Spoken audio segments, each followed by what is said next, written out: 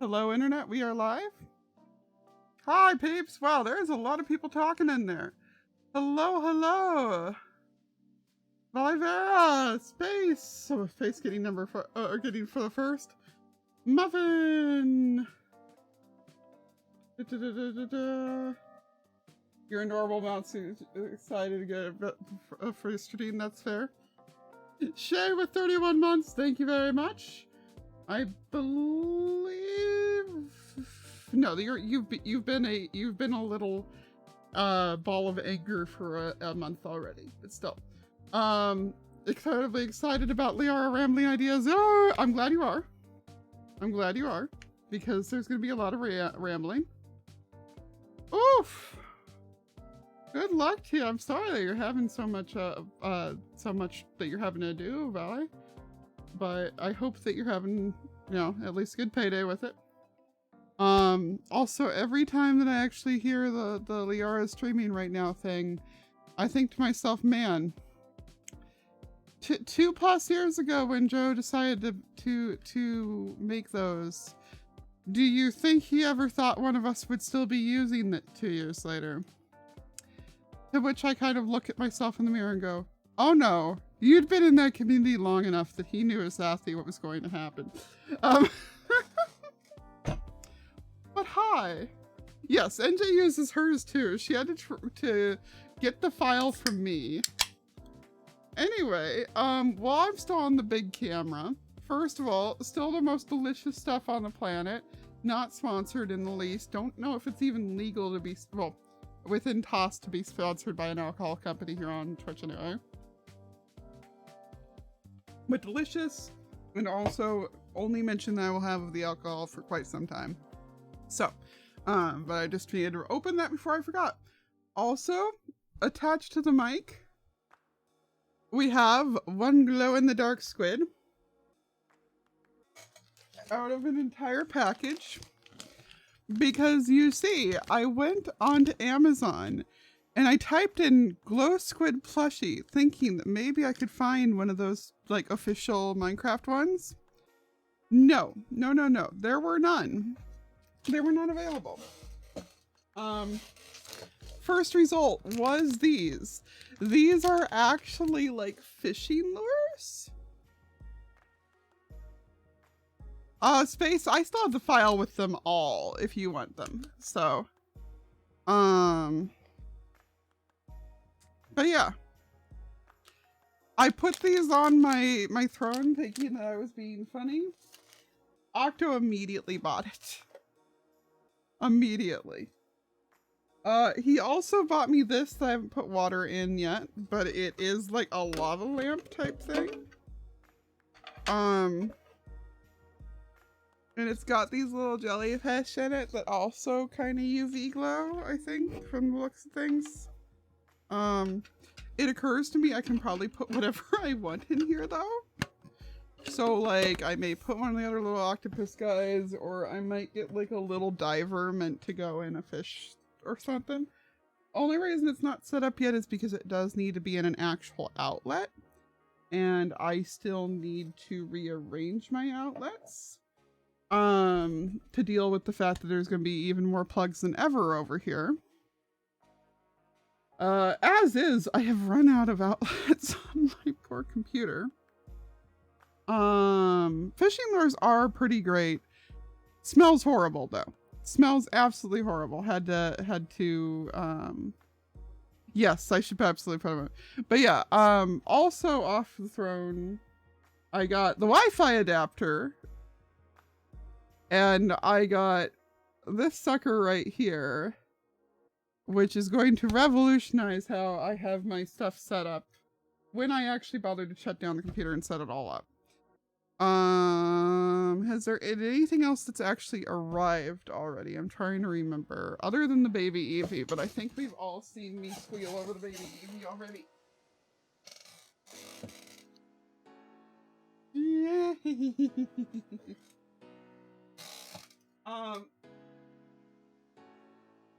The reason why I say all this, hello Alice's mom. Reason why I say all of this is because Among the other ideas on today, because this is the list of things that I want to talk about potentially today. And one of those was going through the throne wish list, and I'm like, you know what, let's just do it because there's been stuff sitting on there for a while. It did occur to me though suddenly that I know some of the people who've been suggesting things to me, so I don't know if they're gonna have been family friendly or not. Also we're gonna go shove this up in the corner somewhere so that I can like switch between it more easily. Words. So I'm going to not actually look through the wish list yet. But what I am going to do is just print screen it and space. I'm dropping. I trust you to be my spoiler person in general. So I'm dumping the wish list in your window and just tell me if it's family friendly or not. Like, tell me if there's anything I'm about to be banned off Twitch for showing on there.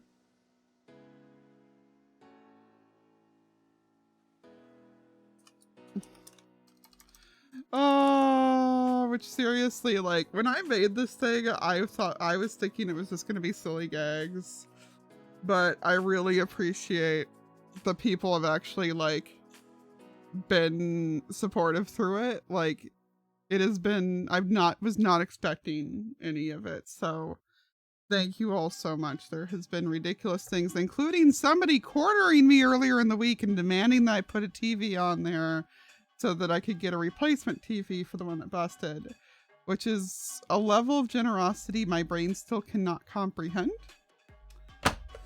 You know? But yeah, I'll let Space verify that it's not that there's nothing on there that's going to be banned off Twitch for showing. Okay, cool. I know Grafted put things on the list, and I know that they told me that it was safe, but all right, let's see what nonsense we have on here. Let's see. I guess we're gonna kind of like shuffle things over here. Well, that is more intensity than we need right now. We're gonna shuffle things over here so that my face is not in the way. We have 18 suggestions. 18 freaking suggestions on here. All right. Spy Time family on Anya little pocket thing. No thoughts head empty. This was the first result, or I typed in no thoughts head empty, and this was the search result or first result. I barely know anything about that show, but that is like a hilarious thing to pop up from the thought of no thoughts head empty. Hi, Legend. How's it going?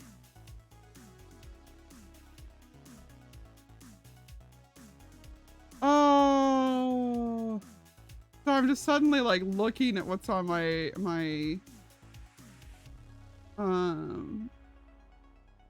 desktop, and I'm like, there's nothing weird here, right? But there's not. Other than just like what a mess my background is in general. All right, Itazura new Pokemon Go inspired electron. It's a freaking it's a knockoff, like, you know, one of the Pikachu things. We're gonna put that about there, I think. No, there's, I guess we're not. I'm just gonna be careful not to click on the Amazon ones, or I guess to make sure that I do like, yeah, incognito windows. There we go. Because I know it does say like your zip code or whatever on there. So, yeah, it's just one of those kitty cat banks, but with a Pikachu instead. I don't even know if it's an official product or not, but it's adorable. You know what? I'm approving that. I'm putting that on the freaking list.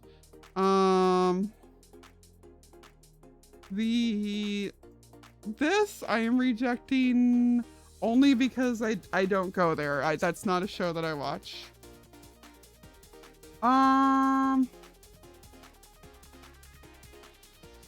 Oh my god, it's cute. Oh my god. I've seen these. Little like engraving thing, and there's other Pokemon too. Oh, it's precious. And then there's just a random Goku.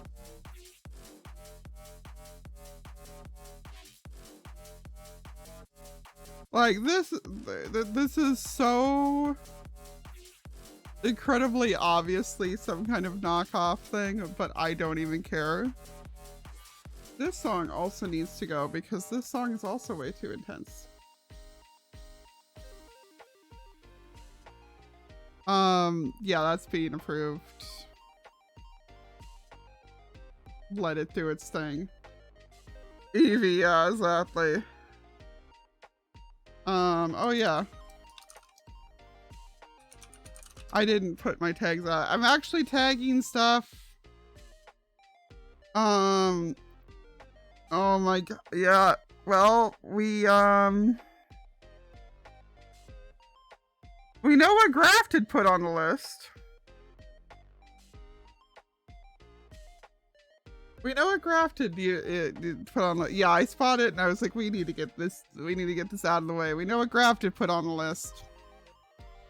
That said, I mean, that's about like typical price for anything like that, so. Oh wait. Please no, do not buy. This is a knockoff of a real person. Here's why. These things can be mass produced and look as good as pictured. They're handcrafted, time intensive, they require. Yeah, this is all true. But like, still, lol. Sorry, Grafted, but obviously no.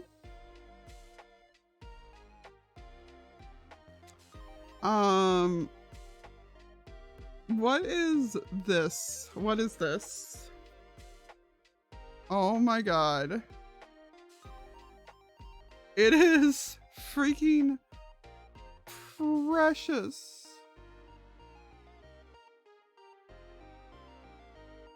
Oh my god, and there's like other ones too. Okay, so a fox in a sushi, which it should have been in an Inari, because that's always the thing. Bunny roll, and that's in like a hot dog. It's a chicken sandwich. The little kitten in this is cute too. I can't tell what the L is supposed to be in. So it's like pancakes on top or something. That's in an omelet, and that's in some kind of like burrito or wrap. Okay, yeah. That's that. I'll approve that. I don't need all of these things in the background, but they're just gonna this bed is about to be beat. Like this futon back here. The plan is over the next few days to get it turned and laid flat. And I'm either gonna find something big to put right there, or I'm going to be putting one more of these shelves, because these are actually like homemade shelves. Like, you can't see them, that's right. Those are homemade shelves. And I still have like 4 more of them worth of the wood over there. So, you know, I can go ahead and put up another one if I lay that out. Yeah. So there's gonna be plenty of room. But you know, arguably, yes. Arguably, I need more cardboard cutouts. I think I've talked before about the fact that this one's apparently technically against toss because it's technically an alcohol advertisement. So he needs to go badly. But I mean, like, as Hot Dish has proved, the coolest thing on the internet is having cardboard cutouts behind you. Oh my god. Can we take a second to appreciate the fact that this is listed under office products?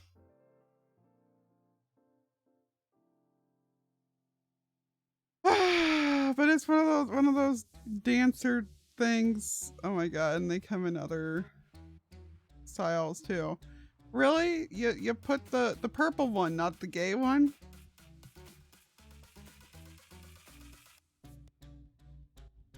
Oh my god. But can we talk about how confused this dog looks? Could you still hear me well enough at least? Like that's good. I need to remember that, but yeah. If I need to repeat anything basically is what I'm wondering. But where's the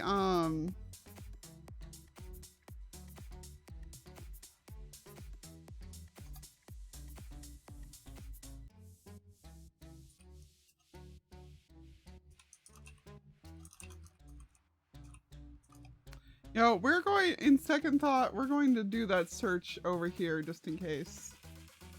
It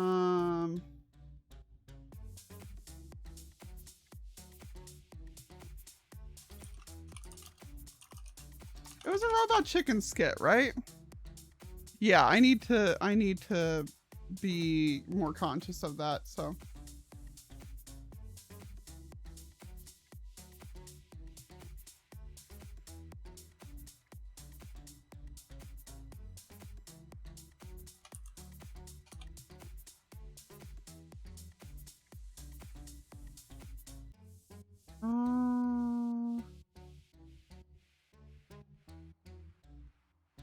Oh, apparently it was a Family Guy skit, not a robot chicken skit, huh? Weird. Yeah, there was a skit that was just like screaming, wacky, waving, inflatable guy. Like it was a sale for these things.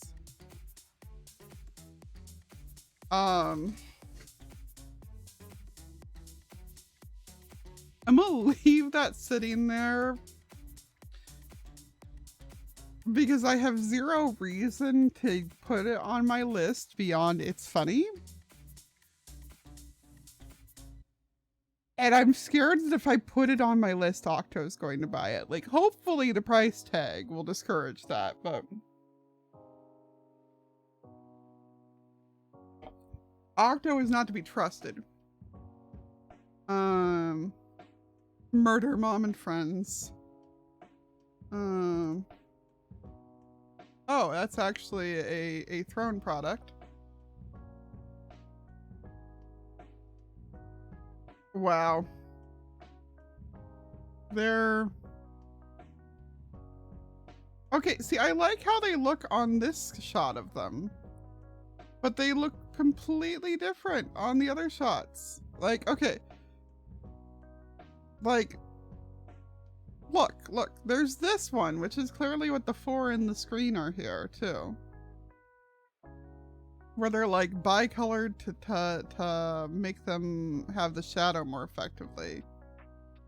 This one's slightly different. And is like fuzzy. And this one's just like original character, do not steal. Which appears to be what they actually are in general. But then, see, if I could guarantee that I was going to get one like this.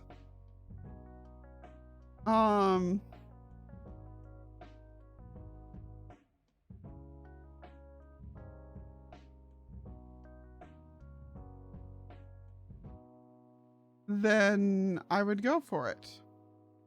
But since they're just like all over, see, and then there's little one. Like, look how small that one is. Versus how big that one is. And this is one of Throne's official, like... there a way to like...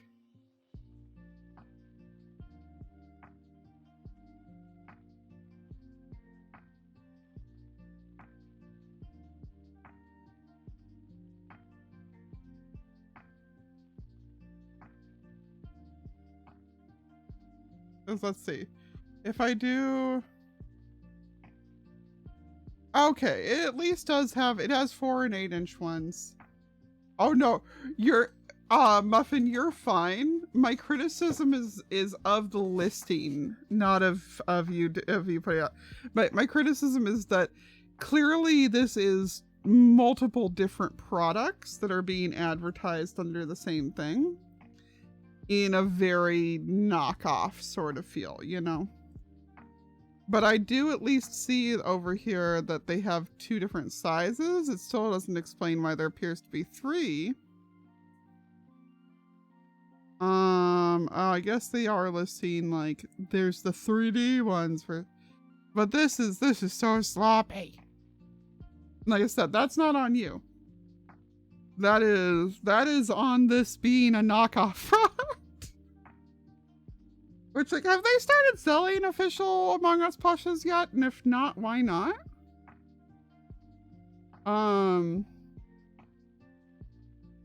That said, let's go ahead. We'll do the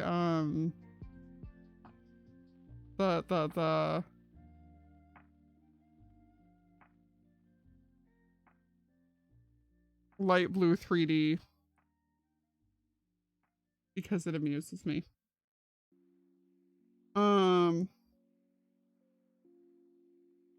It's Sableye, which is freaking adorable. Brand generic, but it's got like an apostrophe over the E. Oh, it's cute. Oh my gosh.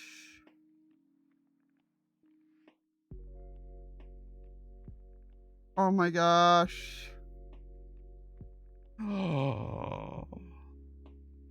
Oh my gosh.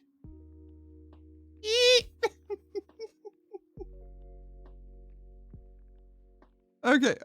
So we're not taking the Sableye just because I'm not big on... Oh, we also didn't put the,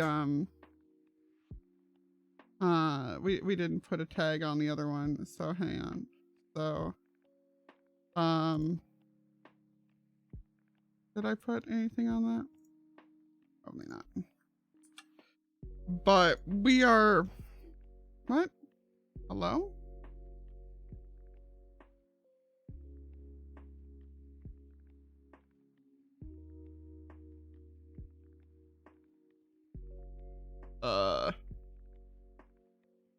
Well,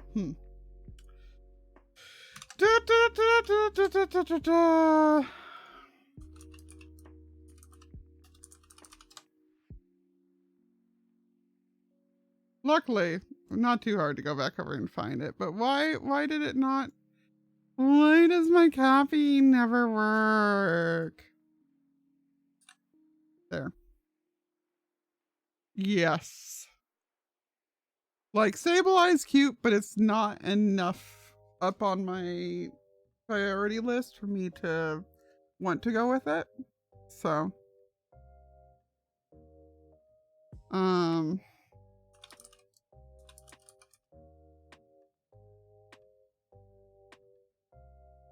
which, yeah, we need to make sure that this has cursed on the tags. Otherwise, we're doing it wrong. Oh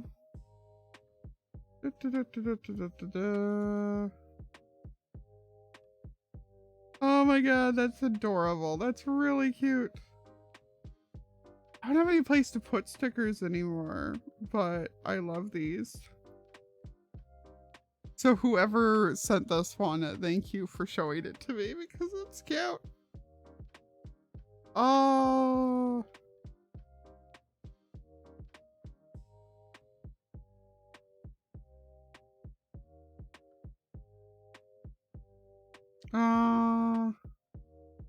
Ew. It's so cute. I would never actually use it, but it's so cute. Dang it.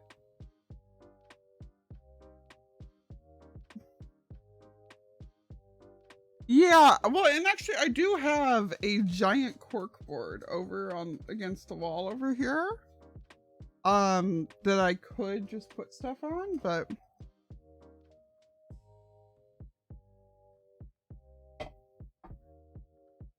it's currently got a lot of like fan art that I drew, or a lot of like fan art that I drew in high school and stuff. Yeah, it's a little herb garden thing.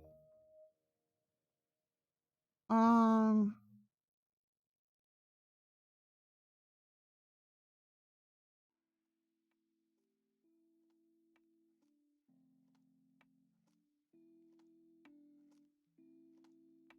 yeah, you know what?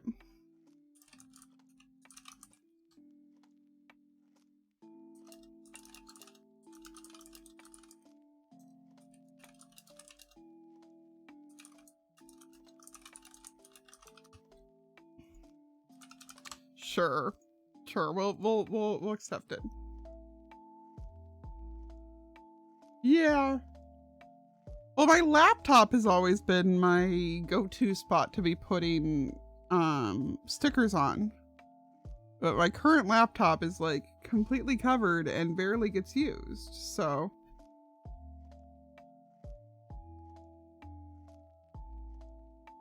oh, this one apparently is okay. So I need you all to appreciate fan message. Fancy mouse pad. Did someone genuinely misunderstand what this was, or was this an octo?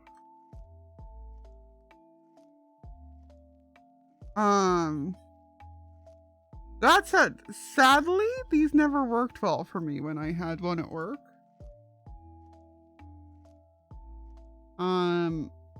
And it would just get in the way of my chair rolling in and out. So I'm gonna have to reject that one, but good suggestion. Heart in the right place on it. Oh my goodness. Is this like, there's no other pictures of it.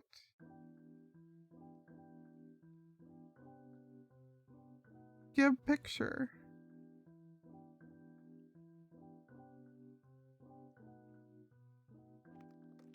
Give picture. They're saying cute thing, high price. $7 is not expensive in the least. I don't know why I would say no to a $7 Wooloo.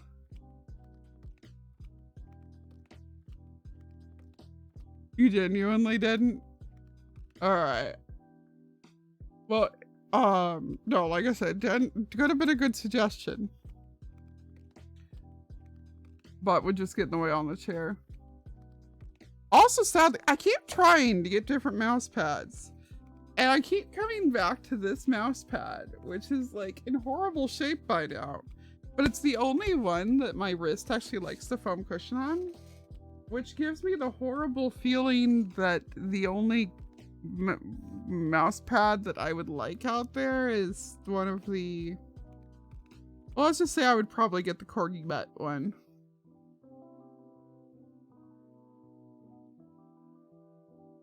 Ah, no worries, Muffin.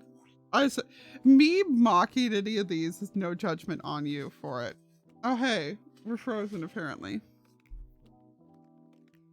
How dare you? My Chrome just froze, so.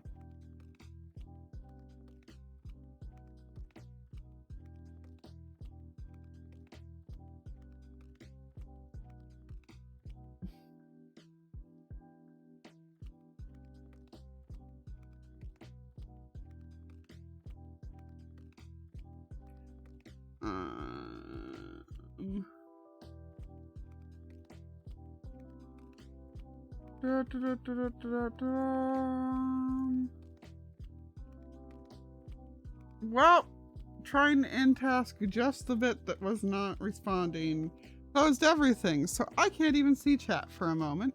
Bear with me. Restore. Thank you.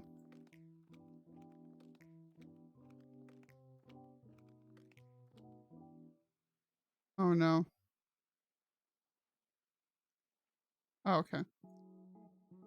It was Octo doing a yes, so I was very worried. Yeah. Cute art. Cute art where? What? Which one? Anyway.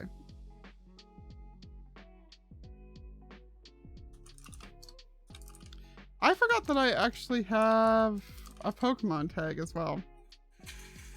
All right, what is this? What is this, friend?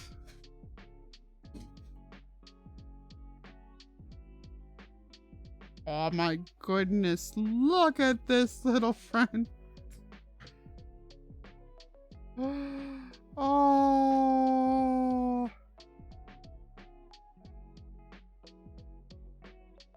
It is really cute and it looks really soft. Oh, yeah. This was the art that Space did for season 3.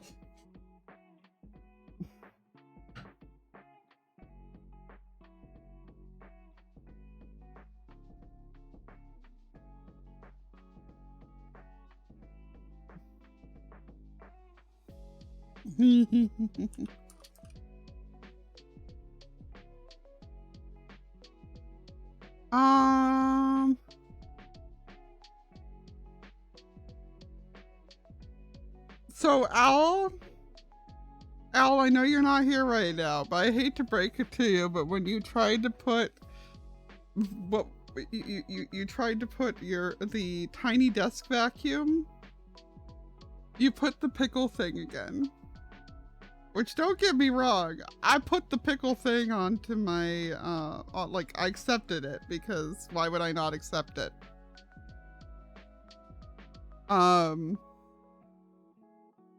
But sadly, the wrong link was dropped in there.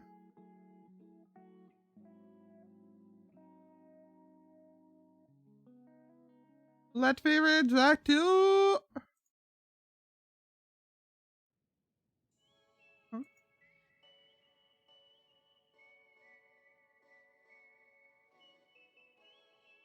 Oh.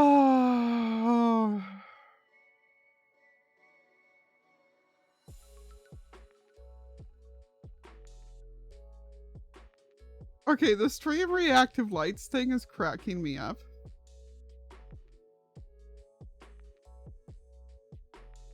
Like, okay. Ooh, it's got USB ports. Oh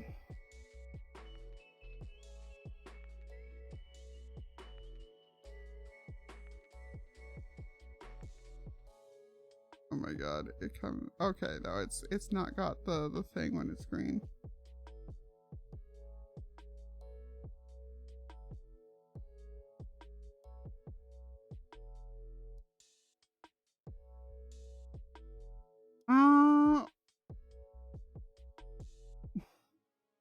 Oh, the pickle thing? I can show you the pickle thing again.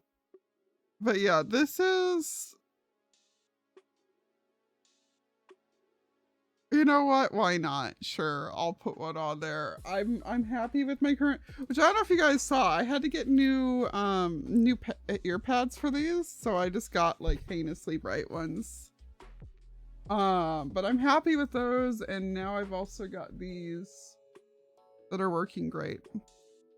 But I've always low-key wanted kitty ones. Sure.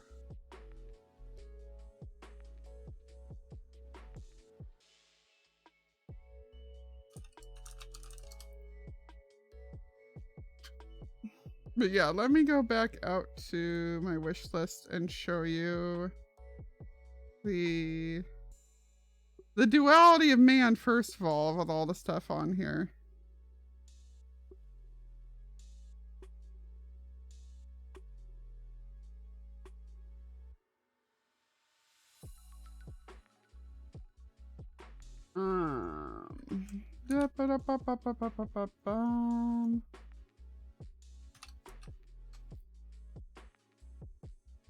This was it. So the idea here is that you put the pickles or whatever in there, and normally you have it upside, like, upside down so that the liquid's in there helping things pickle. But then when you want to get stuff out, you flip it over, and hourglass style, it all flows down into the bottom area. So then your fingers stay dry when you're pulling stuff out of it.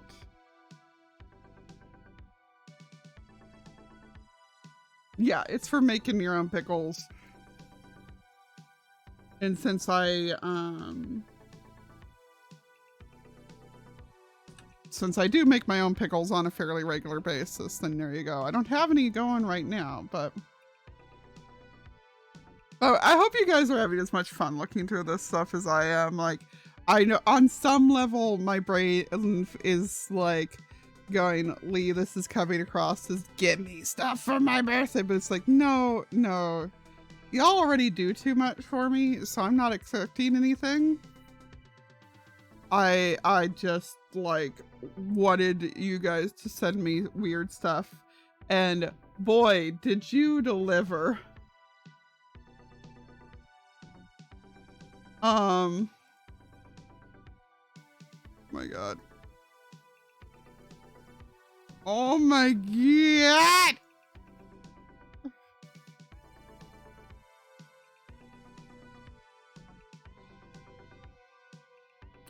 Oh my god, it comes in huge.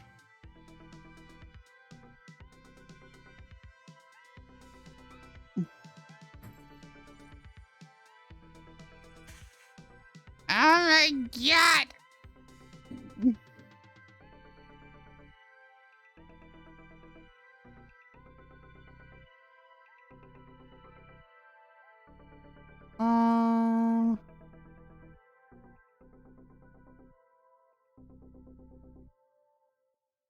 They weren't kidding about 5 sizes. There's a 3-foot long one.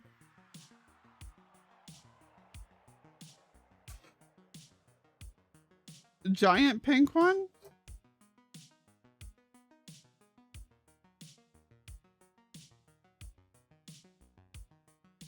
I think I gotta go with the giant pink one.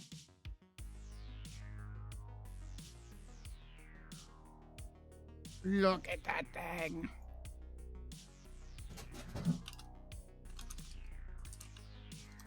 All right, I also do have a plushie tag, I forgot. Oh my god.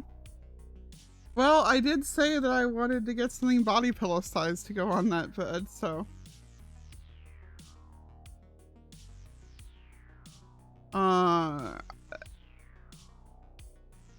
So betting this is probably from Octo. You know, just a hunch. I find it wild that this is apparently only like 32 bucks.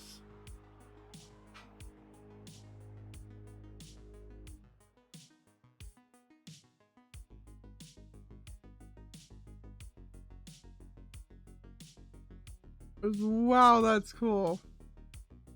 It would absolutely just get broken around here, but it's so cool.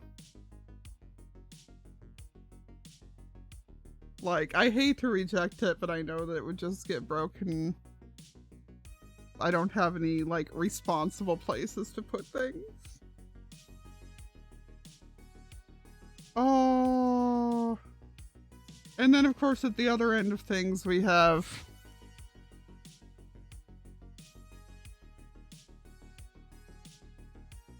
And, like...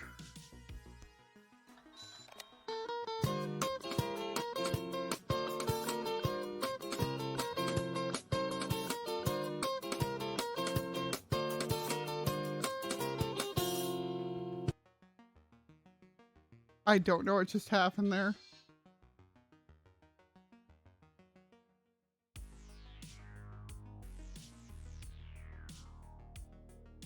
Rampage mode! rampage mode on a like toddler's toy. No, we are getting the dumb crab, and we are naming it Roomba if we actually get it.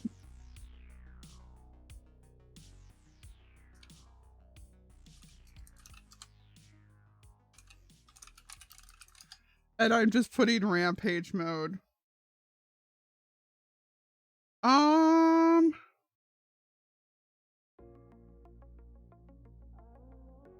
I'm rejecting this just jokingly. I am saying that the reason I'm rejecting it is because they dared not put the rainbow one. But in reality, I'm rejecting it because I don't want to risk somebody actually getting me one of those. I don't think anybody would, but like...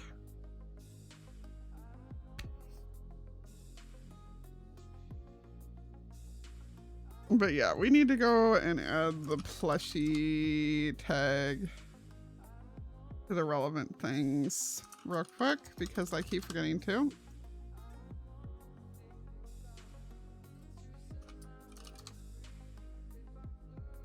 I put cursed on the Among Us, right? Yeah. But yeah, I tried to actually put tags on these for when people do actually want to get me stuff, including that I have put a responsible tag for stuff like the carpet cleaner down there. So that if people want to get me something specifically that's like useful, then they know where to find it. Basically.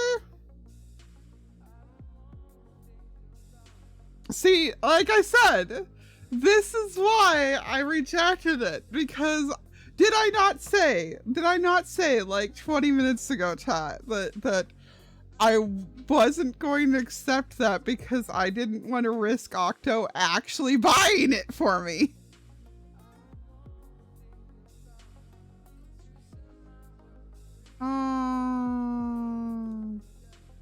But yeah, now this thing's even more the duality of man than it already was. Like, this remains the most cursed thing on it though. Like, look at that thing. Look how cursed that is. Yes, Octo's absolutely talked about Crow.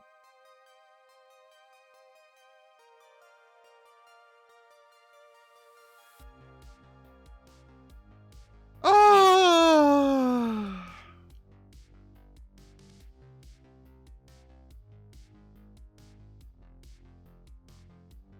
So yeah. That has been the experience of going through the wish list. I will do that about once a month. So if people want to put more dumb stuff on there, please do.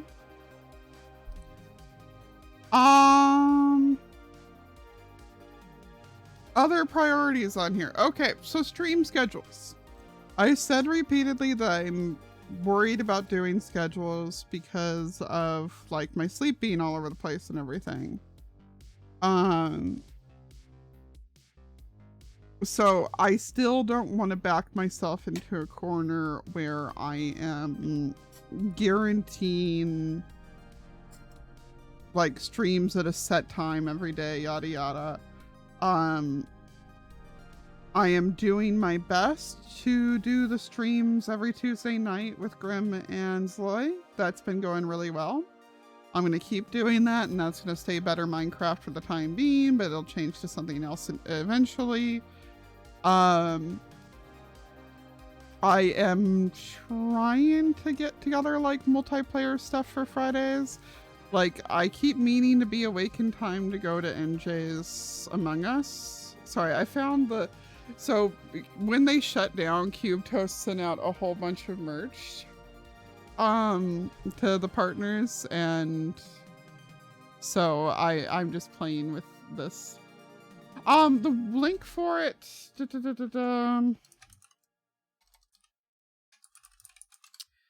So there will be a thing that just says suggest underneath it, and you can put any Amazon.com link. It has to be American Amazon. Yes, not like Canadian Amazon, but yeah.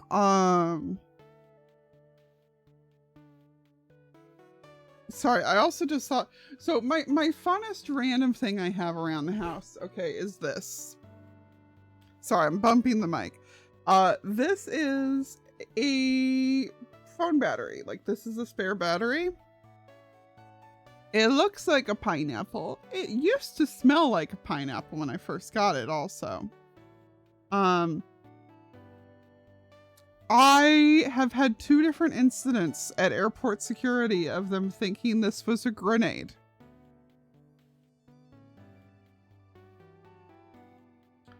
On one hand, I can see why. On the other, why would anybody be dumb enough to have a grenade hanging off their backpack going through the airport? Anyway, now that I'm done being distracted by that, yeah.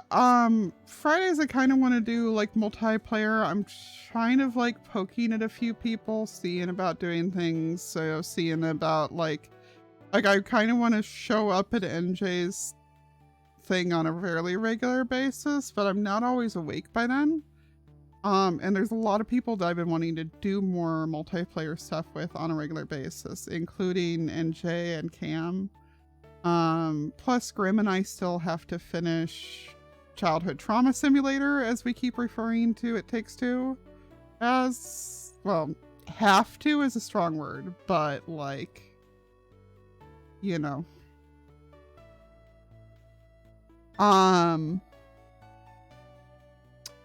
Words.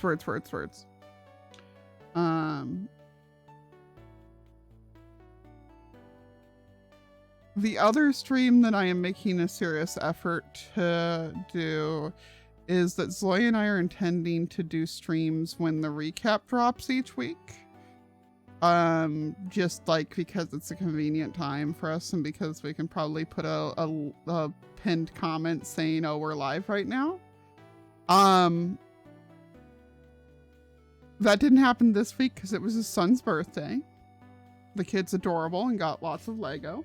Well, knockoff Lego, but still.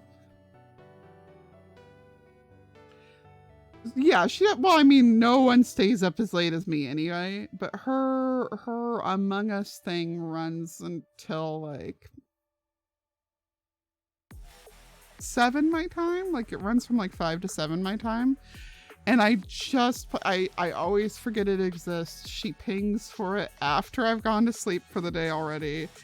And I don't think to set an alarm to get up for it. I don't like the idea of consistently showing up to somebody else's thing and streaming when they're also streaming.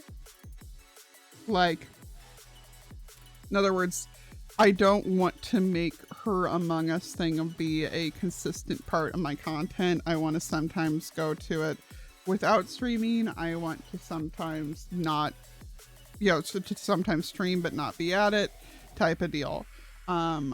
Fridays, I'm never going to set Fridays as being I'm going to do a specific thing on those days. Fridays are always going to be some kind of a wild card grab bag. Oh no, what did you, Octo, what did you... Everybody, let's take a trip to Twitter together and see what Octo ordered. He ordered crab friend. Which, yeah, Octo, I don't know where to put it yet because I had to figure out where I've got a good outlet, but I've got the jellyfish lamp and it's much bigger than I thought. I have food, thank you though. I really appreciate the offer. Oh. But yeah, like I said, Fridays are gonna be The biggest thing that I wanted to bring up, what week this starts on is going to depend entirely on how soon the TV shows up. It has been shipped. But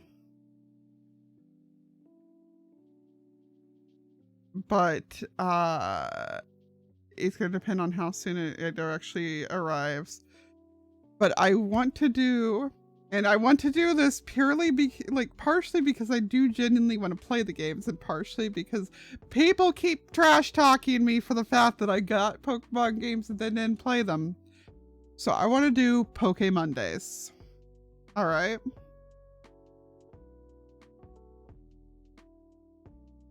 I don't doubt that, Octo. I don't doubt that.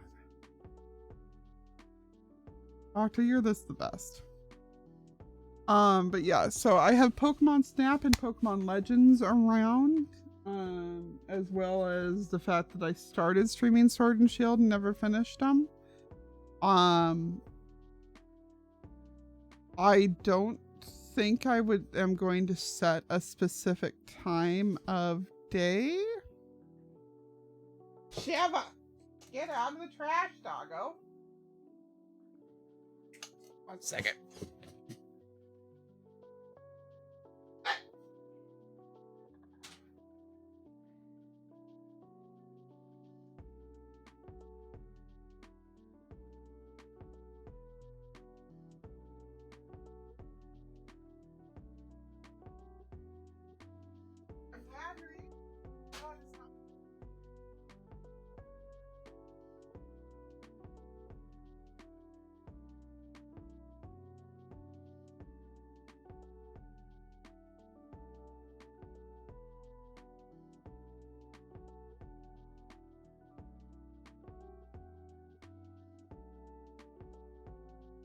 I walk over there and she's full head in the paper bag.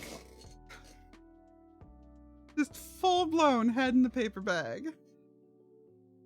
But yeah, like I said, I don't want to do a set time of day for that one or anything. Is that because Mondays are always the days where it's like, no, I want to do something, but I have no clue when I'm going to be recovered from Sunday. Because Sunday is the only day I actually like have a strict schedule on. So those may be earlier in the day streams, or they may not be till late evening. I don't know. But yeah, Pokemon Snap's gonna be the first stop on that. Also, if we somehow don't finish the game on my birthday, then that will be one of the things as well. We'll be doing that on the following Monday.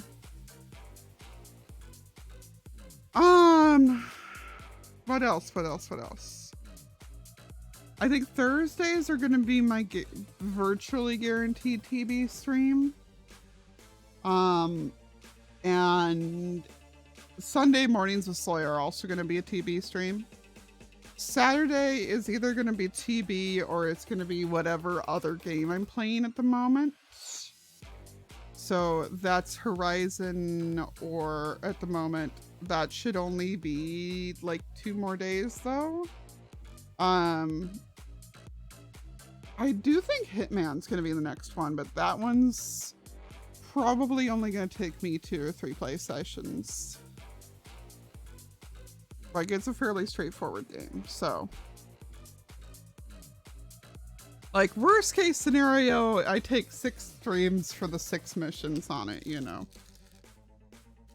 Also, I forgot that I have these, so you'll have to pardon the rustling, but I want one. We popped to the store just before this, so. Ha ha ha ha ha ha. But yeah,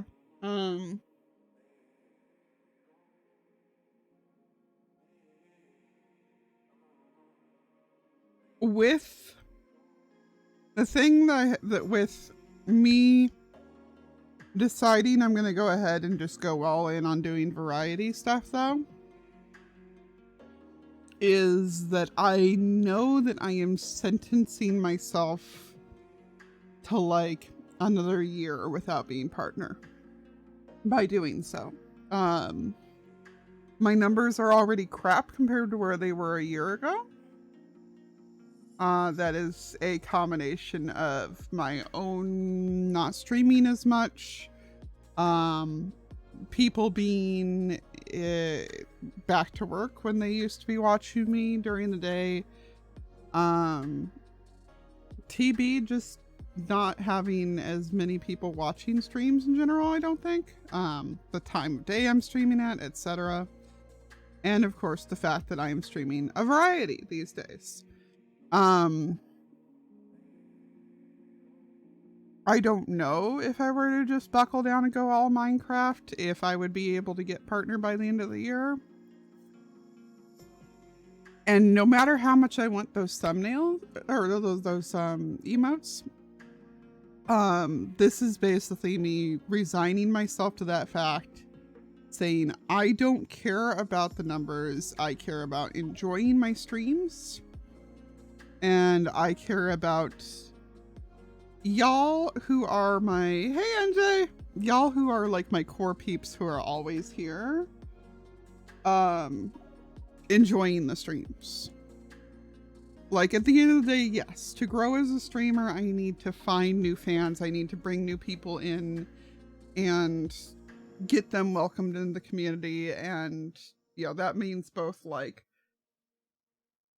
getting myself into a spot where people find me, and also like being in a situation where it's receptive to others. But like, y'all have been, like, some of you have been here for 3 years. Like, most of you have been here for at least 2.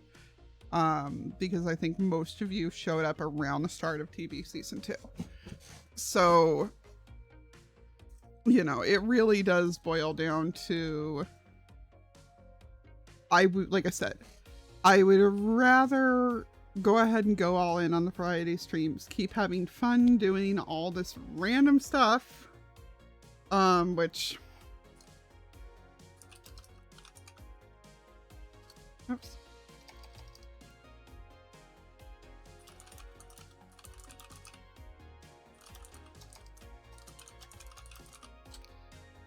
Sorry, I realized I wanted to actually say thank you on that. I'd rather do all this random stuff, have fun with it, have y'all along for the ride, than make myself uninspired on Minecraft again. Yeah, exactly, NJ, exactly. And that's what I'm saying is like,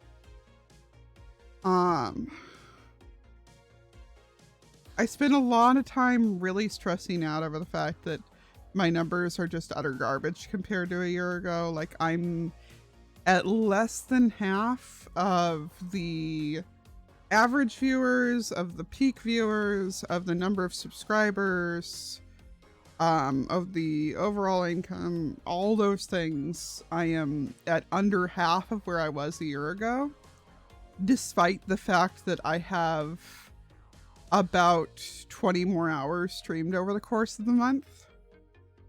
And that is true for 4 of the last 5 months, like 4 of the 5 months that have been of the year so far. The exception there being the month that I was in the hospital for part of it. So that month is just total trash too. But yeah, like I said, I was stressing about it. I was freaking out. I was going through all this, like, I'm washed up stuff. But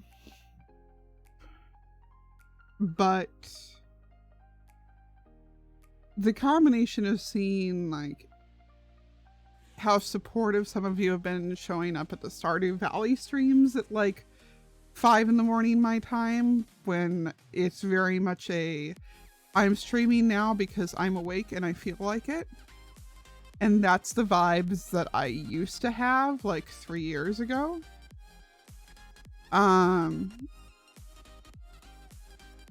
Like, seeing that And then also seeing the response to my idea for my birthday stream. Having people come by GeoGuessr having fun, and seeing the response to the new series, and honestly just going through the experience of recording that new series and of Zoe doing the editing on that for me. Zoe doing the editing on that was a really fun adventure. He has been trying to get me to just let him edit my TB episodes for ages, and I still don't want him to, because I still don't feel like his style works for what I do want for TB, but for what I want for this other series, it's perfect. We're both really enjoying it, and it really did just like, I guess seeing him edit my content like gave me this feeling of this is what my full potential is. And gave me a bar that I want to get back to, you know?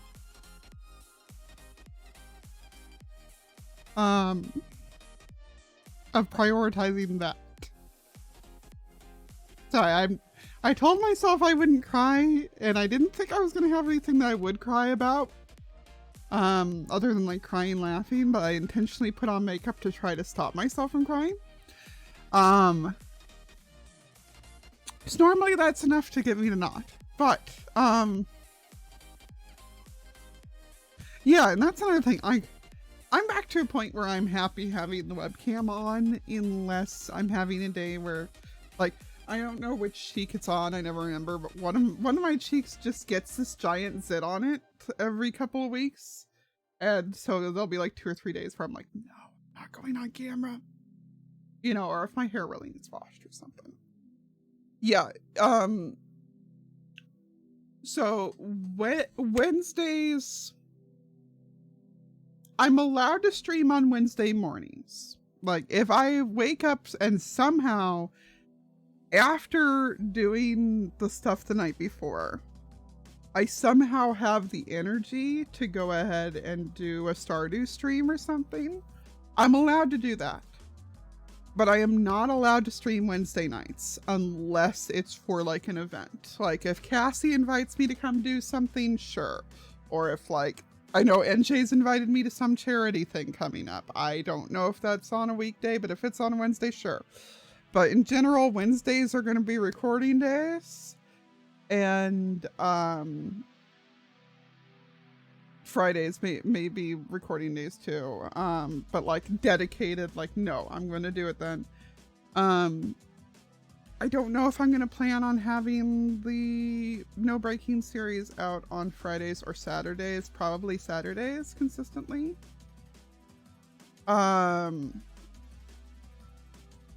Because it is a series that like I can do that.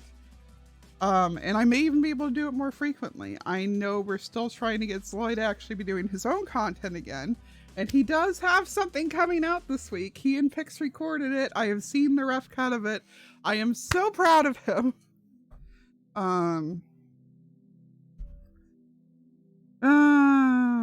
That's fair. That's fair. Posture check, thank you. I figured it was probably on a weekend, but I mean, that's a good example of it.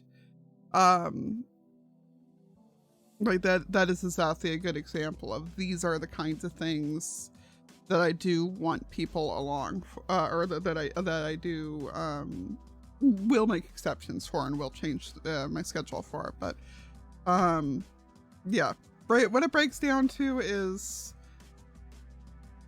No Breaking series every weekend except for possibly my birthday weekend, because I don't know if I'm gonna have any energy to do anything that week. Poke Mondays are going to be a thing as soon as the TV gets here. Better Minecraft is going to be there. Sundays are going to consistently have a stream. Ideally, it's going to be a me and Soy stream, but we will see. And Thursdays are going to be a guaranteed TV stream. Anything else is going to be here or there. I do want to stream Saturdays, but I keep sleeping through them, so we'll see.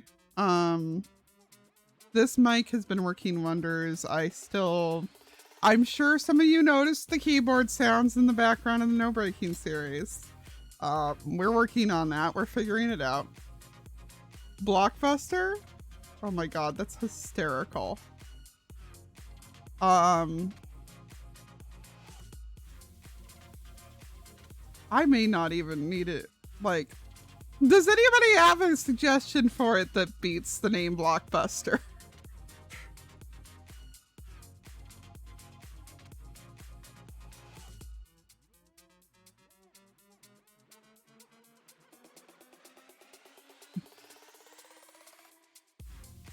Which, yeah, the when I say goals for the No Break series, that is partially me saying the goal of having an episode out every week. So basically, in general, my goal is to be doing 2 videos a week again after 1.19 drops. Generally, I think that's going to be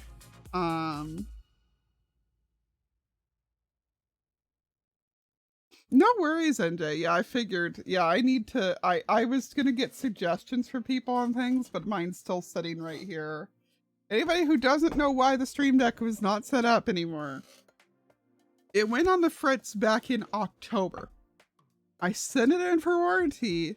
They sent it back and were like, yo, we couldn't find anything wrong. So it just kind of sat there in a box for 3 months while I tried to decide if I was going to buy a new one or not. And then finally I was like, no, what? No, screw this. Send it back to them and was like, here is a video of what's wrong. And they just sent me a new one. But yeah, like I said, two episodes, 2 videos a week in general is the goal. Whether I can meet that goal or not is going to depend on my health staying okay and the dog staying at least as stable as she is right now. This last few weeks have been an utter nightmare of me having to take her out like every hour to 90 minutes, or the hubby having to, of that still not stopping her from going on the carpet sometimes. Of her hitting a point where she was refusing to eat anything at all. Except chicken nuggets. She was willing to eat chicken nuggets during all of it. So we really thought we were gonna lose her for a little bit there. But she never stopped drinking her water during any of it. She never stopped still being happy to go outside and everything, even when she was getting like real lethargic there. You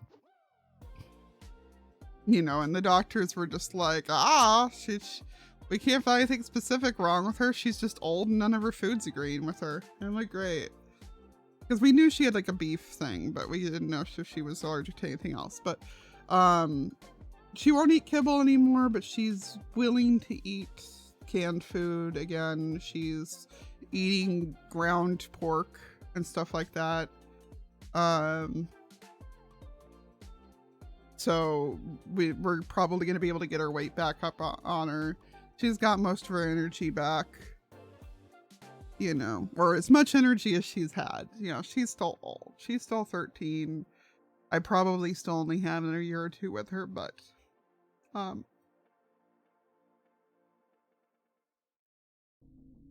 she's on the mend. And like I said, as long as she stays at least where she is now, because she's down to needing to only go out like every 4 hours or so again, which is fine. That's normal for an old dog. So as long as that stays true, between how good the new mic is and how okay I've been in general, I think that I can keep up with that stuff. Obviously, you guys know that Schedules and I aren't friends. So for the moment, the only thing that I am absolutely guaranteeing is one video of some kind a week and better Minecraft unless somebody else has to cancel, in which case I'm still gonna find something to stream on Tuesday nights, but 4 streams and 2 videos is my ultimate goal.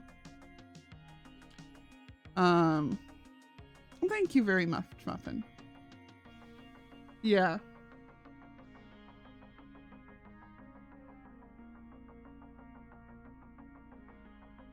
Well, you know, and not to, again, I put the makeup on telling myself I wouldn't cry.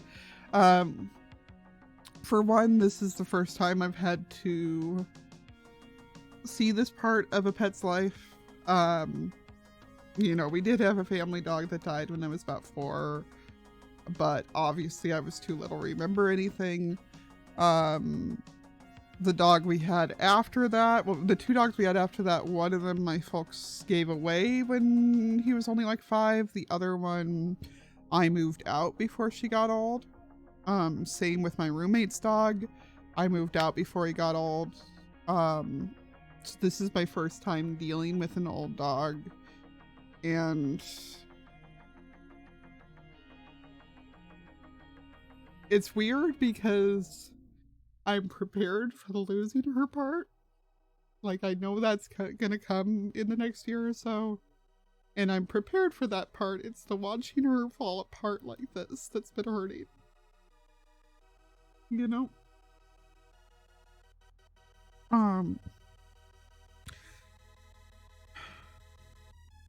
It's the seeing her suffer. And not knowing what to do for her. That's the part that's been a struggle. So, I'm gonna mute my mic for a second so I can blow my nose, though.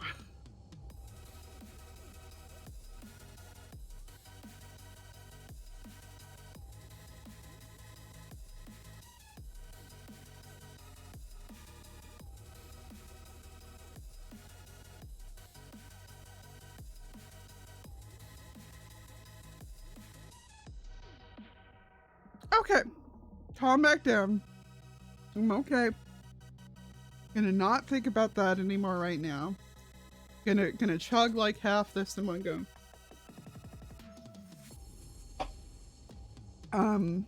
Yeah. Also Pokemon Days.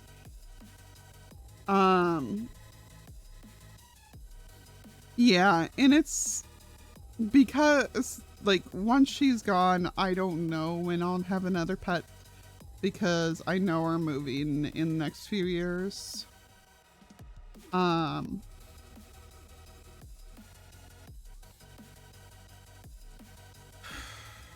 know there's a lot of complications coming over the next few years.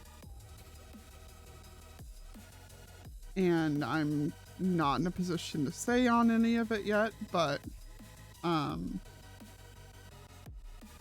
yeah.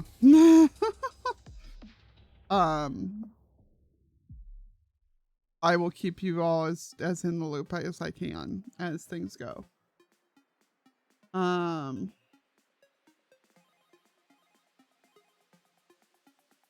No worries, Cat. Well, I do typos and stuff all the time, so you're good. But yeah, I like pets though, so I do want another one, and I know that I'll be able to deal with all that. It's just I'm fidgeting. I need fidget toys. Like, I don't need fidget toys because they make noise, but as you can see, I cannot help myself.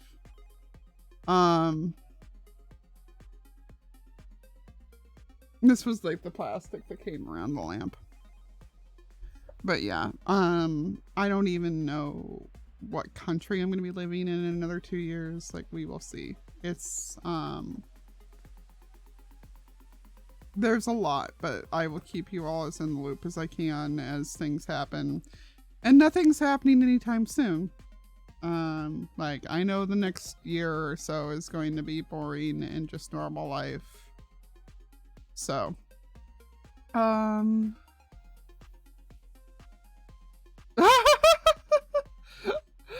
oh should I go take a look at them, Space? Should I go take a look at what you suggested? Oh God. It's an actual mouse pad this time! Beautiful. Yeah, the actual... What? I'm sorry, what?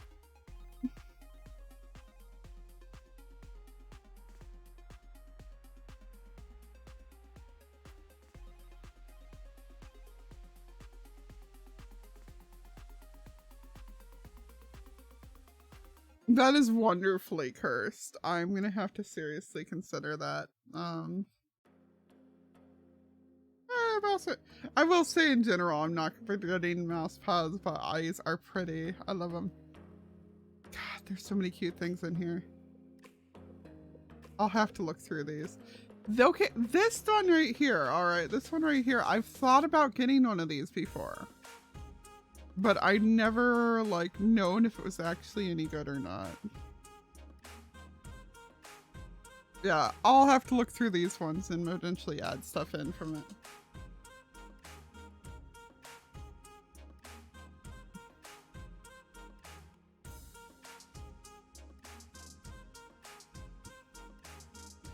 You did miss a lot of the...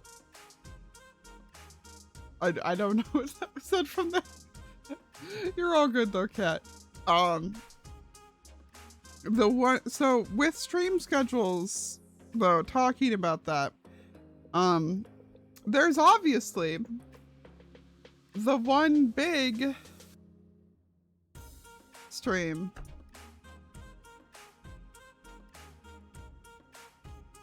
and as we are now less than a month away, I need to start actually planning for this nonsense.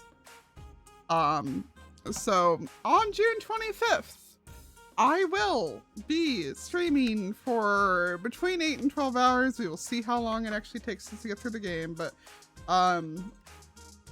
we're going to be playing either Heart Gold or Soul Silver. I haven't figured out which one yet.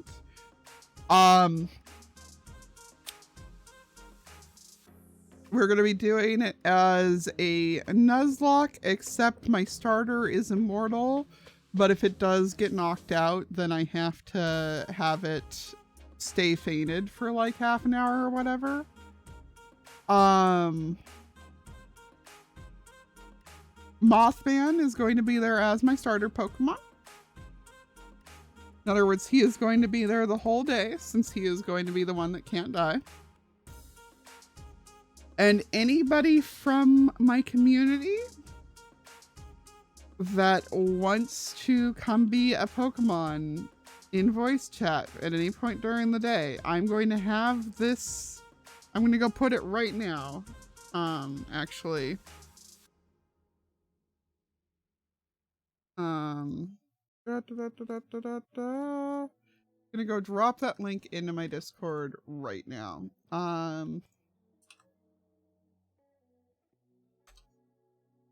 Oh, you poor... Kat, if it's any consolation, like, that's what my typing looks like when I'm drunk, so I feel you. You can't talk well enough to... something. Well, you can wait to fill this out until you can type again. How's that sound, Kat?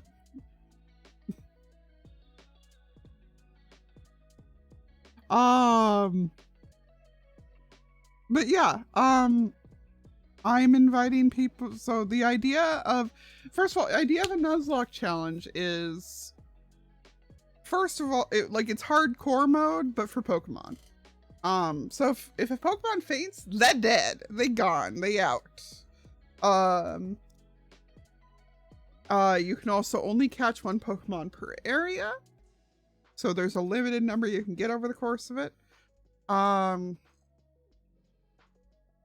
There are some other sub rules that we may or may not be playing them, but main point is Heart Gold, Soul Silver, Mothman there with me all day.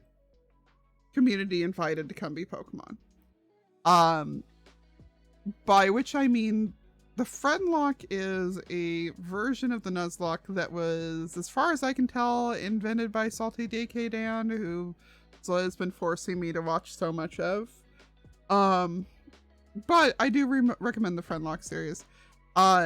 Basically, it pulls like almost kind of a D&D type thing, where like it's an RPG thing in general, where people get assigned to be those Pokemon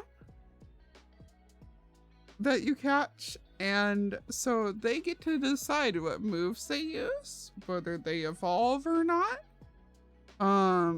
stuff like that. As trainer, I get final say about whether they're in the box or not. You got nothing to apologize for, Cat. Do whatever.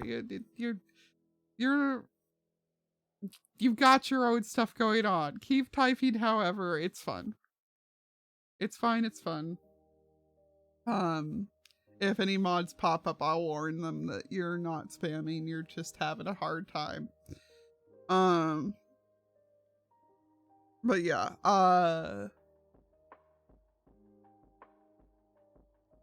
like I said, as trainer, I get final say of like, okay, no, you're going in the box, or swapping Pokemon out mid-battle. But all, you know, the moves, the personality, everything, other people get to pick. And I ideally would like at least like 20 people to be tagged in throughout the day. You could be showing up for 10 minutes. You could be caught early and be there for like 7 or 8 hours. That is why I'm asking people how much time they're comfortable being there, etc. But I am really looking forward to it. I'm happy because I'm in a situation this year, like, obviously, you know, still not rolling or anything, but the editing job on the side and everything has been enough that I am not in a situation where I'm having to like do a frantic subathon for my birthday this year. Which is really nice. In part because I'm really bad at keeping my promises from any of the subathons, but I did promise a Nuzlocke on the Donathon back in December, so here you go. Here's it gonna be. Hey Doodles! But yeah. So I hope anybody who's interested will fill this out.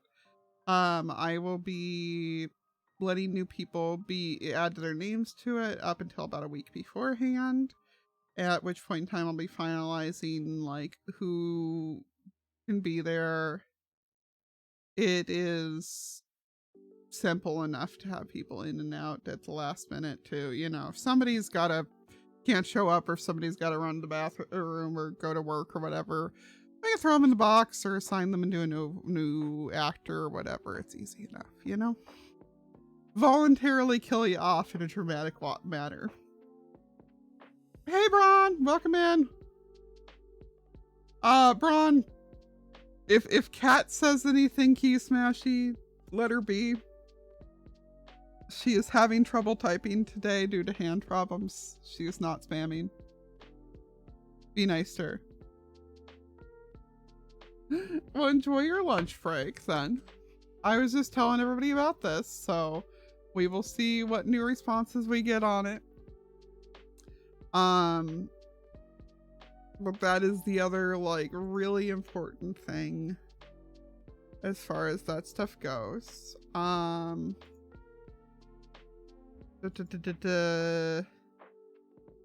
So we're just going for Blockbuster for the name for that, right? Nobody came up with a better name for it.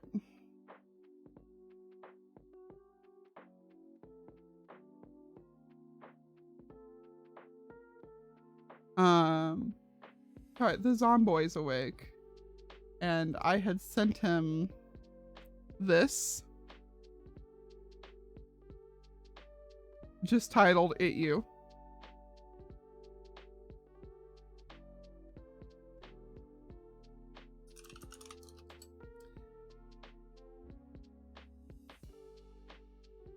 Oof. Oof, cat. Oof. Yeah, I feel like I go back and forth between these two moods. It really depends. But he woke up and is just like, heh heh at that. Careful they pop. What are we careful they pop about? Oops, hang on. I need to stop doing that. I need to. Oh god. Where was that?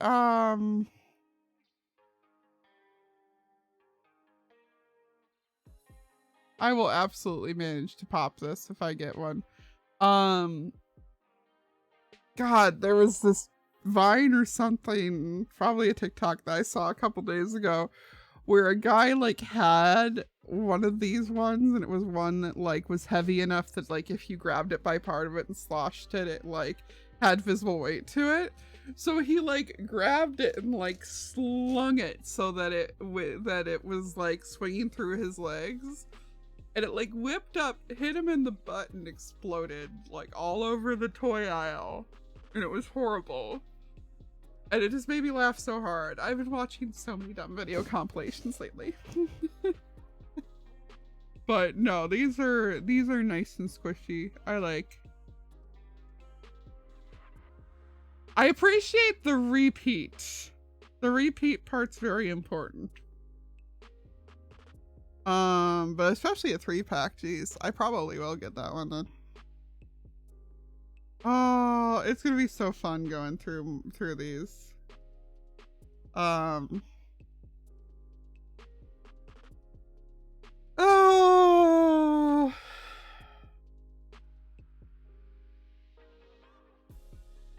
Words. Oh yeah, the other thing I meant by goals for the No Break series, besides the general trying to do one a week on it, is trying to figure out priorities on it.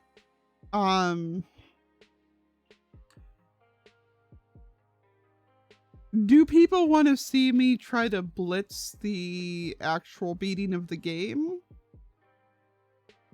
Or would you like to see me set up some infrastructure first? Like, should I be aiming for this to be a, like, you know, do what I can to get to get through things as fast as possible and then set up infrastructure afterwards? Or would you rather I take it a little bit slower paced?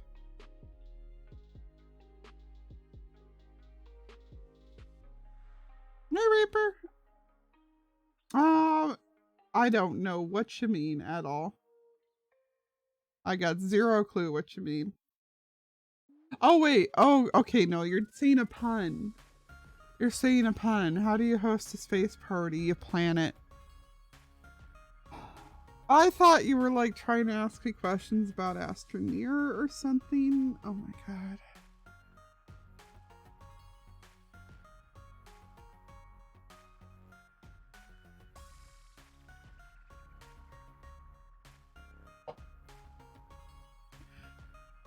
Okay, now that I comprehend what just happened there, hilarious. And y'all have my full permission to clip that and make fun of me with it. But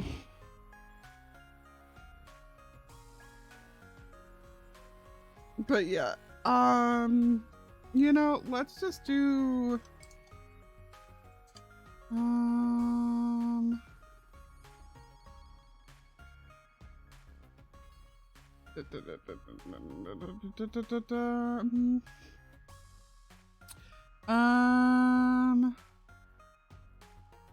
poll.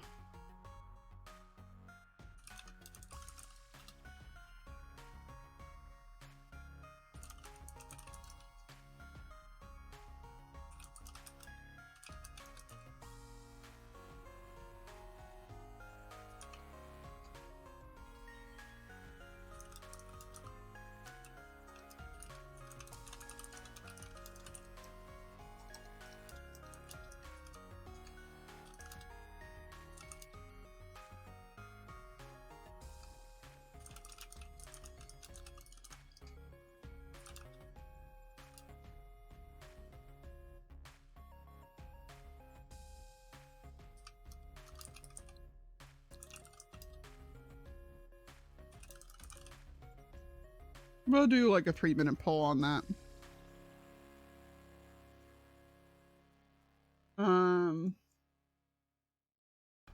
Beat the game then buildy. Yeah, and that's like, obviously, as y'all can guess from their clickbaity style of thumbnail and title, at the end of the day, this is also an attempt at getting something that is search engineable. Like, this is the same way that our people do in the 100 Days or the Hardcore series. This is an attempt at making something that people may discover me by. So I do need to have some speed to it, but, you know.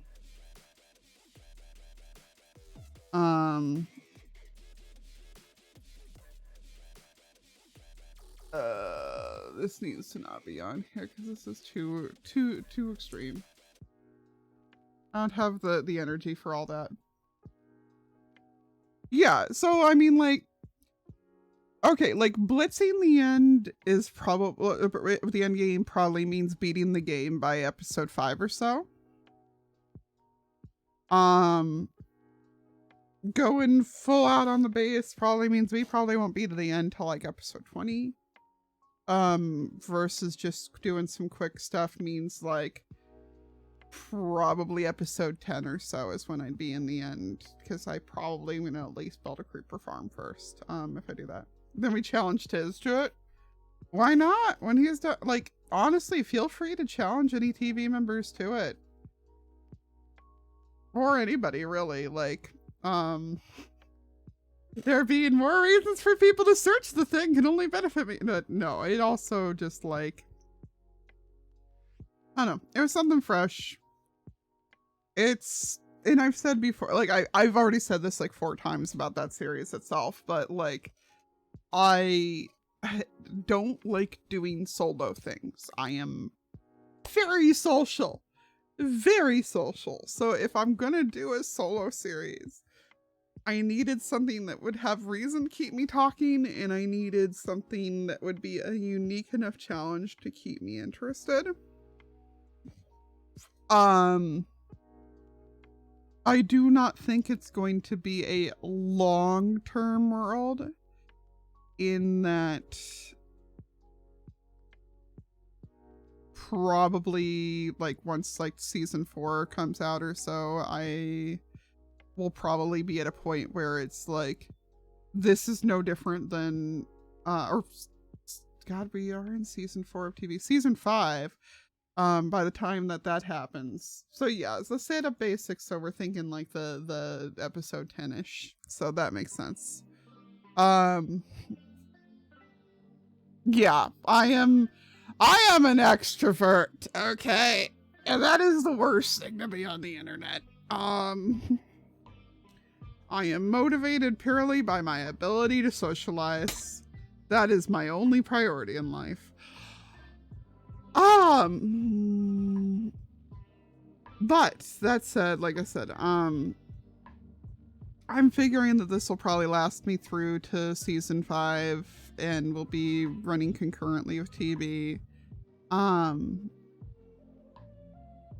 And whether or not, like I said, I feel like by then it's going to hit a point where this is just the normal game, but more tedious.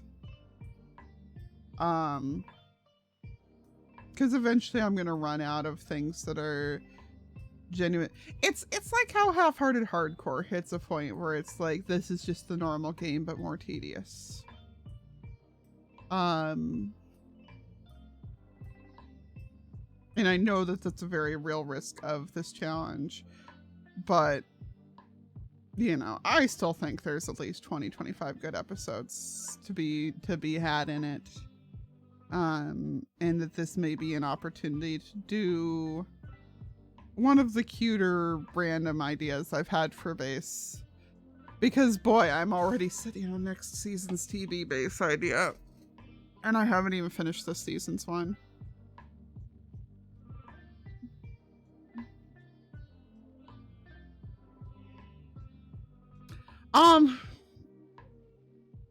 sorry, I've spent like 3 or 4 hours a week for the last 2 weeks just fiddling around in creative, trying to get the centerpiece for my base to look right.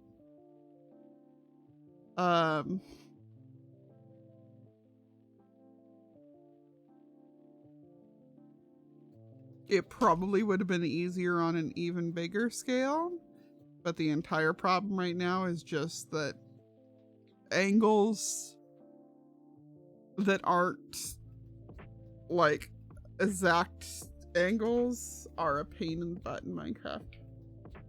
You didn't even tie the pole. I'm so proud of you, Braun. I'm so proud of all of you. That's how you can tell that Zeta left before then, but no. Chat has deemed my series blockbuster. You are closing in on 3 years. You're still turtles for right now, though. You're still turtles. You aren't a little spiky ball of anger yet.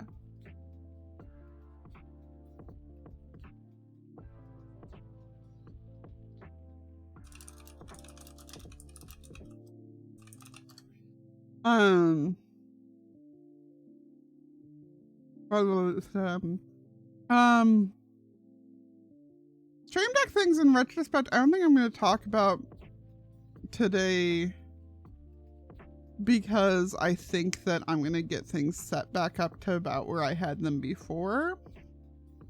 And then I'll talk to you guys about it. I will say, please submit your sound effects for a soundboard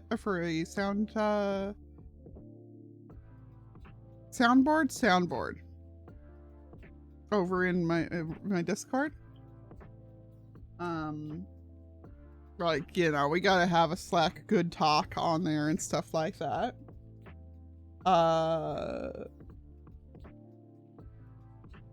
I may be trying to learn to use Firebot or mix it up in the near future so that I can have more sounds that y'all can activate.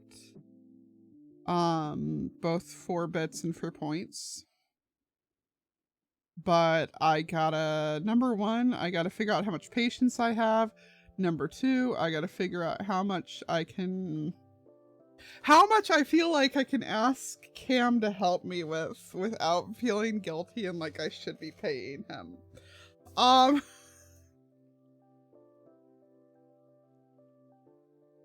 You're already a spiky ball of anger for way longer than 3 years. That's fair, Gav. That's fair. I don't know. I just know that the little guardian icon's adorable. It's so mean. It just looks so mad. But yeah, no. Then we'll talk about getting stuff for the stream deck as far as things go on it. Like I definitely need some button that just lets me disapproving glare at you guys easily. Stuff like that. Posture check. Oh, crackle. Alright, so the other big one on the screen here before we just devolve into me rambling about my novel ideas,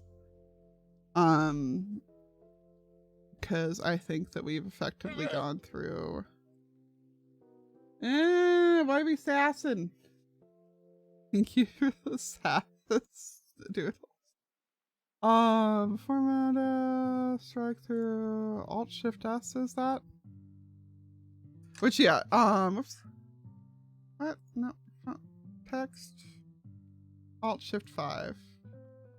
Whatever. Yeah, the future games to play was covered with the Pokemon Snap and Hitman are coming up soon.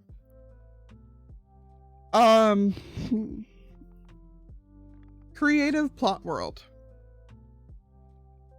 So I have the Axoflatl server, as we've been calling it. And I know it's only used by a couple people and everything. And it was always meant to be accessible to the full back room, not just to patrons. But I want to expand how I've got it. Like, Squidcraft's gonna stay how it is. I'm not planning on making any changes to how Squidcraft runs anytime soon.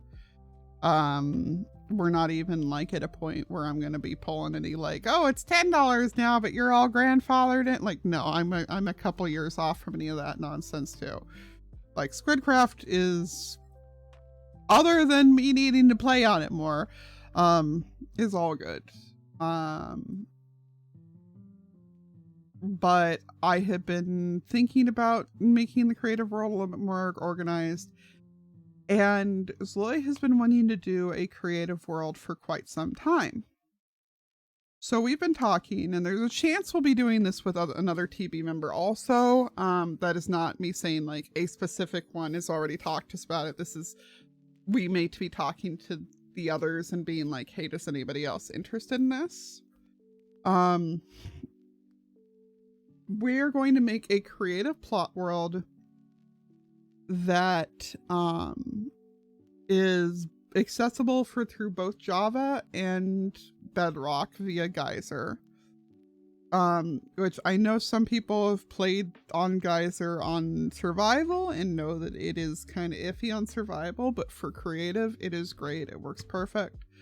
That also means that we can have chat integration so that chat can be seen over on Discord. So people won't have to be in the same Discord. This is going to be something that is going to be accessible to any members of our communities. So this will not even need a Twitch sub or anything to be a part of. It will just need to have been in our communities long enough to have a trusted role. So that's going to be pretty much anybody who's talked in my Discord.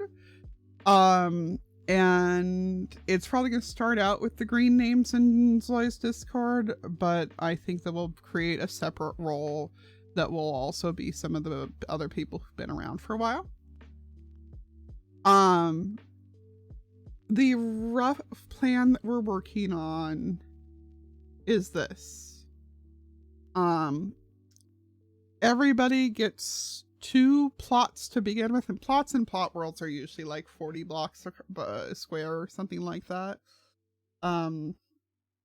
So they'll get 2 plots to begin with and 1 extra plot per month.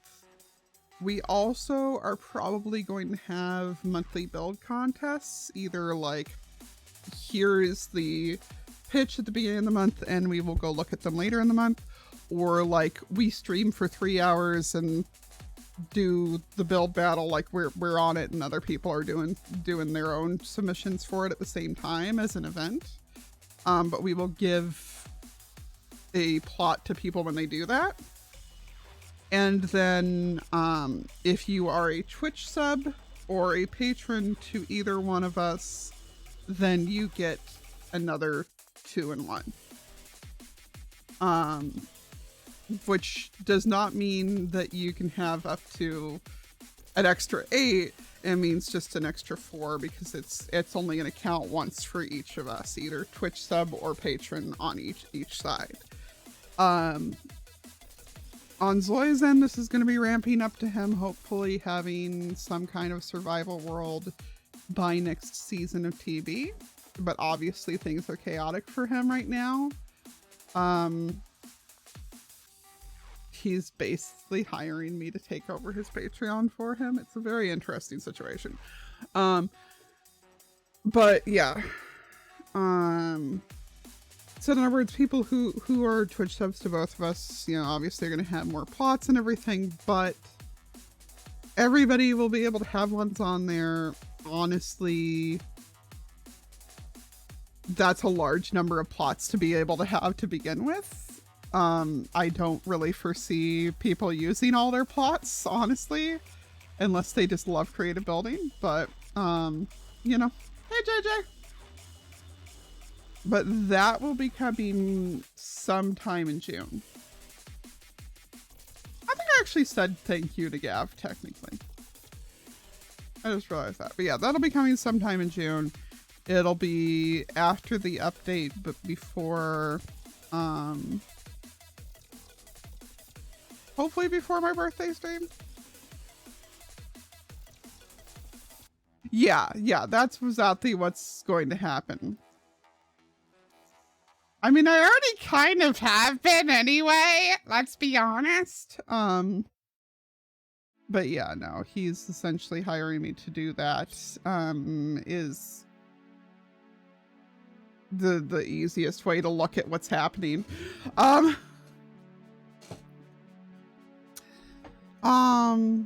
But yeah, and that will be replacing Exaflatl. I will be doing a world download of Exaflatl beforehand, and I will also be giving people the option of me going ahead and loading their plots into the world. I'm gonna be bothering James to help me set it all up, but hopefully I should be able to run it on my own after that, or with relatively little intervention.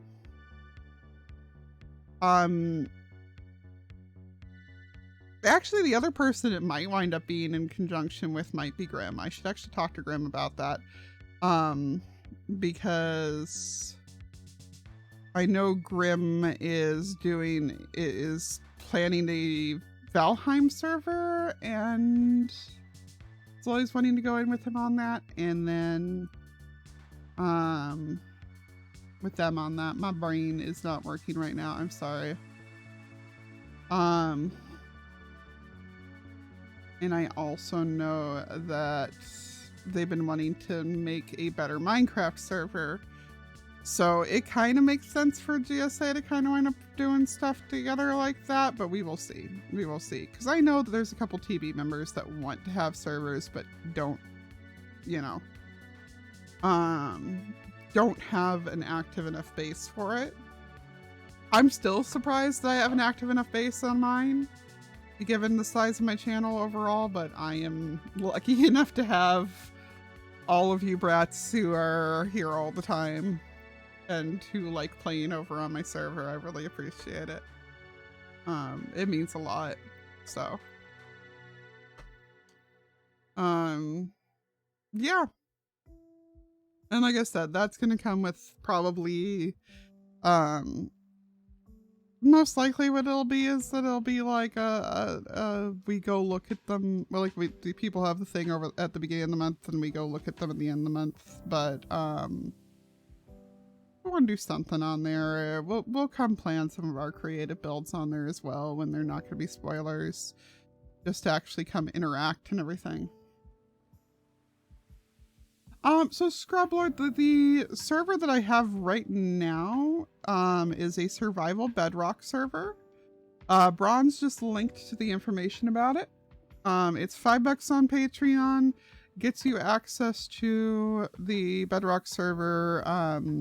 It's just a survival server. It's got mob heads and stuff like that, mini blocks, but otherwise it's pretty vanilla. Just a bedrock world. The world that we're talking about, the plot world, is not in existence yet. It's something that we are going to be putting into existence next month.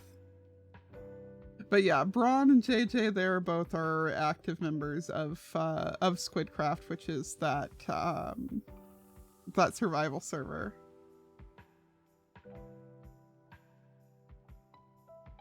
Oh, that's fun, Space. Like, that's gonna be an interesting one.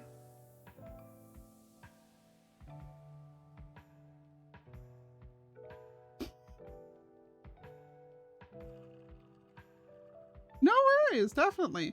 Mine's set to charge at the time of hitting the button. So if you are thinking of going ahead and joining, I would say wait the 2 days till the 1st so that you don't get double charged for it. Like, much as I would love the extra $5, like, you know, there's no sense paying a full month price for 2 days. Just wait till the 1st to sign up and then do it. But yeah, that's gonna come with, like I said, the other perks from the plot world. I don't know. Been thinking about other perks to do and stuff like that. And above all else, I need to actually go into my Patreon and like fix the tiers and everything, because they still talk about things that we just don't even have anymore, like the comment library.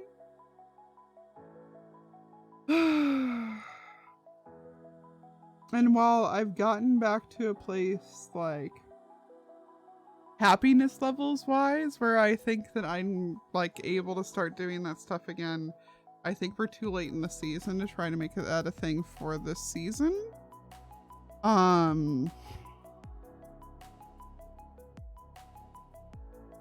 might read comments in Blockbuster though. Yeah, we'll see. Yeah. But yeah, I really need to just go in there and revamp it so it's accurate. So I need to do that, and I'm going to be redoing Sloys at the same time, and yada yada yada.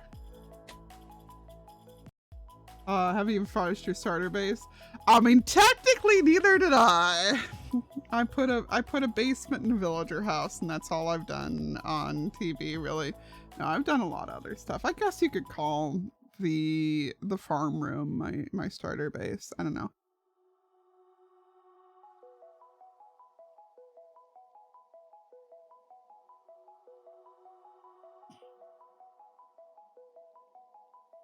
Yeah, IRL likes to do that. Dude, I gotta show y'all them. I'm gonna show y'all.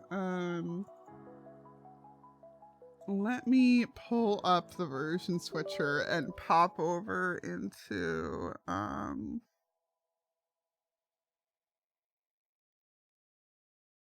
the beta.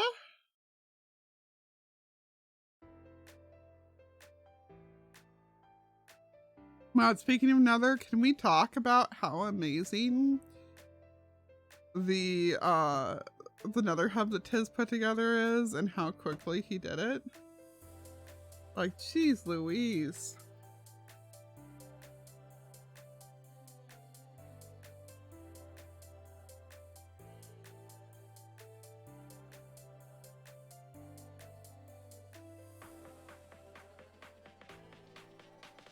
But yeah, the game's gonna take a minute to load here, but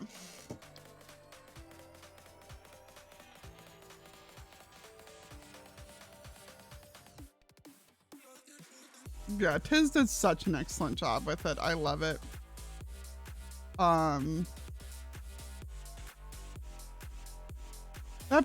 He keeps complaining about being bored and then getting everything done in like 2 minutes. I think this one's just a little too, like, it's just a little too noisy of a song.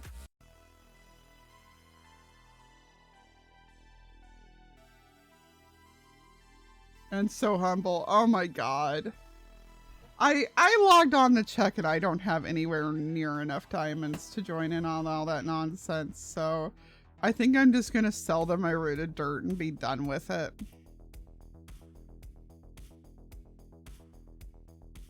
Like, they can do whatever that nonsense is. Which I've made comments before about how silly it is that we keep accidentally winding up with similar plots to the hermits. The others have been joking about this humble village for like 2 months, and then the hermits did their freaking diamond pillars thing, and I'm just like, wow. Well, there's some real strong irony going on here.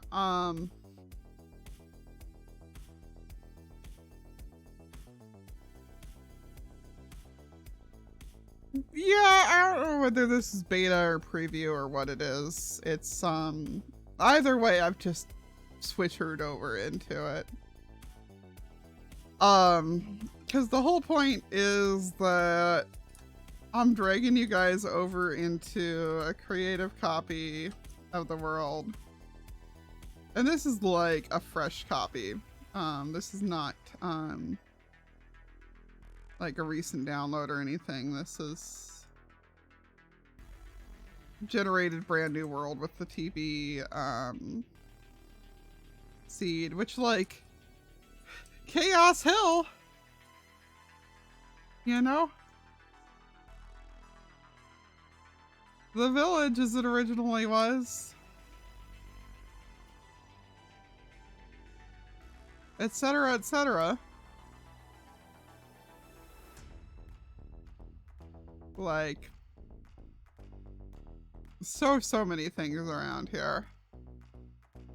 Okay, good. I still have night vision on. Like, Zloy's dang boat is out here. It is, like, completely different, I think. Yeah, it spawned as an upside down boat instead on this one. It's, like, way funnier. And, like, friendly reminder that my base entrance used to be in a river. Not underground, thanks, Beardy. Wow, really? Okay. Anyway, the reason why I have brought you here into the beta is to show you what would have been if we had not generated the world until 1.19, alright? First of all, this is just a normal pillar now and not the giant dripstone one. There's still dripstone down here, but the dripstone has shifted to over here, which used to be normal.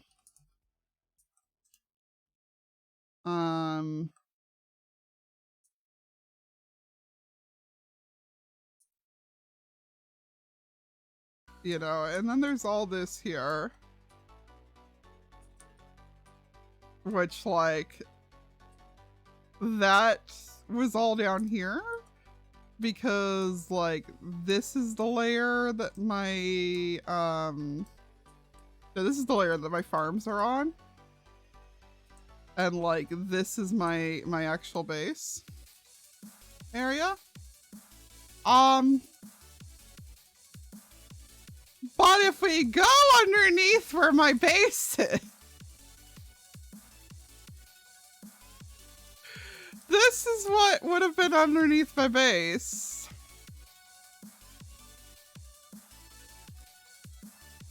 Yeah, no. Like the giant freaking cave that like heads over towards Foxy's place is this. The entire area underneath spawn is all deep dark. Why are there other colors of carpet around? Weird.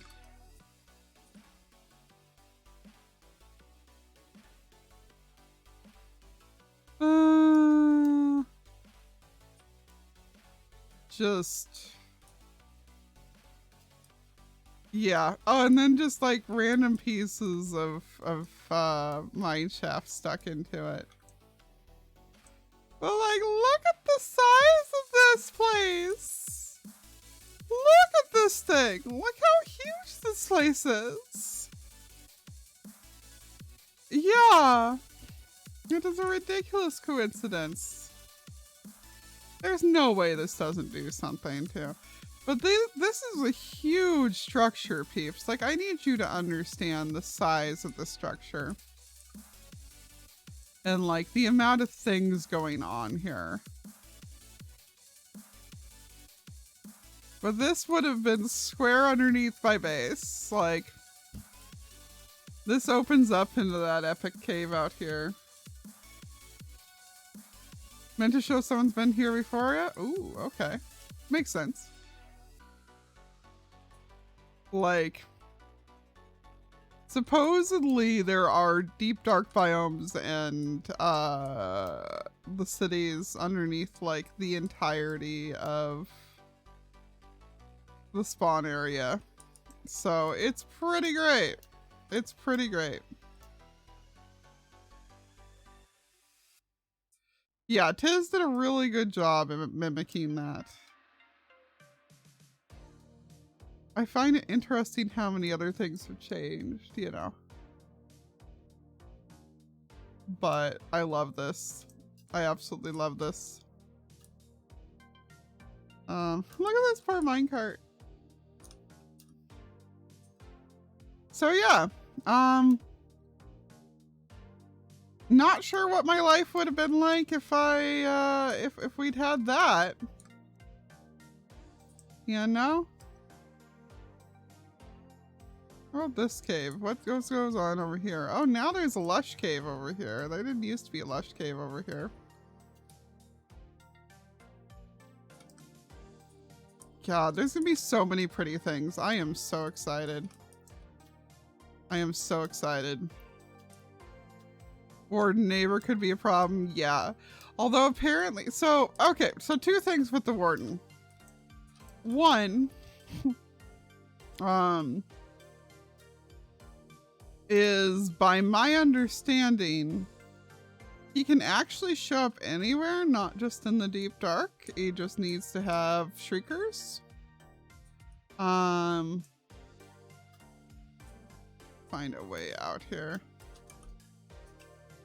Weather clear.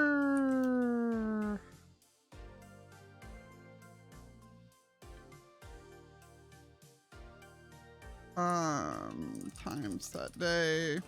So if I just like skulk.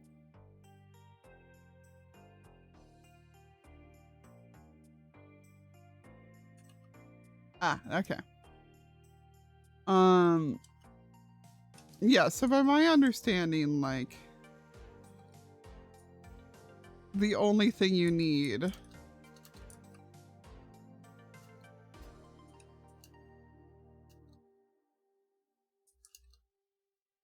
is shriekers going off. You don't need, it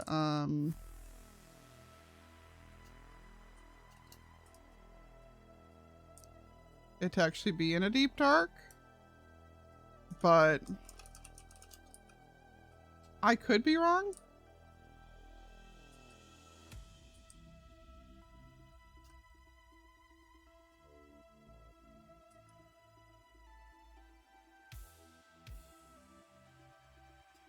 Huh.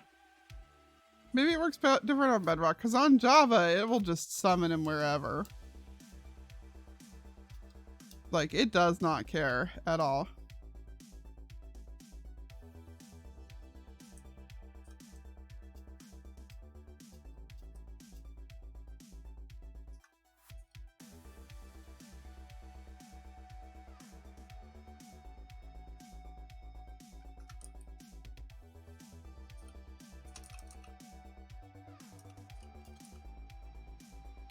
Placed ones don't work like generated ones. Interesting.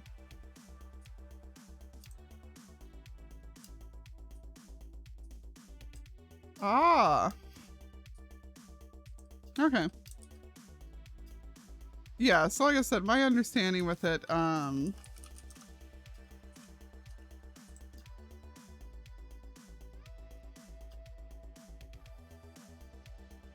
is like, for one, no sensors, so no shriekers equals no warden, and for two, shriekers summon warden regardless of where you are. But yeah, like the bottom of my pool is now partially punched out in the skulk stuff. It's ridiculous.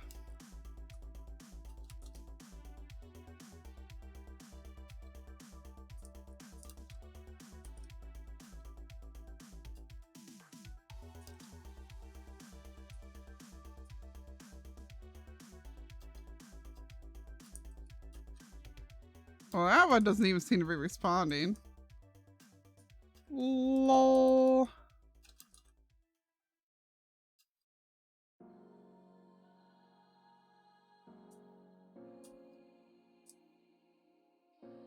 It just doesn't care.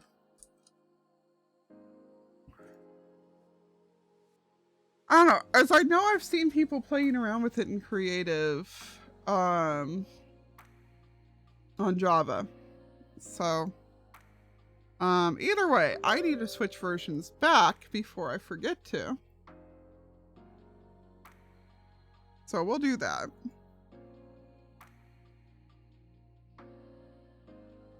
Yeah, I mean, that's also not the latest beta, so there might be stuff that's fixed in between the one I was just messing with and the current one.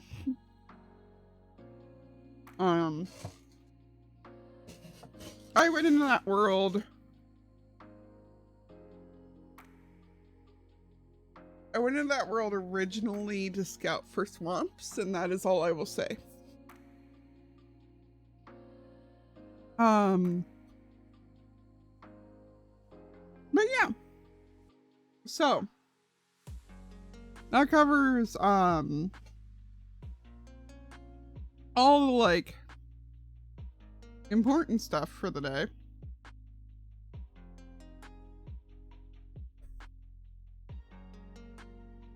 So shall I just freaking ramble about the ideas for my novel plots?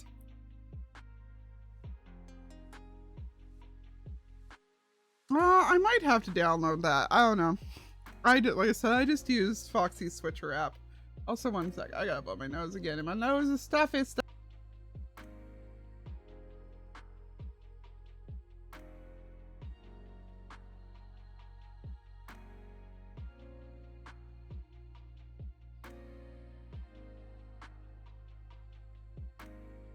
No, words.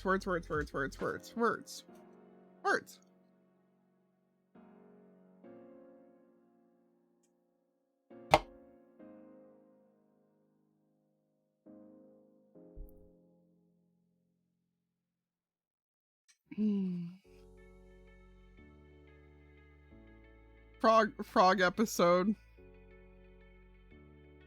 Yeah.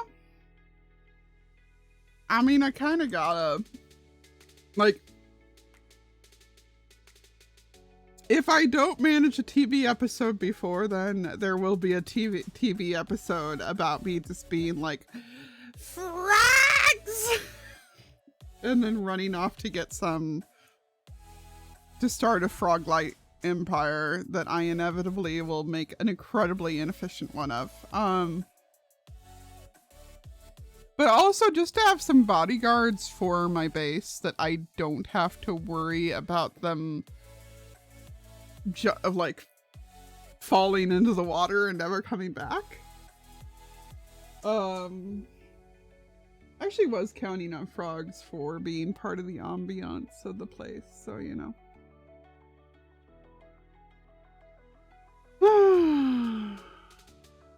But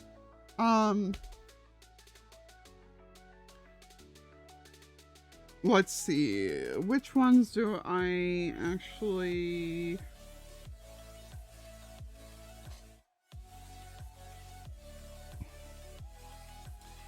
Because there's the post-apocalyptic.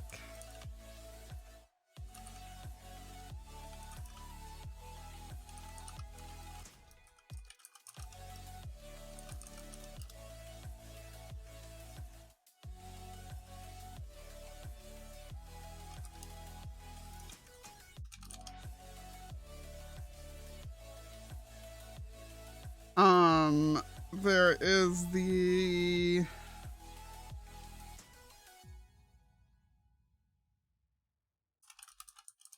I'm just like jotting down like the baseline prompts for these.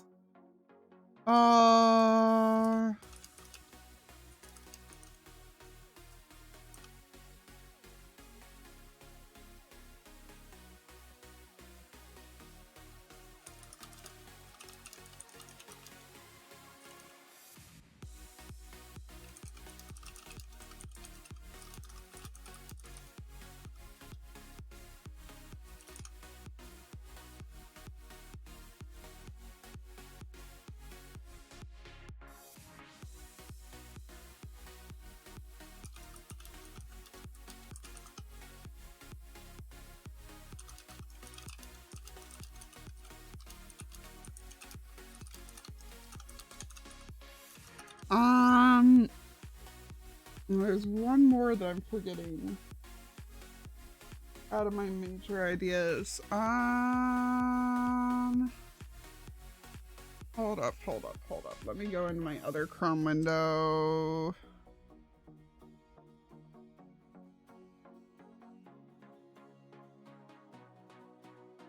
There it is. And my other drive to find the name of it. Oh no!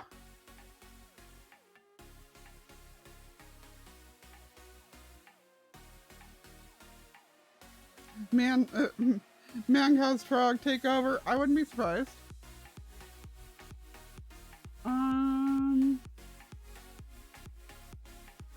Oh, by the way, there's going to be a UHC series on my main channel soon. Yes, it's good enough to be on my main channel.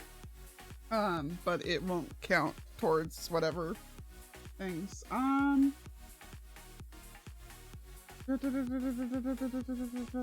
my god.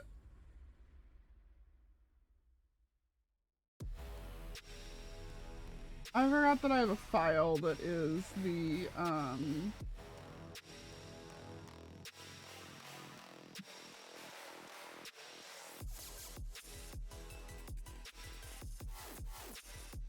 right, I forgot the other one. I forgot the other one.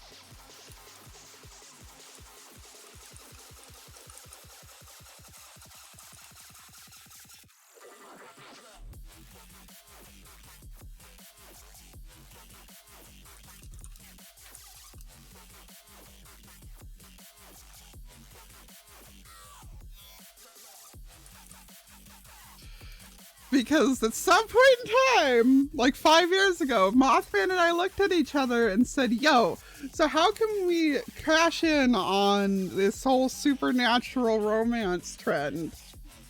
What creature has not been done in this world of vampire romance and everything? And we decided ghosts. Yeah, I agree with you, Bron. So these are the three four main stories that I've had floating around my head. There's another one that I'm not even touching anymore because it was just such furry nonsense. I mean, completely like only PG rated because of the violence, furry nonsense, but still furry nonsense. That I came up when I was like 16, maybe younger.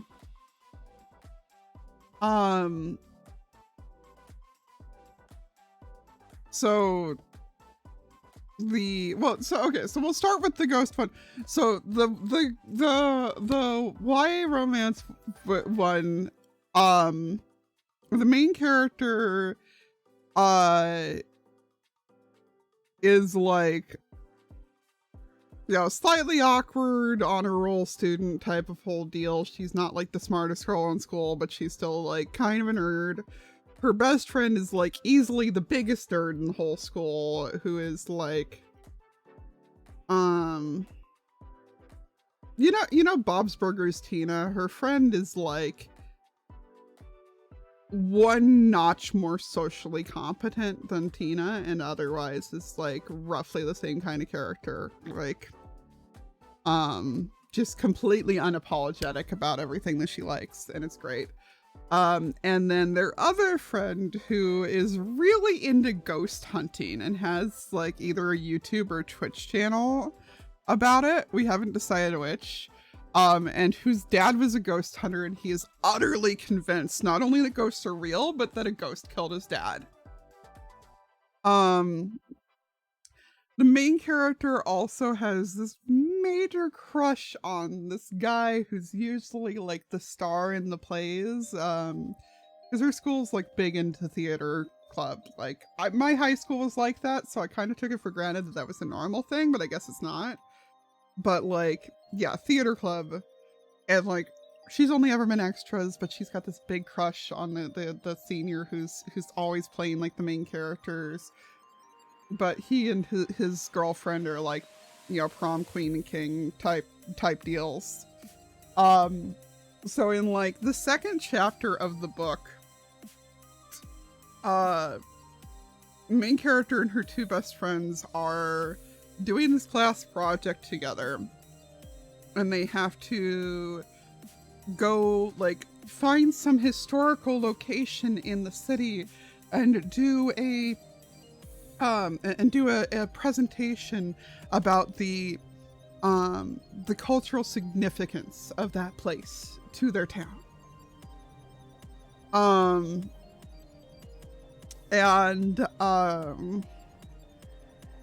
So they go to this old theater that like was like speakeasy during Prohibition era, so like had all like the cabaret stuff and everything, but these days is now wow, this song just went hard out of nowhere. It is so unnecessary for it. But yeah, she yeah, they're down there to do this. Her friend picked it because she thought, oh yeah, this will get her to actually be like interested in it because she likes theater stuff. And their other friend was like, oh, my dad did an episode here once, and like goes trying to like find ghosts there and everything. And the poor main character freaking falls through something somewhere, knocks her head, and winds up possessed by the ghost of like her great aunt or something. Like it's like her great grandmother's sister or something along that lines. Whose death is a mystery. Like she doesn't even know what killed her. And more or less she's still a ghost because she is trying to solve that mystery. Like she had unfinished business, namely that she doesn't know why she was like how and why she was killed. And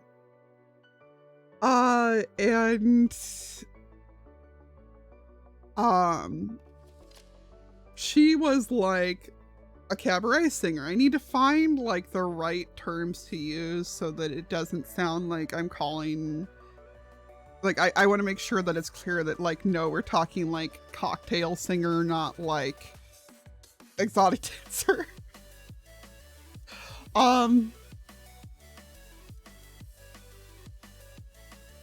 Yeah, this takes place in a made up place that is roughly based on Bethlehem, Pennsylvania. Like we intentionally picked a name that does not exist there in Pennsylvania, but it takes place in that area. My ex-girlfriend like told me all kinds of stories about small town Pennsylvania, and it just seemed appropriate for it. But yeah, so since the dead relative she is now possessed by, which mind you, she wakes up the next morning and thinks it was all a dream or whatever, but since the dead relative she was now possessed by was a singer, it just so happens that whatever the hell play the school is putting on that semester is one that's got like some classic songs in it. And our main character goes to, and this is till like chapter 4 maybe, our main character goes to try out for it, and she just wants like a bit part, like an excuse to be in theater clubs so that she can, number one, you know, have it for her you know, credits for college, but number two, so she can be in the same club with her crush. So she goes up there and she does the tryouts, and the ghost takes over, and she does this like perfect, glorious performance of this song. and she gets the lead role across from her crush, and like her crush's girlfriend is like pissed as hell about the entire thing. And then at some point in time, the crush gets possessed by the ghost of the girl's dead relative's fiance, who died while trying to figure out how she died. And so it becomes like a whole stupid love triangle thing, and just like, you know, of like, well, okay, like, aren't we the ones that like each other, or is it just the ghosts that like each other? And like, yeah. Yeah, this was Mothman and I sat down one day and brainstormed how to make the next great YA romance, like supernatural romance. So that is that one, and I don't remember anymore what we called it. Huh? Yeah, I remember her name was Cassandra. Oh no, Cassandra wasn't the name of the thing. Yeah, but it was her name. I thought maybe we just named it Ghost of Our Town or something like that, because that was the name of the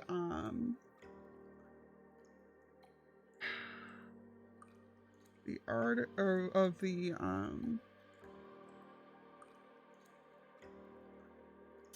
dang, okay. Sorry, just looking through here.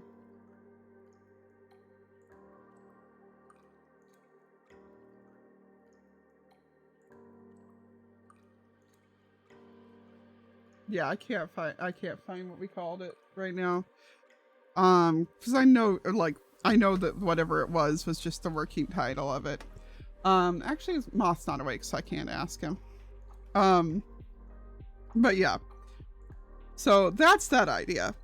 On the complete opposite end of the mood spectrum, we have a story that I first came up with in 2008, and which has only gotten more and more painfully, excessively real.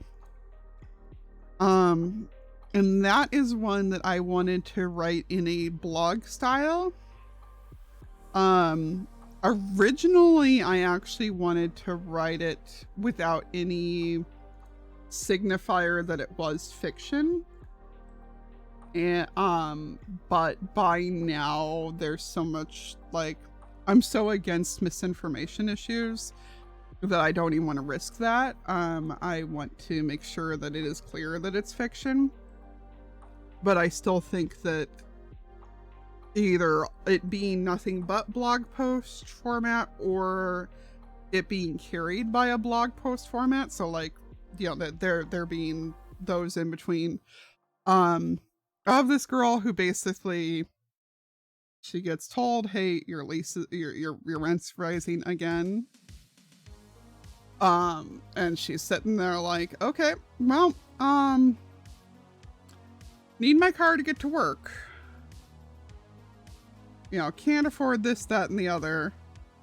And after budget crunch, she makes the decision that she's going to try living out of her car rather than renting. And it's basically like her going through all of the difficulties involved in that, like all of the little things she's having to do to make that work, like signing up for a gym membership so she's got some place to wash her hair at and everything.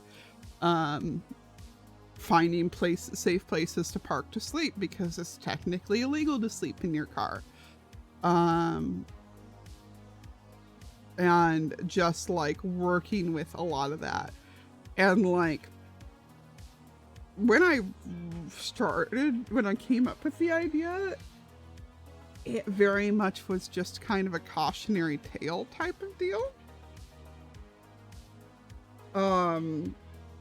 written while I was busy being alarmed that gas prices were at like $3.75 or something like that. Gas prices now are like $6 or whatever they are. So it might be too real of a serious these days. But I did mean it to be like it's meant to be like not outright depressing, but still like, oof. So I don't know. It's still on the list of ones that I do want to do at some point. The one above that. So, for that one, that is a story that I have written versions of since I was 16. It has been tossed out and rewritten repeatedly because we have gone, from at the time of the original writing, it still was like your cell phone plan came with like 100 minutes and then unlimited nights and weekends, and then you got charged for roaming, and nobody had laptops yet at that point in time, and Facebook didn't exist yet, and parents didn't know what the hell the internet was. And I started another rewrite after smartphones became pretty regular, and then another rewrite after laptops became way common for people to have. And nowadays the culture has shifted again enough that I'm not even sure that I can write something that's meant to be a senior in high school properly anymore, in a serious sense. Like from the Ghosts of Our Town one, that one, like, I don't really need it to truly sound like high schoolers. Like, I need it to be vaguely so, but you know, it's kind of a whatever, as opposed to actually dealing with like the true problems of somebody in high school type of age, which that one would be. It is another one that sits in the might hit too close to home these days, because at the time when I originally wrote it, it was meant to be about how, like, the people you meet online are real people that do actually matter and that are actually part of your life. With a side of being a caution of like, hey, you only know what the people online choose to tell you and show you about themselves. You don't necessarily know who they really are.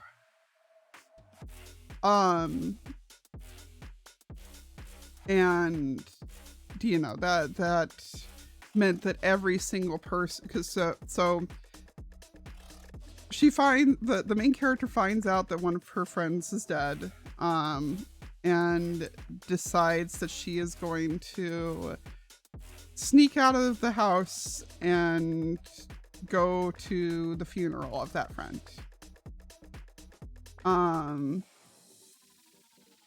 Yeah, pretty much.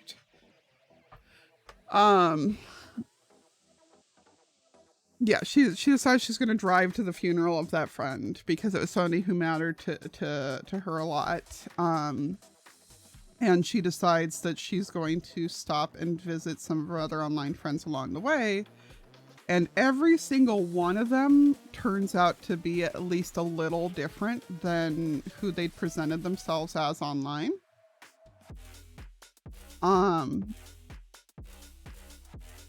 You know, ranging from like, you know, small things of just like, oh, you know, definitely not the same name or whatever, to one girl that was like using her older sister's pictures and like hobbies and everything to try to make herself sound like hotter and more interesting.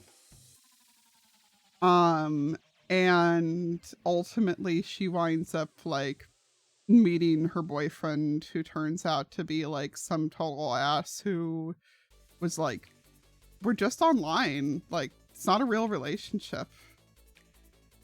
And it's just like about the differences in those attitudes and everything. So like I said, obviously it's shifted a lot since then. And including that along the way, her best friend that's along for the ride wound up becoming a trans guy. Who I then had to change the name of because a trans guy with the same exact name became very infamous. Like was one of the major suicide cases in the last few years. So that was a whole thing. But you know, aside from that little aspect, this is something that's been floating around in my head for 19 years and has had various levels written of it. And it's still a story that's very important to me. I just worry that it may need to wait till after the pandemic. You know. Oh yeah, no, she is exactly catfishing as her sister, and like the main character's friend who's along with them had like a big crush on her, and then it turns out that she's like, you know, actually like 2 years younger than she's claiming to be, and that all the pictures she's been posting have been her older sister and everything, and like but like that at least has the like semi-happy ending of like, you know, they decide to still be friends, and like, you know, she starts finding more confidence in herself and like trying to figure out how to actually like be herself instead of just like, because she was doing that because she's lived in her sister's shadow her whole life and thinks that her sister's way better than her, type of deal, you know.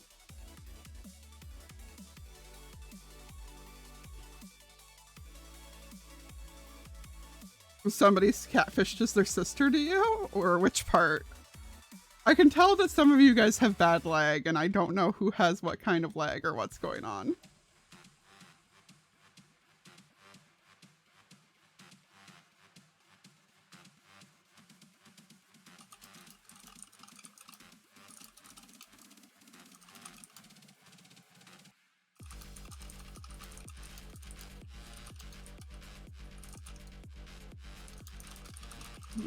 I'm just asking Moth what if he remembers what the ghost story was called.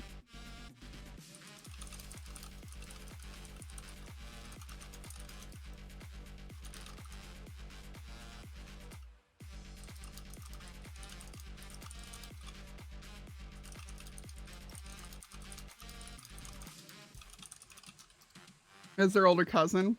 Jeez. See, exactly. Like, everything that's on these are all like at least vaguely based off of people that I've actually known.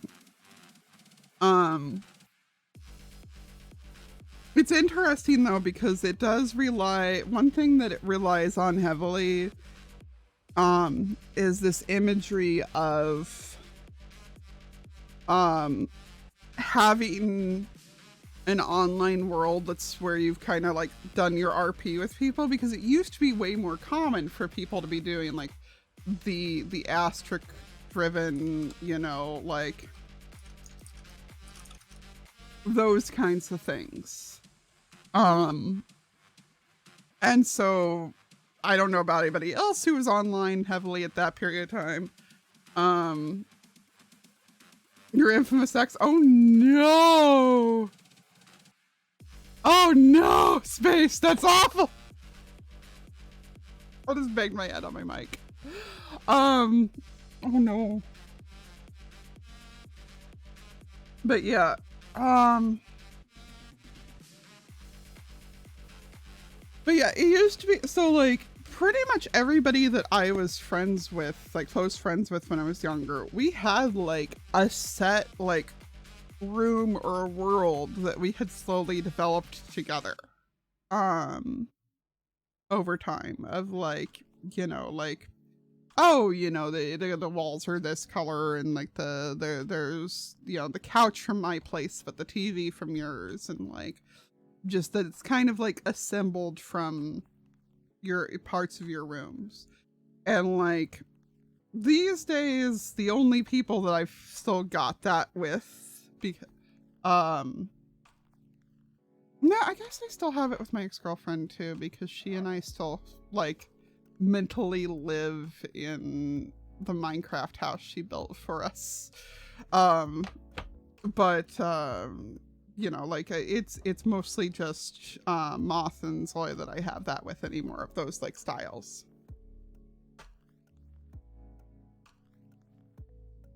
Yeah, Space, that is like exactly what happens with this character.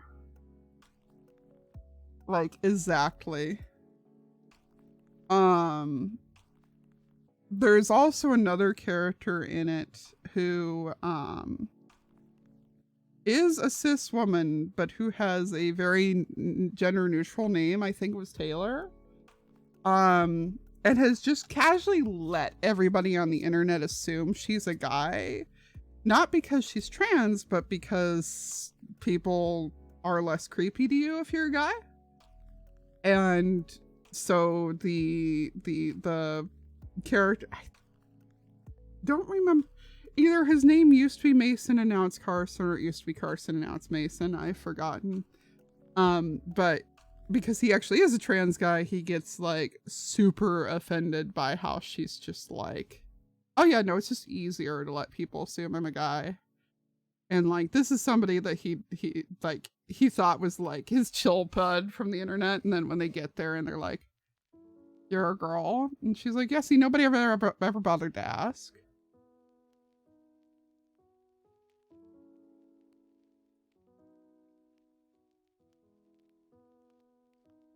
But the problem is like, I'm coming at a lot of this as somebody who's still from the era of the internet where you didn't give out your real names, period. Like,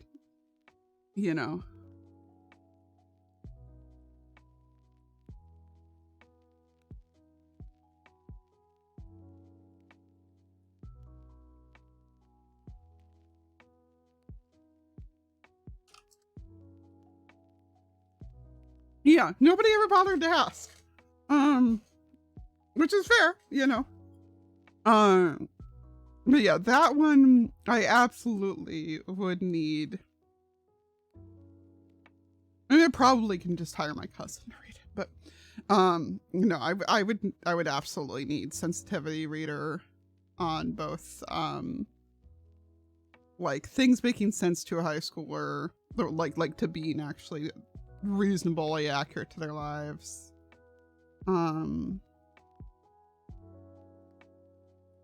And also,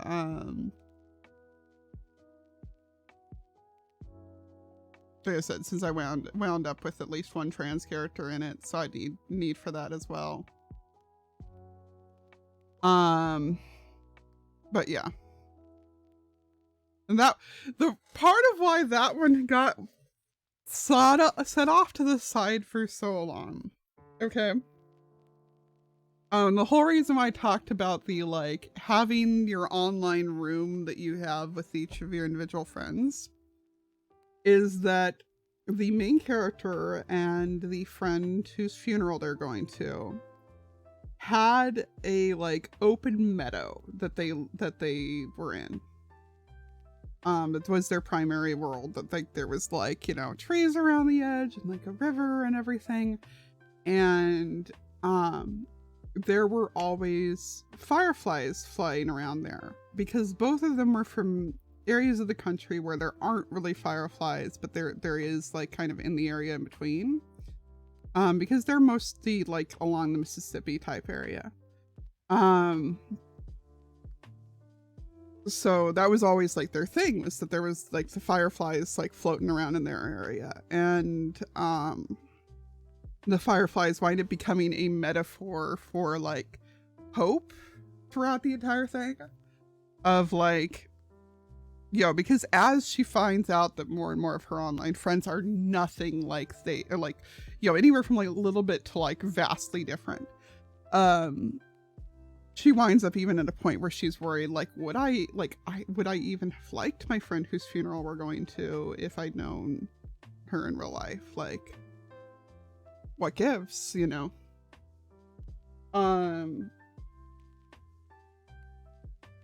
and like they're just this like metaphor for it all. So the combination of the online friends meeting each other and the firefly imagery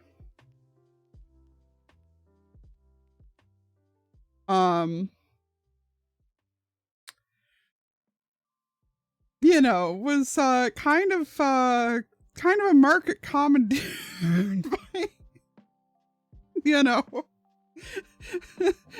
Infamous web. Where's my backpack? No, that's not right. I have like 4 bags over here.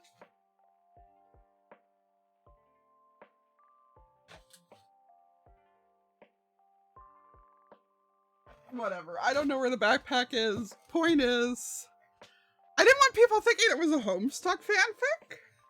Because I came up with the idea like 6 years before Homestuck existed, and makes it like 9 years before I knew Homestuck existed. So I really didn't want people thinking that it was a Homestuck fanfic. So that idea just kind of got completely shafted for a while.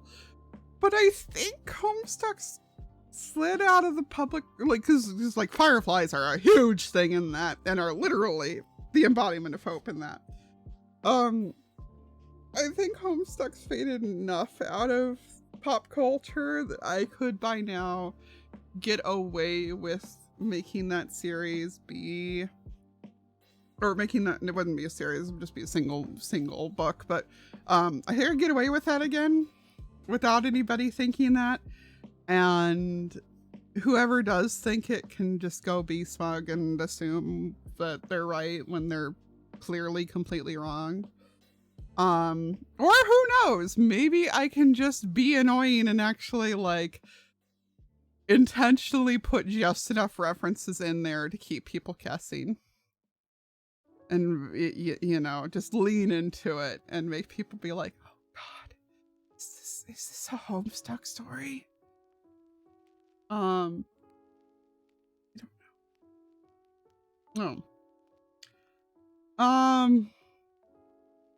But that was out, and that one's named Finding Fireflies. So, hey Rosewolf.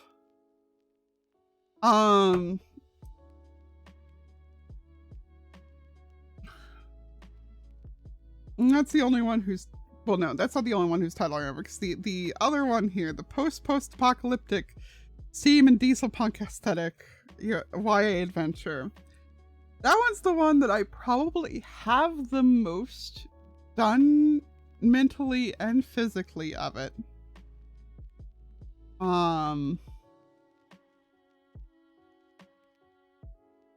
But it is also the most complex. It is also the one that's going to have an absurd word count if I ever do it. It may need to be split into multiple stories. I don't know. It's a lot. It's a lot.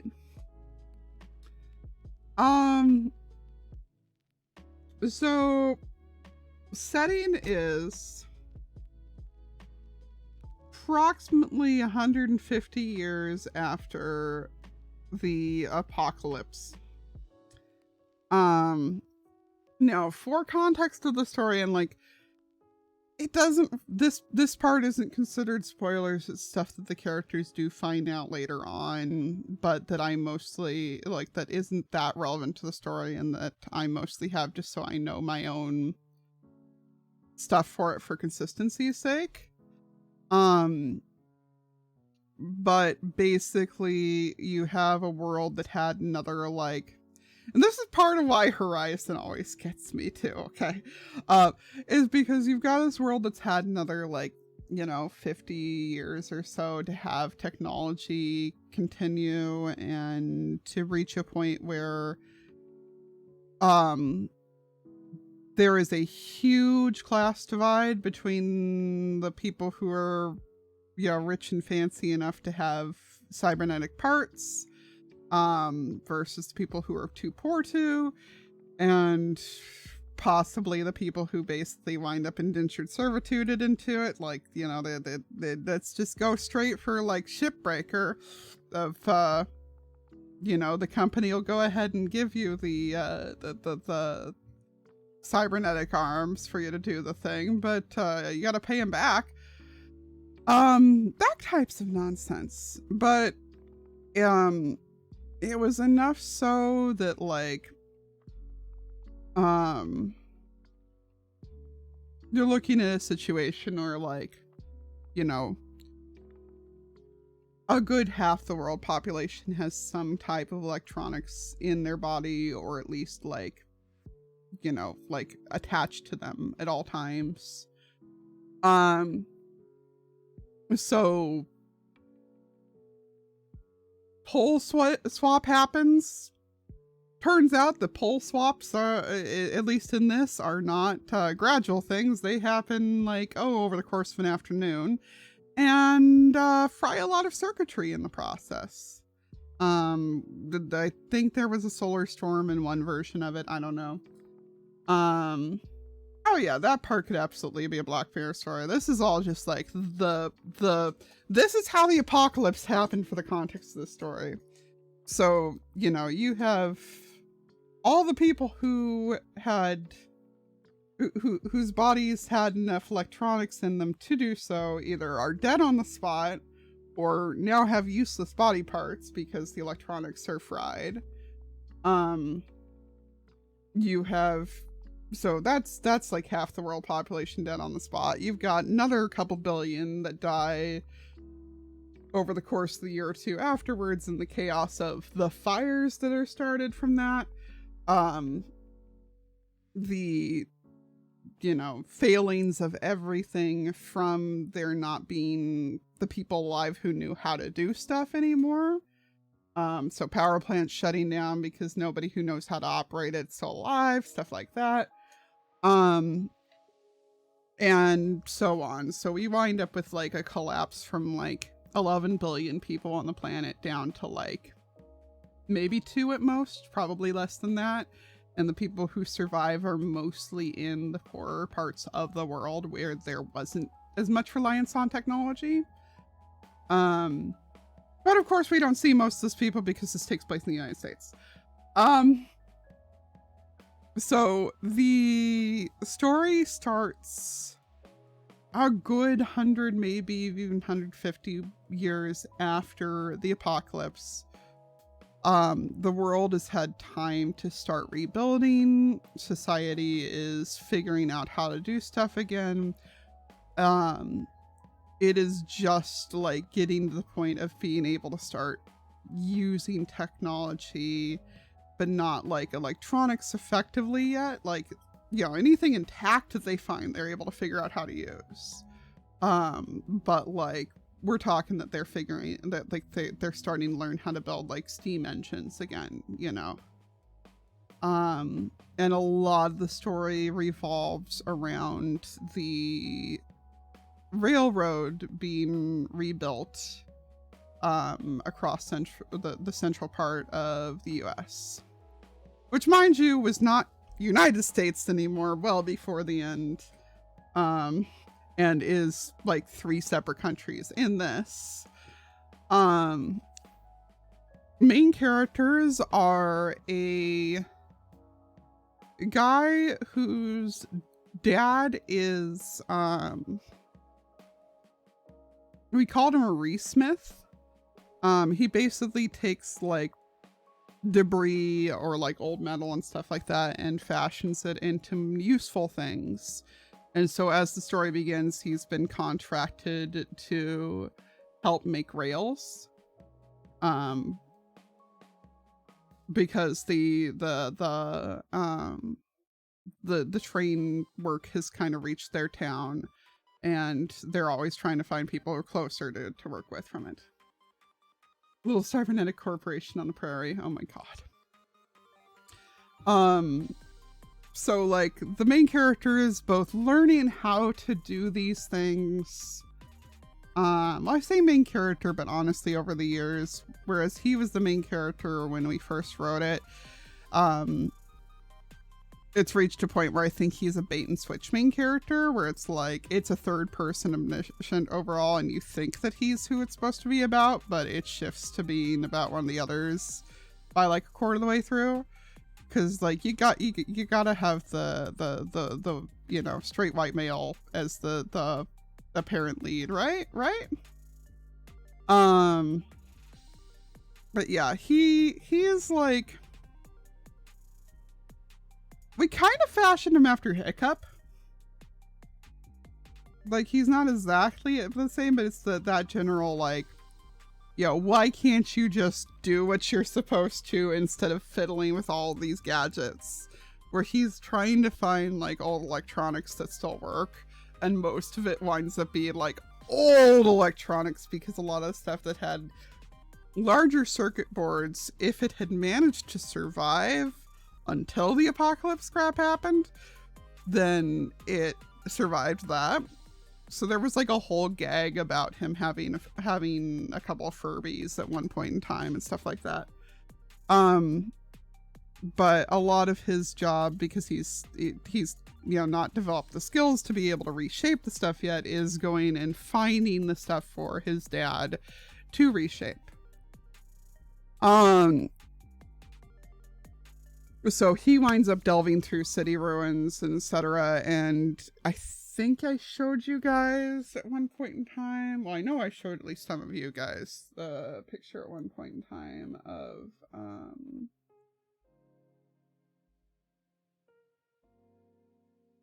what I did to but this it all, I wanted a I'm gonna turn actually no, we're just gonna go big cam for a second so that I can block off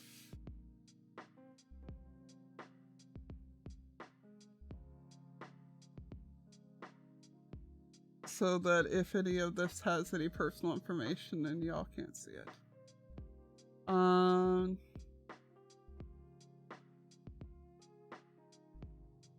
Nope, I do not see that picture, darn it.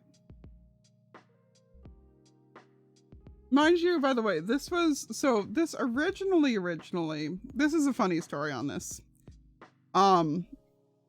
Originally started out as a pitch for a video game idea, because my evil ex had asked me to come up with a video game idea for him because he was learning the program. He didn't tell me that he was just looking for like some dumb little flash game idea. He was like, "Oh, go!" Like, cause he knew I was a writer. We met through writing. I don't know how he didn't expect.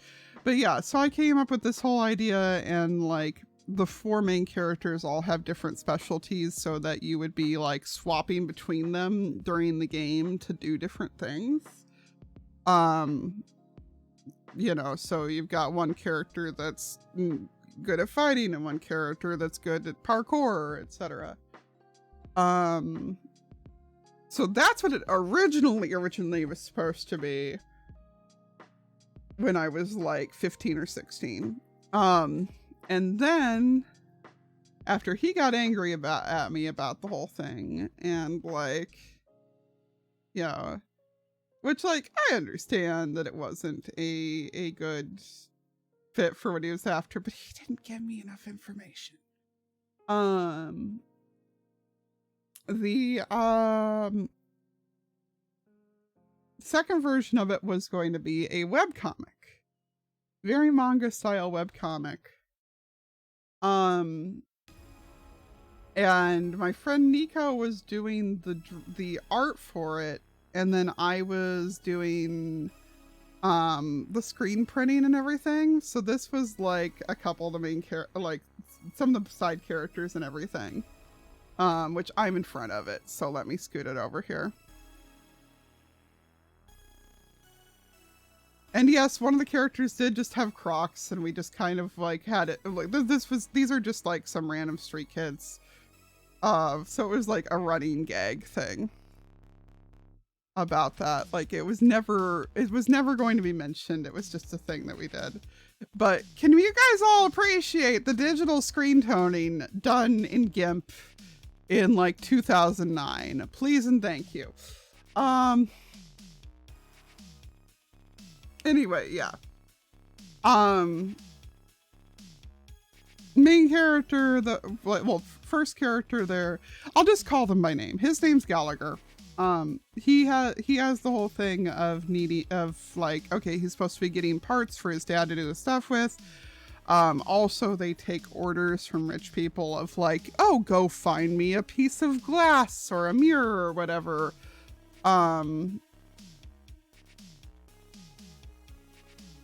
You know, so he does a lot of that, but in order to keep up with the orders that they've gotten, everything, like at this stage, it's too much for him to keep up with. So he has been paying the like street orphans that live in the old ruins of the city, of the old city to, like give him whatever they find. Like they find stuff and if it's something he can use, then he hands them the cash for it. Or just straight up hands them food in a lot of cases. One of the kids that he has been interacting with for a long time is only like a year younger than him. And her name's Grace. And she, at some point in time, has become kind of the de facto, like, big sis to the other street orphans. She's been out there for so freaking long that she knows, like, you know, how to deal with everything. Like, she knows how to deal with it if any soldiers come by. She knows how to find food, like, how to work around any of, like, basically, who's willing to hire a kid to do some stuff even though you're not technically supposed to hire kids, stuff like that. And so it's reached a point where they're more of like partners on doing all this, where she will actually go and find the stuff that he can't fit into those buildings because she's way tinier than him. And so they've just kind of settled into this, like, you know, this is Gallagher's job. Grace is his assistant at this point in time. She still looks after all the other kids. Yeah, but she's also getting like old enough that like theoretically she could go get a real job soon, as opposed to needing to do any of this like under the counter stuff. So, like, should she do that? Is that going to take her away from the kids for too long, etc.? Whole thing with it. Pastor check. Thank you, Bron.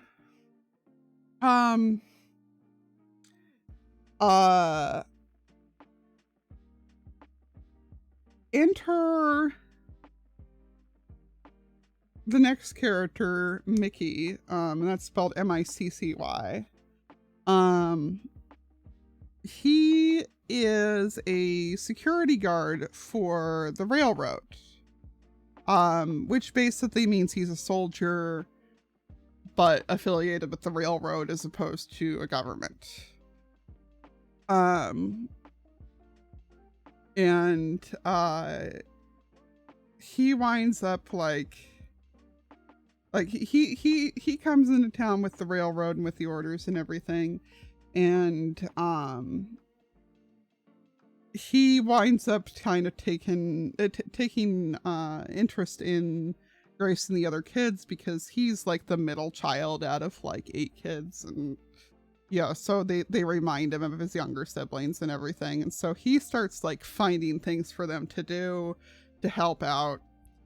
around there, and he makes bank because this is, you know, like given the way that the world is in this, keeping the railroad safe is kind of one of the most important things that there is.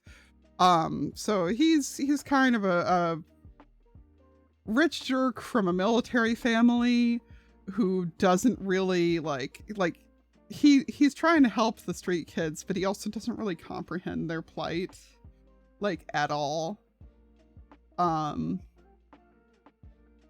Later on, like, when Grace meets one of Mickey's sisters, then, like, they, like, legitimately don't believe that Grace lives out on the streets because they don't believe that, like, that's a thing that people actually have to do. Like, oh, people are so uncivilized down there by St. Louis.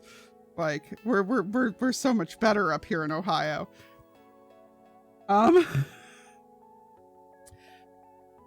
But, so Grace just kind of stops showing up to helping Gallagher when he's going delving in the old city, and he has to figure out, like, where the hell she disappeared to, and winds up finding her hanging out with Mickey and everything, and, like, gets frustrated about the situation because, like, now he has to admit to his dad that, like, he wasn't the one finding all the stuff, and it slows them down and everything. It, like, screws up some order or something.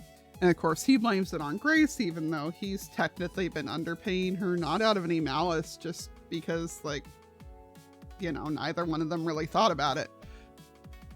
And right as all this drama is happening, suddenly Mickey gets called to deal with a situation of a girl trying to get onto the train. Where she is just, like, screaming and insisting that she left something on the train, but everybody knows that she just walked into the place. Like, there's no way she got off the train. A whole thing and everything. And they wind up realizing that this girl is on the run from something. They don't know what she's on the run from, but this girl, Adriana, is like, nope, I gotta get the hell out. Like, she won't tell them where she's going. She's just like, well, she won't tell them what she's on the run from. They all kind of see right through her because she's a crap liar.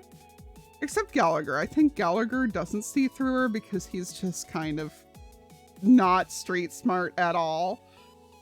Completely oblivious. So he takes her story at full value. He thinks that she really is just on her way up to go visit some relatives. But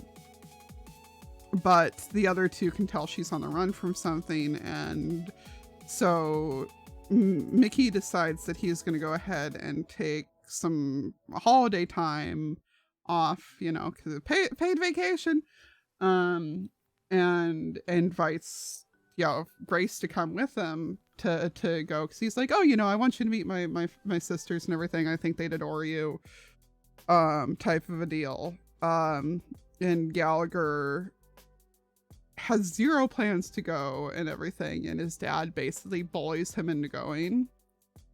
He's like, no, son, you are clueless and an idiot. You need to go get some, like, find out some stuff about the world. If nothing else, go visit your older sister and your mom. Like, his older sister lives, like, the next city up by train, and his mom's currently visiting her because she just had a kid. It's a whole thing. So, and as you can tell, this is the story I have the most developed about. So, you know, there winds up being, like, incidences of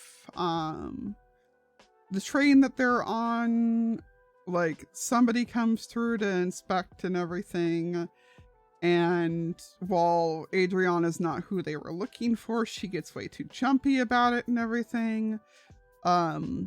They start realizing that she's not even like, that she's got no clue where anything is up here. And ultimately they wind up realizing that she is from the, like, more southern country that they've got there. More or less and I mean, this is a little bit too on the nose for politics these days, I now have realized. So it would be adjusted a little bit, but you've basically got like west of the plains, or east of the plains, you're sitting on like 3 major countries over there. North one, that's, you know, kind of all the old New England and Great Lakes areas. And I never really got too much into what the government is on that. But basically the apocalypse made people really religious, but in like new derivations of religions. So you're sitting on like the people who think that the apocalypse and the fact that it purged technology was God cleansing the earth, and that now Earth is our paradise, that we have to make sure that we keep pure and clear of technology because God has warned us and we need to be careful now. Versus the people who are like, oh no, the apocalypse already happened, and like, you know, we're the people who are left behind. God didn't give a crap about us, and like a few other versions of things. And the southern country is very much the technology is evil. Technology is why the apocalypse happened. God doesn't want us to have technology. And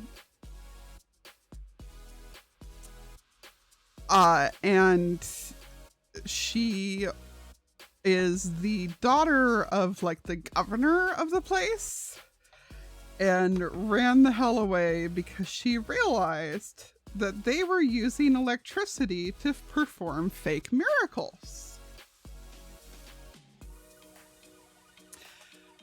That is not the only reason why she ran away, but that is the one that she does finally admit to the others.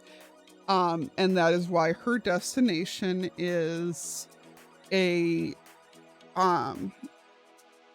is a hydroelectric power plant somewhere in the Northeast that she'd heard rumor they were getting back online.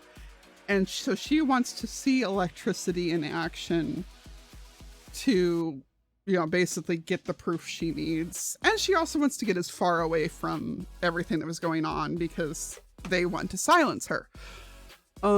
So this becomes like this whole crazy, like, protecting her and trying to figure out if it's even worth trying to like, prove anything, or if it's better to just hide her away forever. But then they start finding, like, then she finds out that basically her little sister is being forced into all the stuff that she was supposed to do. And she wants to go back and try to, like, save things there. And as I've phrased it a couple times, the villain of the story is not religion. It is organized religion lying to people to manipulate them. That is the villain of the story.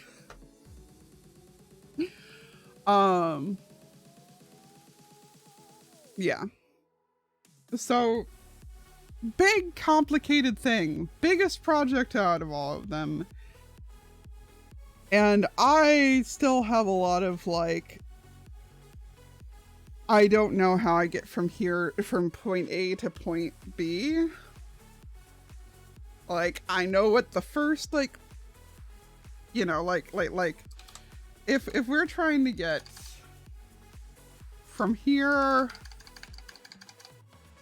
to here, okay. I know how, like, this part of the story here goes, and I know how, like, this part of the story right here goes. But don't ask me how the rest of it goes.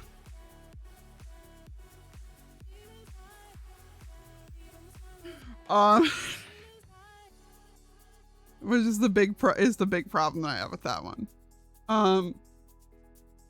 But all of these are stories that I really like, that I care enough about that they have sat around in my head this long.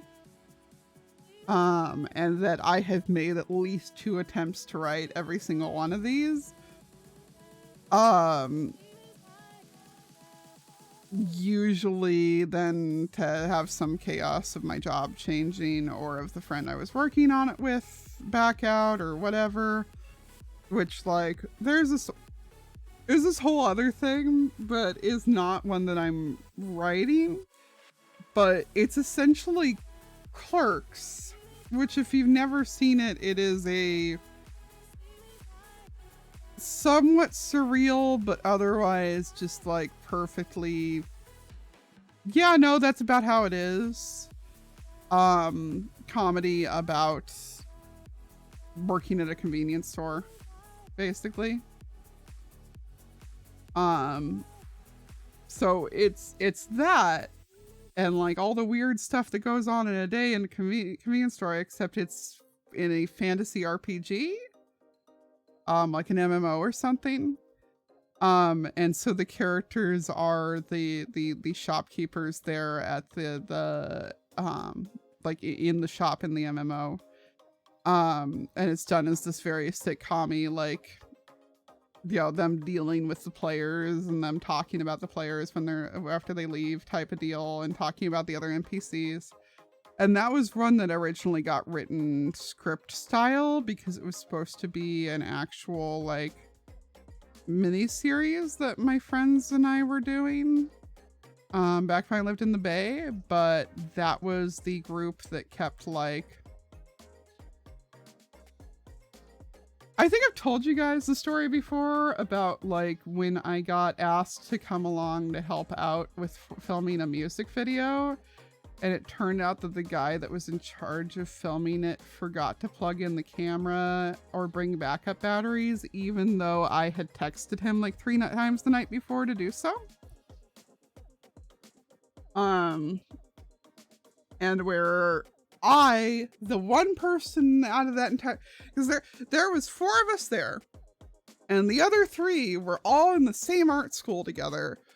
2 of them were 2nd or 3rd year film students, and the other one was in music production, and they were trying to do a music video for the music production guy. And I'm the one, me, who has never at that point in time had any training whatsoever on making videos, was the one who had to tell them we should probably do multiple takes, and hey, we have multiple cameras here, let's record this from different angles at the same time. So this was the group that I was supposed to be doing that with. Needless to say, they flaked the hell out. Since I had written that for them, they wound up having, like, we wound up working out a deal where they had 2 years to try to use it, and if they didn't use it within that 2 years, I got all the material for that back.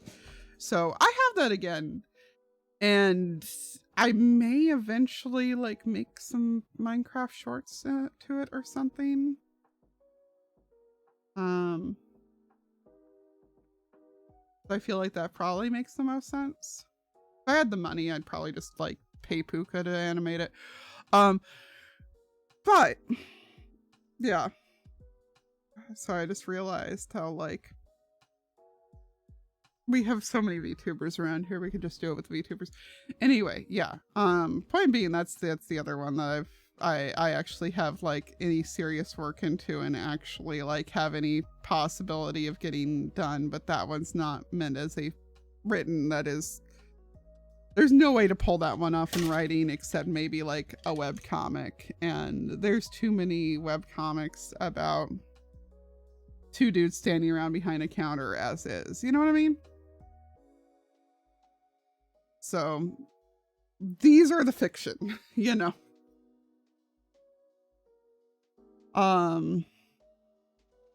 And now that I'm done with my like literal hour and a half of rambling about them, if anybody has questions about any of them, if anybody has suggestions on any of them, if anybody's like, please write this right this instant, do it. Feedback give. Lily need feedback. Lily need validation.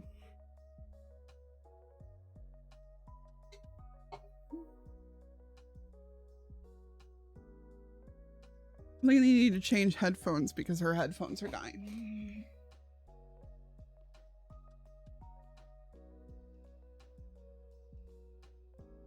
Oh. It helps if the headphones are actually, you know, plugged into themselves.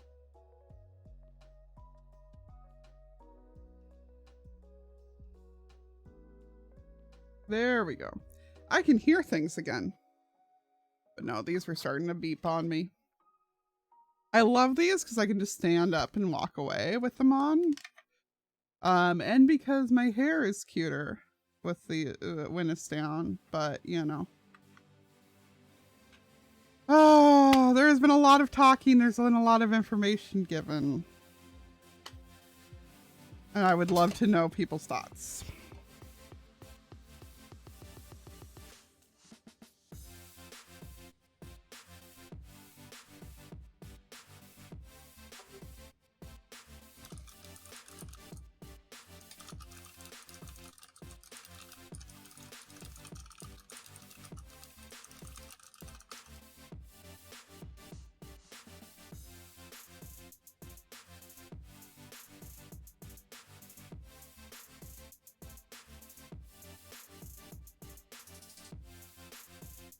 I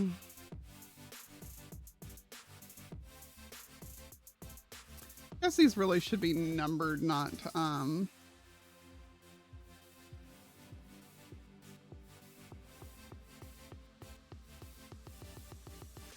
yeah, Kita. So I mean, at the end of the day, there's a lot of incompetence to it too.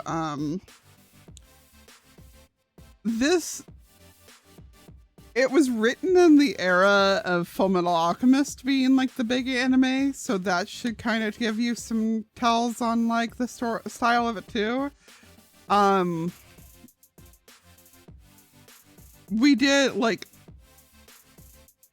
I and the other person that were like, I'm atheist, but I'm very like about it.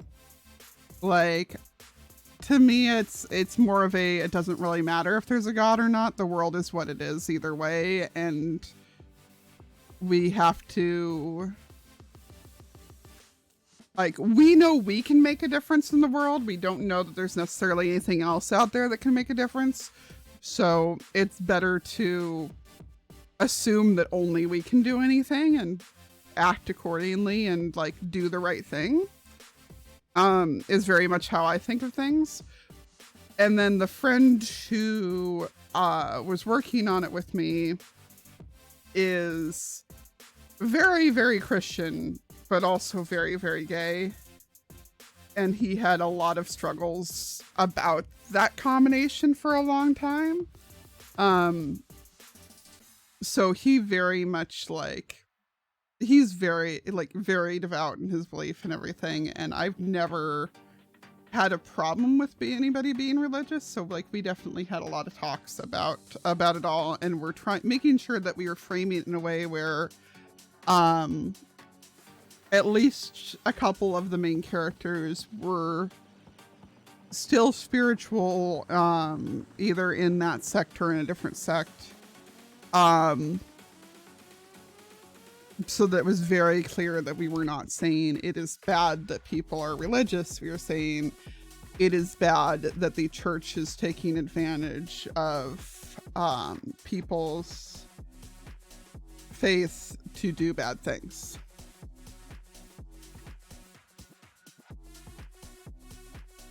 Yeah, exactly. Horizon didn't exist at the time, but these days, like, it's a lot of why I liked Horizon. And there's definitely some things from the aesthetics of Horizon and the terminology of it that I would probably borrow. But it definitely is a much different apocalypse in that one, so.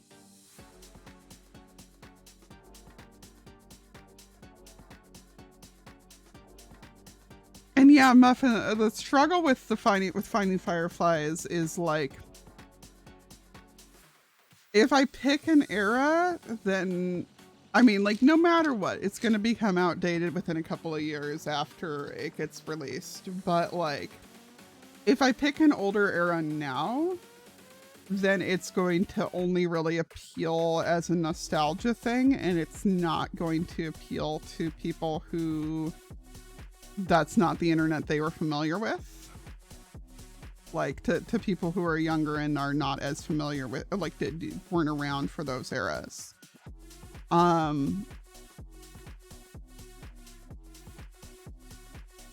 You know, I feel like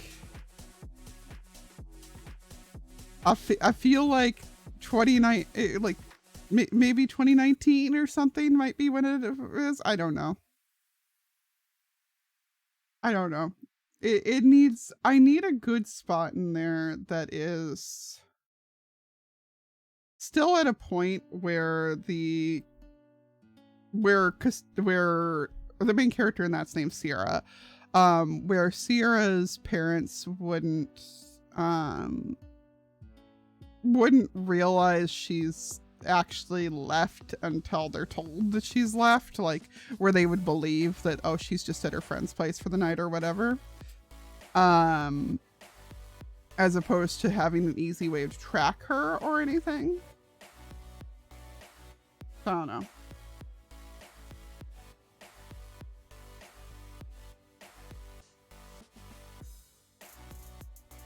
Oh yeah, no, they're adding some incompetence to it's important.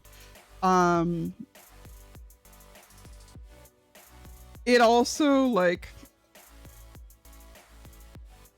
I don't want to give away too much on it just in case, but like Adriana keeps not telling them the whole story about why she ran away. And the whole story is just like, also there's this whole series of events on it where, like, because like Adriana is still, despite all this going on, is very devout in her beliefs and still, like, you know, very, very much believes in God and believes in God wanting to help the world, like help people and everything. And believes what her family has told her about technology being evil.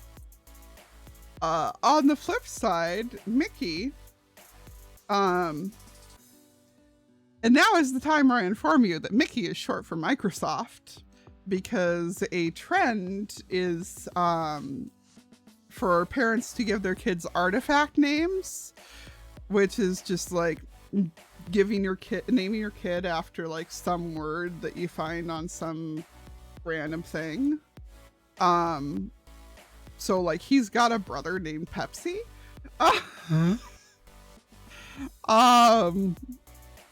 And like one of the street kids is named Sobe or something like that after those drinks. Like it's a thing. But yeah, he's also very religious, but he's from the side of things.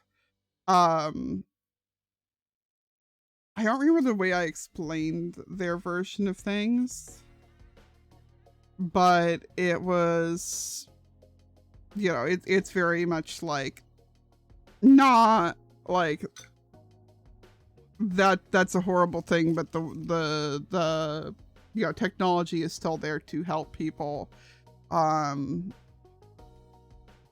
And the two of them start falling for each other, and then Adriana winds up horrified when she realizes that actually, no, he's big into technology and that he's not the same religion as her. And that turns into its own whole thing and involves her running away from the group again.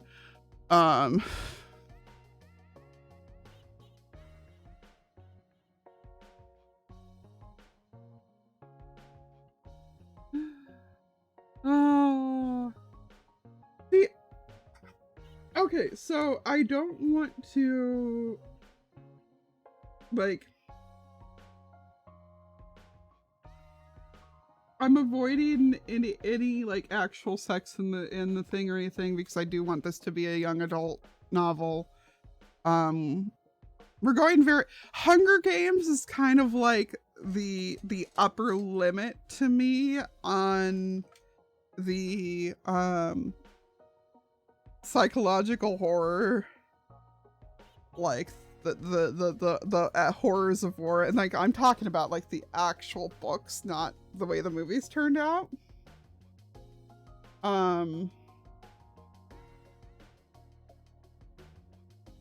Which, mind you, there's still a lot of shit.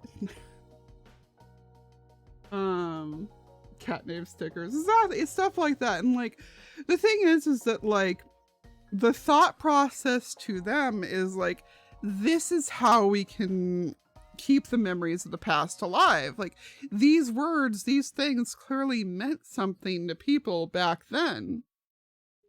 So while they may not carry importance to us now, we should keep them going. So you wind up with a lot of stuff like that. The other thing that's very common in their world is genuinely traditional names, which is where you get a lot of the more throwbacky names. Like Grace was very much more of a 1800s name.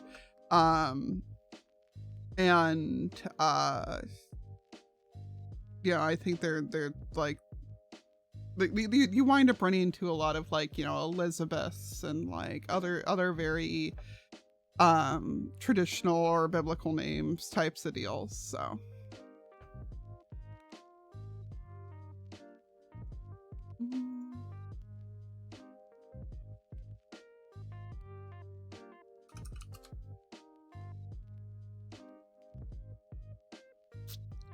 So I just randomly sent me this wholesome ass picture. Listen to music, it's good. Thank you, music. Oh no, why is there 26 suggestions in here now? Hey, one of them's the glow squids though. Y'all had way too much fun while we're not gonna go through all this right now. I'm gonna save those.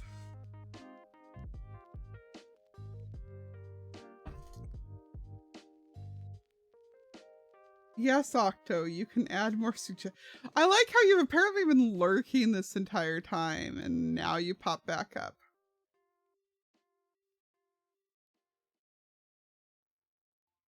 You found fidget toys. I will look through them. It's so funny because I'm not like, I never really think of myself as dating fidget toys, but that's because my hands are usually on the keyboard. If they're usually kept busy by whatever I'm doing. Yes, it has to say safe for work, Octo.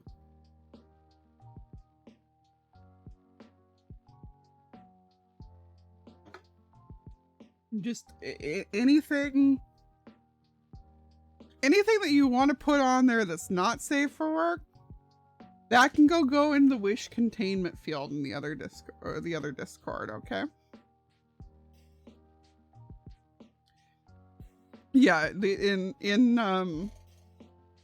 the friend group Discord, there is a channel called the Wish Containment Field. As in, it was a place for us to put weird Wish ads and similar ads that were popping up on Facebook. Which is mostly Crow and Octo for a long time. You know, before I wound up being invited to a family-friendly server, I was definitely going to try to make it to, like, revamp that Discord and make that be my fan Discord, and I am so glad I never tried. Because that place is a hot mess, and it deserves to go there. Sure, Octo, do the randomly producing fire. Also, yeah, Space, since you have sat through all the rest of this, I will give you a short version of what the furry nonsense that I was writing at like 14 was. And that was basically global warming screwed over the world to the point where humans couldn't live there anymore. So humans took the hell off. But some were still living like on the moon or in a space station or something and doing experiments on like human animal hybrids, trying to find ones that would survive well in the new climates of on Earth, so that like they can just genetically modify humanity and bring them back to Earth. But of course, none of the people living down on the planet knew that that's what was going on. They just assumed that they'd been there forever.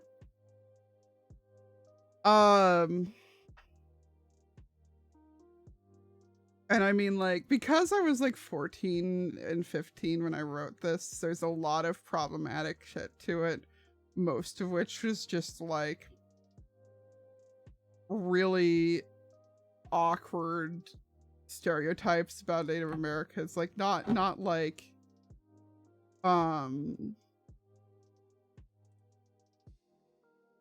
not like bad ones, but as in like, you know, it's a lot of that kind of nonsense. Okay. Careful, Octo.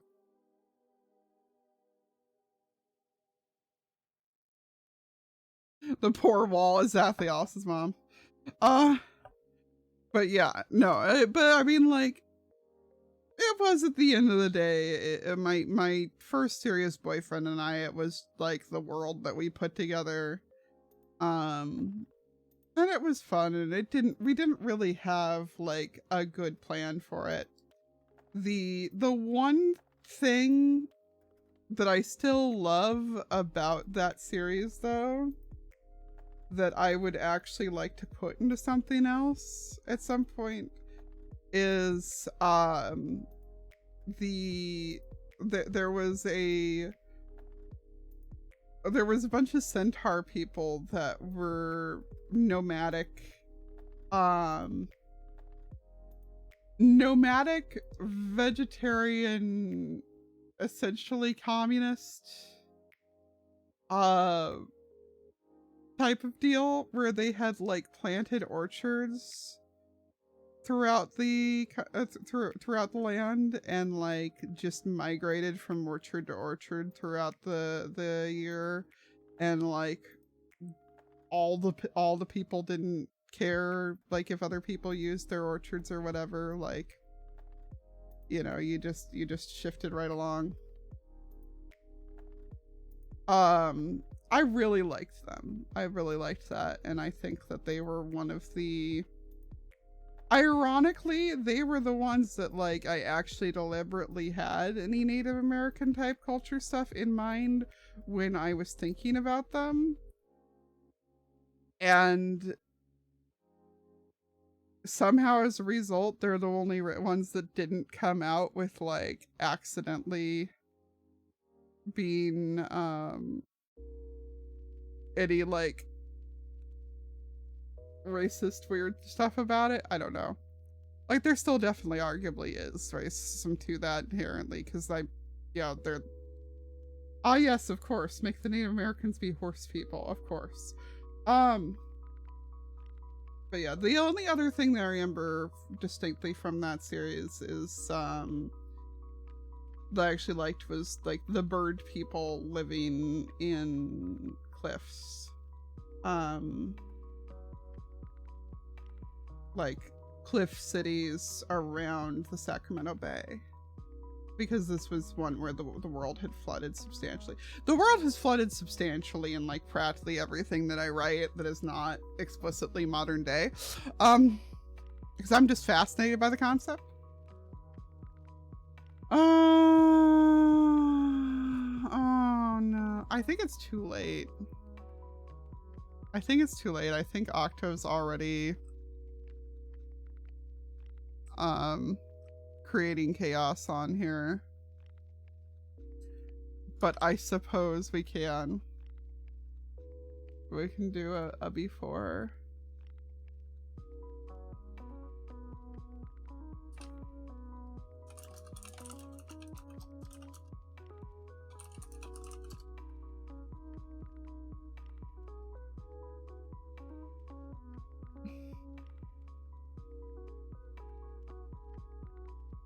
Oh my god.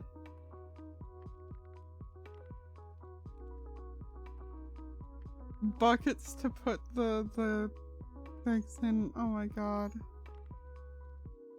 There's so many cute things in here. Oh my god. Angry little ball of thorny hate. Oh no, this looks like I would be too powerful with this.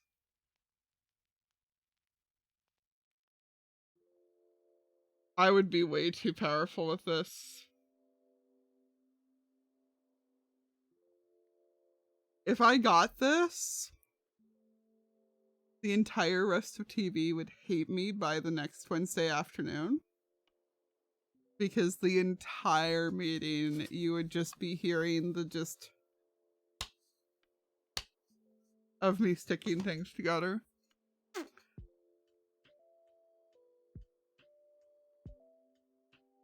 Oh no, executive fidget toy. Like, we'll do the actual,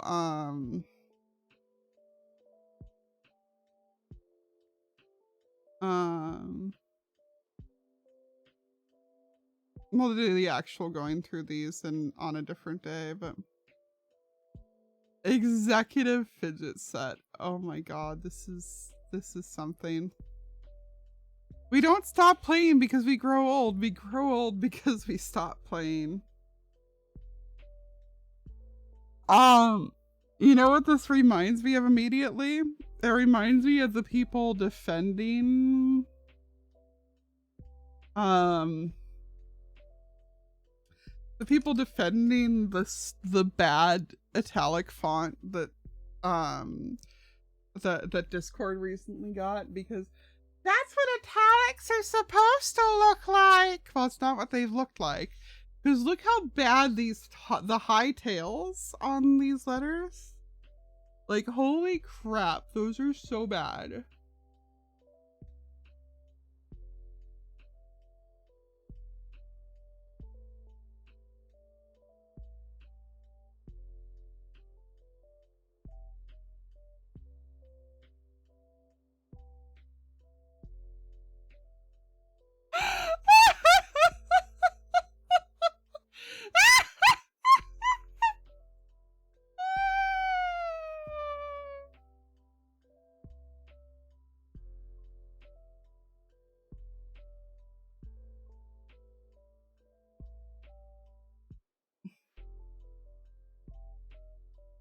See, I'm trying over. So, as an example, Kita, take the word fright. Type the word fright in on Discord, both as regular and italics. And look at the fact that the F suddenly goes under. Which is, like, on its own, okay, you know, you can work around that. But the G goes from being a curly Q G to just a regular JG. And it's so bad. And it's so distracting. And it makes the letters, like, more compacted also. Until about 2 or 3 months ago, Discord's italic font was actually just the regular font, but like put through a slant filter. There's some other word for it. I don't remember what the word for it is.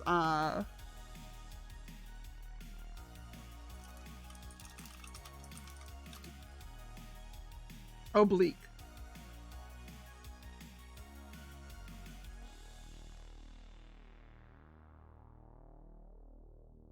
Oblique.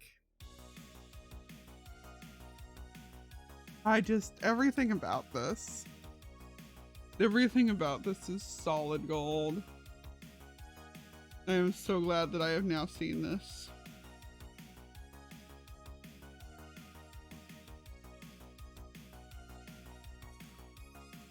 Yeah, and that's the thing too, is that it's just jarring.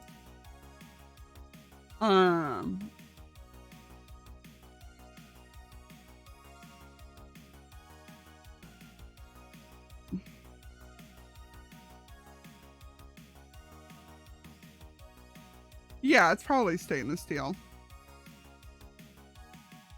Everything about this is like so unnecessary and like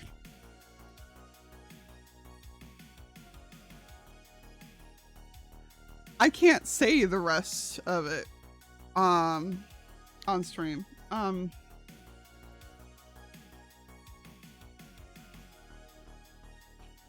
That said, we are approving the glow squid right this second because it has lights.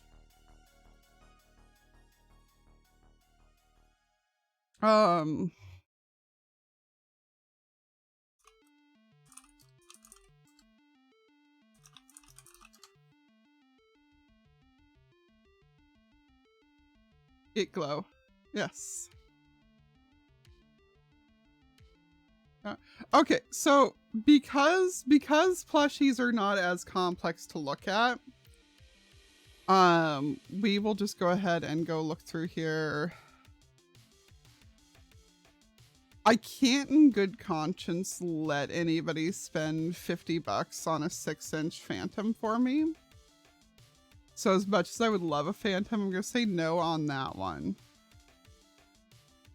I'm sure it's only that expensive because it's a discontinued or whatever, but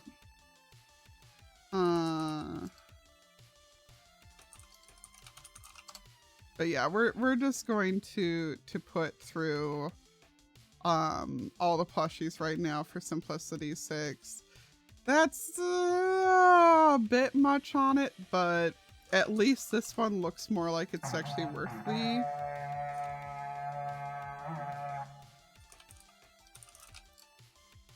decoration. Hello, Strange's Universe. Welcome on in. Thank you for that raid. How you doing? I take it you know this person's face.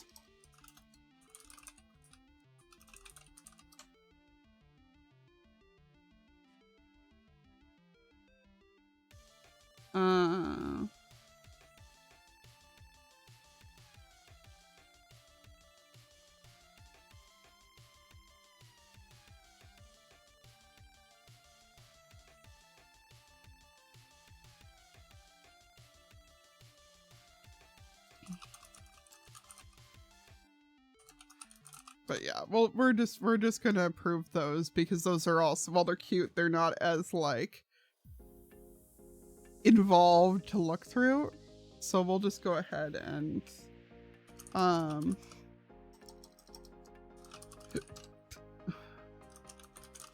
these are adorable too. I don't know what the hell's going on here.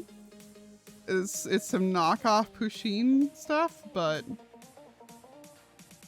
everything else is enough. Well, is this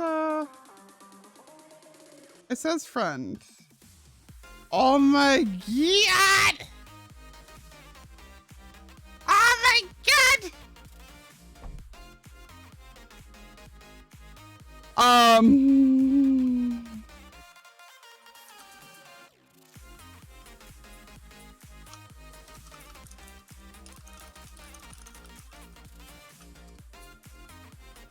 I just sent that link to Zloy and said, I know you know Pix's address. Make this happen.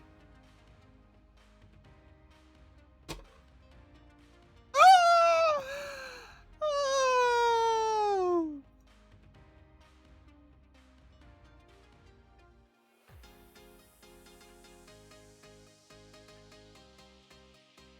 Yeah, we'll leave it for right now since it's out of stock, so it's gonna have the error on it, but I like the friends.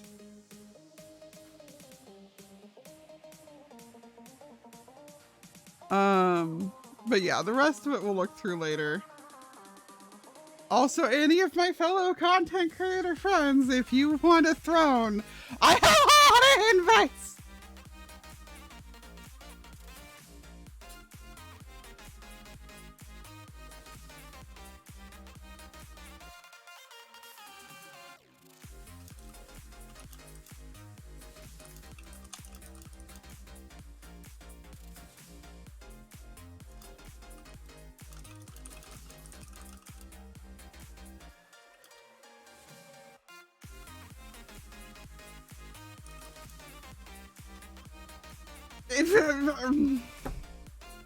So he just hands me Pix's address on the spot, and I'm like, gee, thanks, don't do that.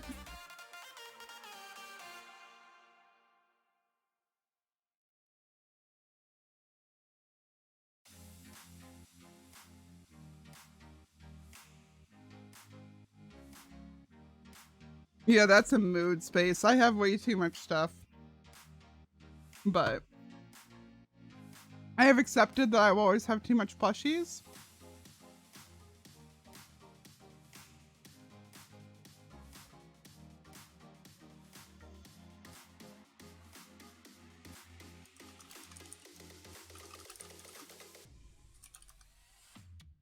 But cool, okay. Well, if it comes back in stock, then that Warden plush just apparently became Pix's late company birthday gift.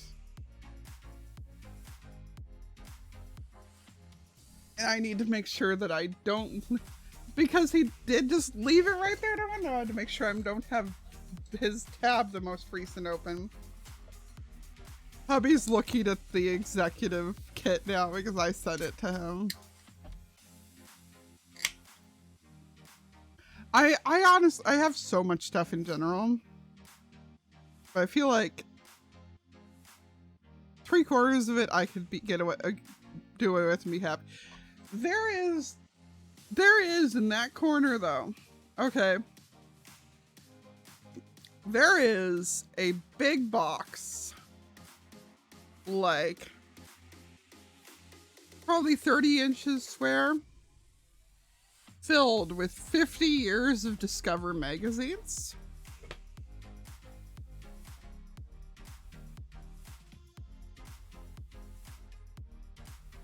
Actually, no, it's 25 years of Discover magazines. 50 is the National Geographics. We have over 50 years of National Geographic somewhere. And 25 years of Discover magazine.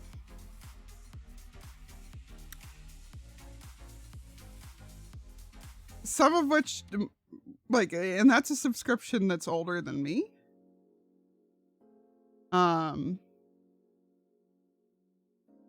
Sadly, Discover magazine went to absolute shit at some point in time, so I stopped subscribing to it, but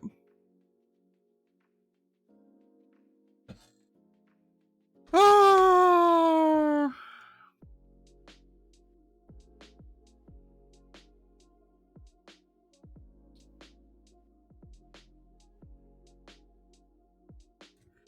so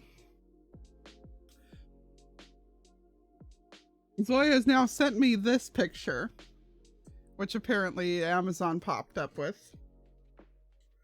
And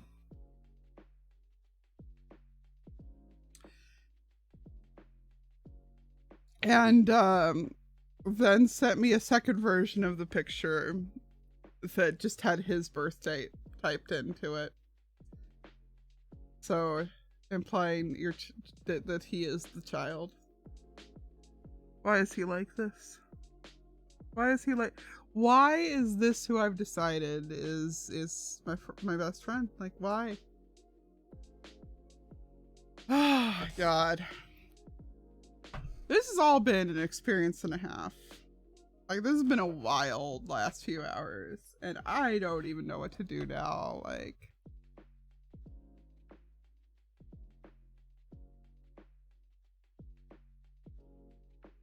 I don't know.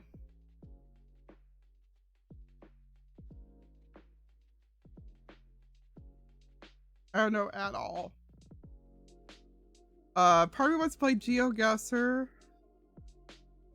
Part of me wants to just keep chattering and get y'all to ask me questions about the stories more.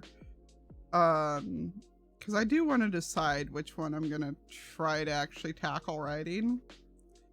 Part of me wants to, because I do still have the first level of Hitman on this computer, and part of me wants to pull that out and play that.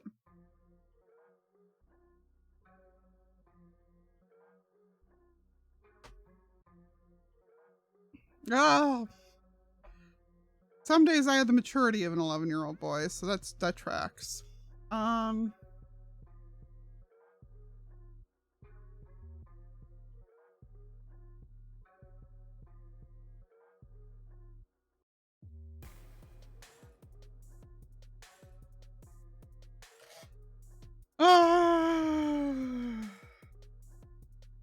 Yeah, no.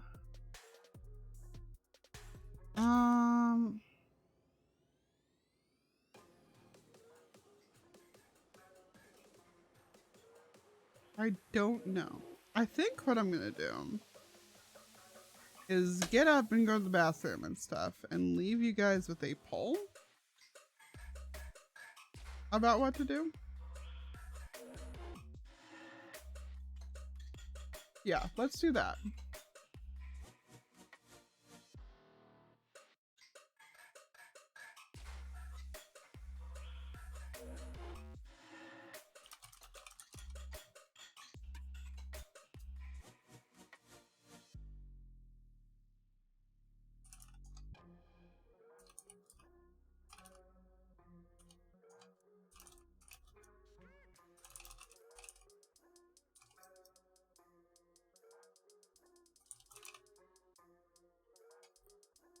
Um,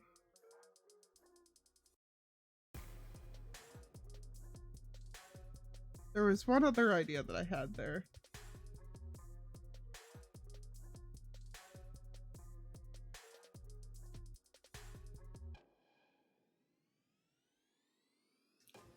Just realized Al never showed up for any of this.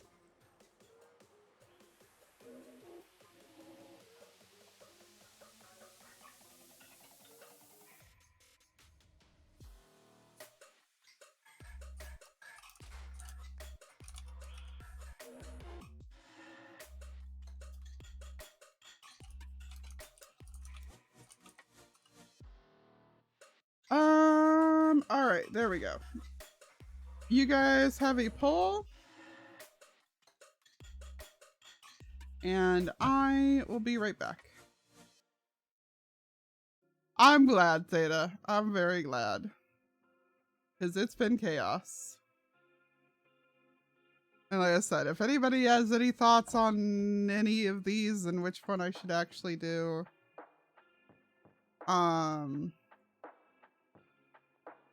let me know.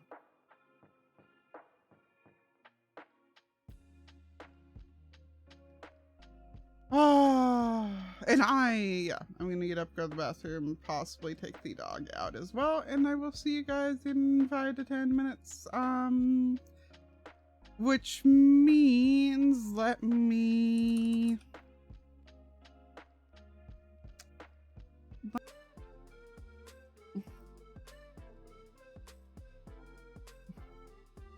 No E. Ron did the same thing. We'll skip out of there.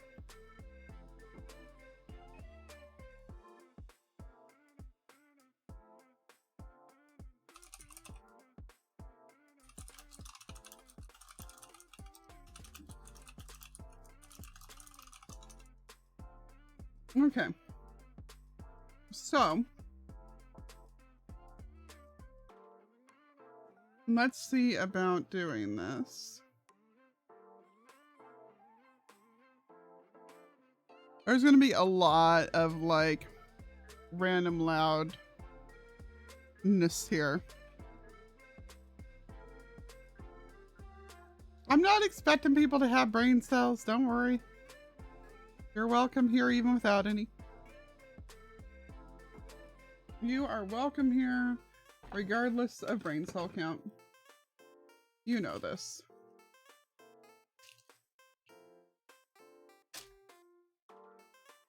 Brain cells not included.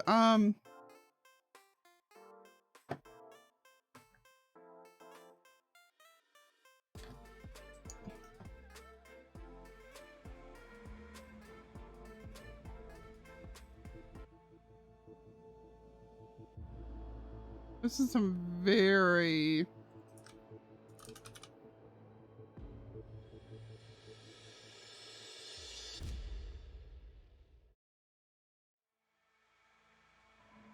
I don't know, man. I don't know which one I'm technically playing. Da-da-da-da-ba-bum.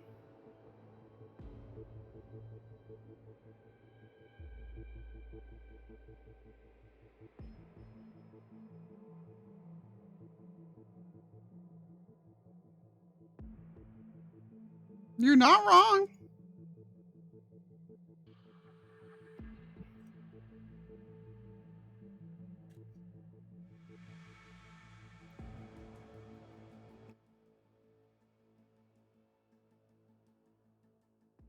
Okay, so we need to fiddle with some settings.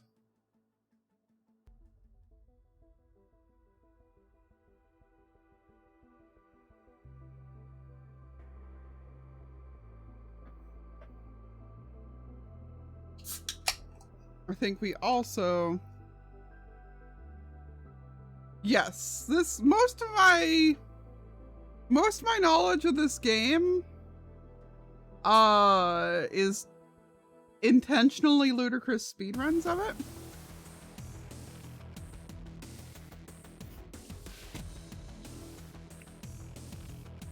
But it is I mean, you guys have seen how I play Horizon for the most part. I'm very much stealth.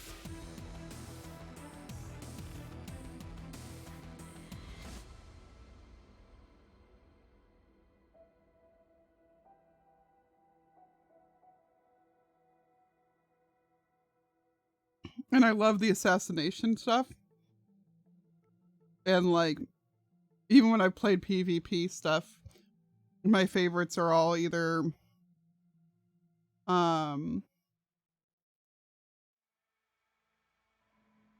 like knee to the face type stuff, or like I either want linebacker tackle or I want like stab you from behind.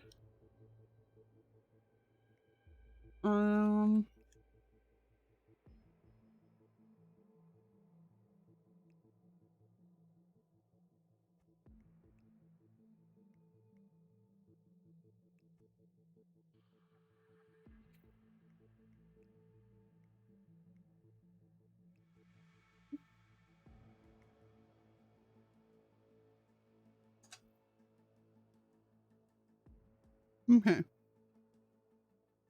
There.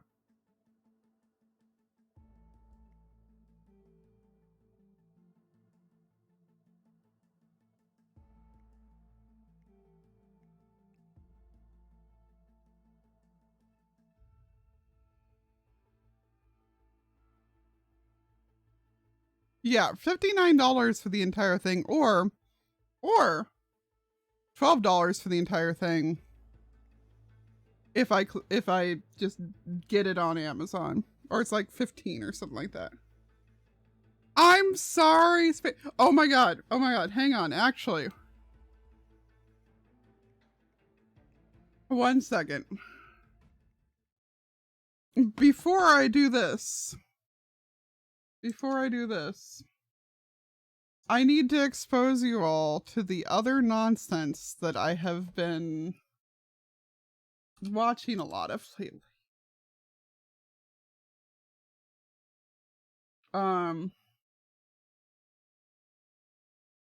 And I completely refuse to apologize for it. I think I showed a couple of you this yesterday.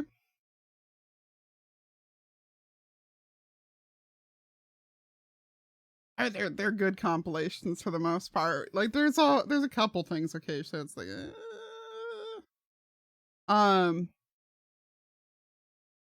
so yes, chess simp. 100 rated chess, but every move you make must share a letter or number with the previous move. I'm just spouting these memes constantly. I have a plan. We get a 188 from Russia, and as I've mentioned before, chess.com censored the Russian flag due to the Ukraine war. E4, E5. For those of you who can't understand the challenge, my last move was E5, which means my next move has to consist an E or a 5, like knight E7, D5, queen E7, or you get the idea. Knight F3. Aha. Now queen E7 is the only move that can protect my E-pawn, and I don't like that at all, therefore, D5. This is called the elephant gambit, and as you have guessed, I know nothing about this thing. E takes D4. I And really as want you to have play guessed, I know a e4, thing about but this since thing. my last move was d5, e4 shares no letter with d5, so I guess queen takes d5. b3. c5. Let's be hyper aggressive. Bishop c4. Aha. It's time to execute the plan that I had before the game begins. Now I need to move my queen to a square that has either a c or a 5, and the only square is queen c6. I don't care about c5. That chess, forks my period. queen and my f7 pawn, but actually, I think that is a bad move. Queen takes g2. Oh, wait.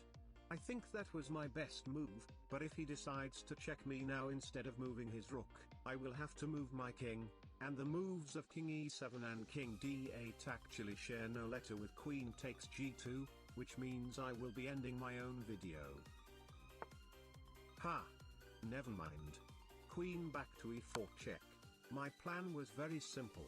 I think it would be hard to just develop and play the game normally if I have to follow the rules, therefore, I need a piece that is strong enough to be moved over and over again, and as you may have guessed, it's the queen, because every time I move my queen, they all share the same word, of woman. Queen e2. Aha. Now queen takes c2 is the best move, but if I trade queens, that will ruin my plan of moving the queen for the entire game, and I believe that I won't be able to last long if my queen dies either. Therefore, queen takes c2. Okay, I obviously know that was a really bad move, but based on my experience from playing against the 100 rated players, there is a big chance that he will play queen d1. I'm hoping he's going to do more of the memes they do a lot of. Ha! I told you so. Queen back to e4. Queen back to e2. Queen back to c2. Queen back to d1. Queen back to e4 again. Queen back to e2 again.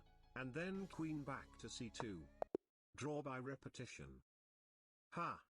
Mission accomplished. This one didn't have any of the good memes. Damn it.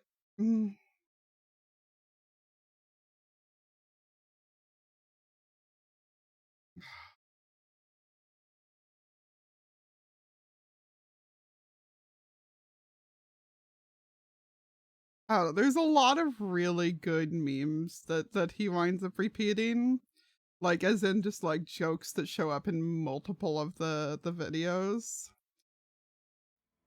But he didn't even say very aggressive in that one. Very aggressive was always is my favorite that he'll say. Yeah, see, I'm very about chess. Like I just don't I enjoy it, but I don't claim to be good at it by any means. There.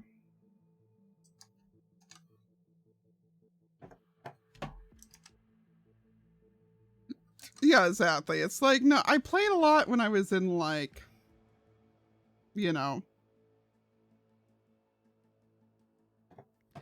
How did that happen? How did it wind up?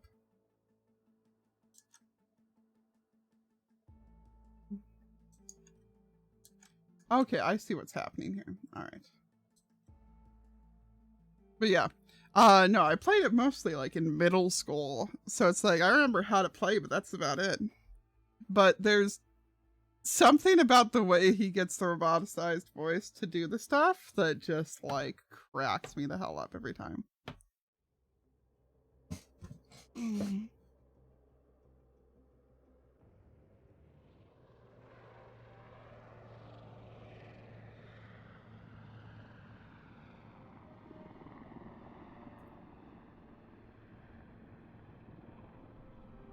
Oh, it's 1999?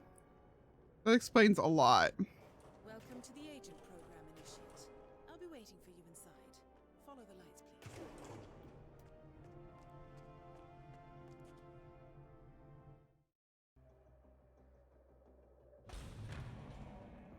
Yes, it cracks me up.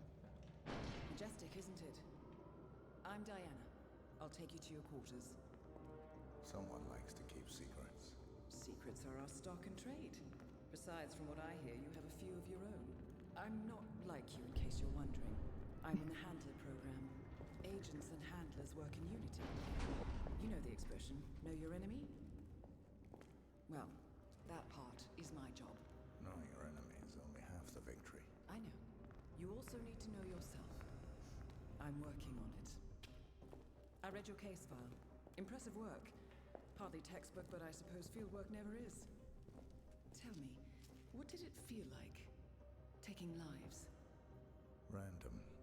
Disordered. Is that why you came here? Why you let us test you? Maybe I'm not the only one being tested.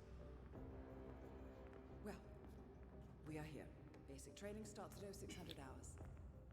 I should leave you to prepare.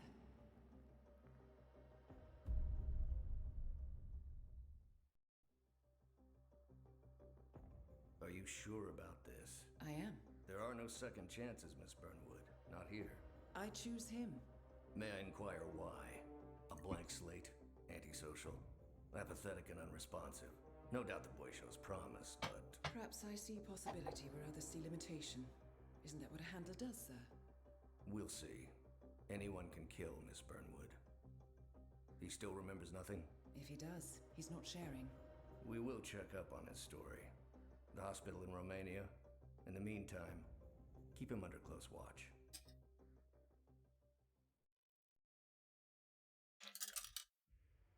Welcome to Advanced Mission Training. This operation originally took place in Sydney. The target was Calvin Ritter, infamous cat burglar, also known as the Sparrow.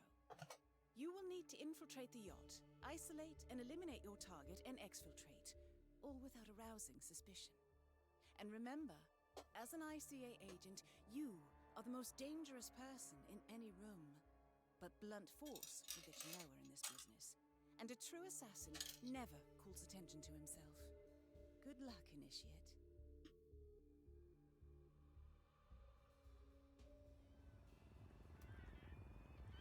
As previous tests have established, you exhibit an unusual level of enhanced sensory perception. Use your instinct now to sense the position and movement of people around you and identify your target.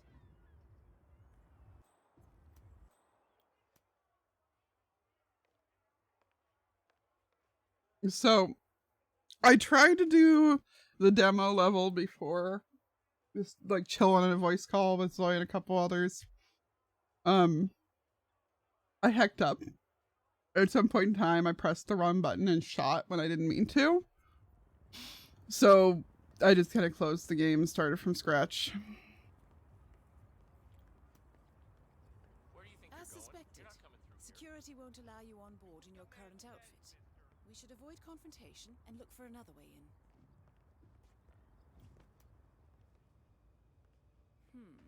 That mechanic is in your way. Sneak up and subdue him quietly.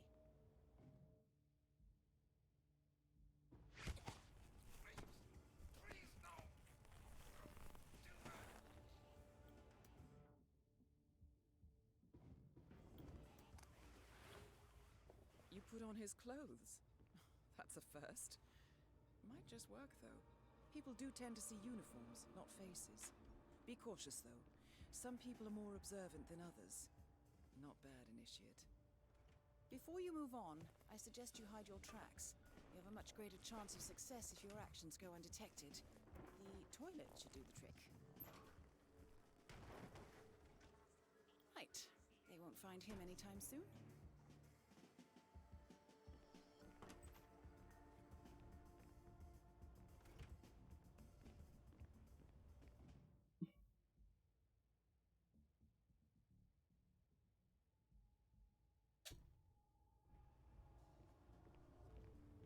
The worst part is it's telling me the Xbox buttons, but I've got a PlayStation controller. Just act normal. Have a nice day. Hold on. That mechanic with his back turned? He's what we call an enforcer. He knows his crew and he'll see right through your disguise, so stay out of his line of sight.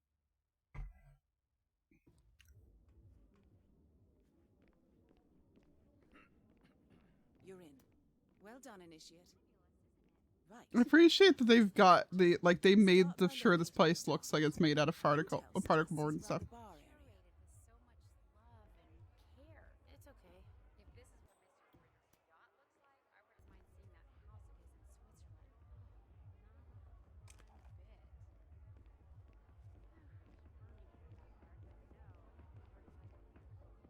Spherical? What? That is your target, Mr. Ritter. Unfortunately, the place is crawling with witnesses. I suggest you follow him, see if you can't isolate him. I must say, truly impressive times. It's a lot coming from you, Terry. But newspaper publishing was never more than a launchpad. I plan to build Cross Holdings into a global media empire. You know the expression that it's better to be a big fish in a small pond than little fish. To be expected. Ritter's private deck is off limits for mechanics. If assimilation is the name of your game, you'll need a better disguise.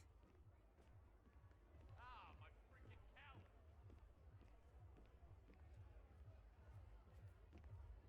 Disguise as a yacht crew member. Okay.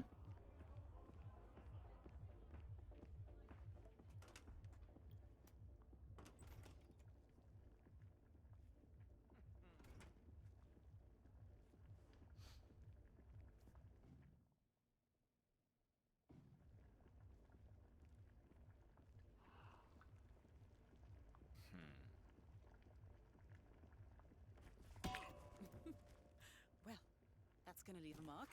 Good thing we Oops. have insurance.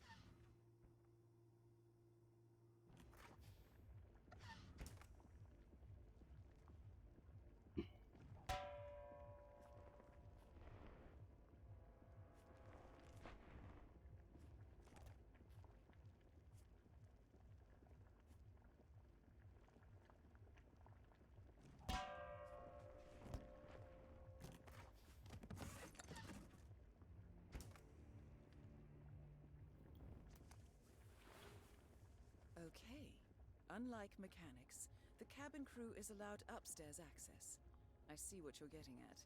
Very unorthodox. I like it. You're the one who told me to go ahead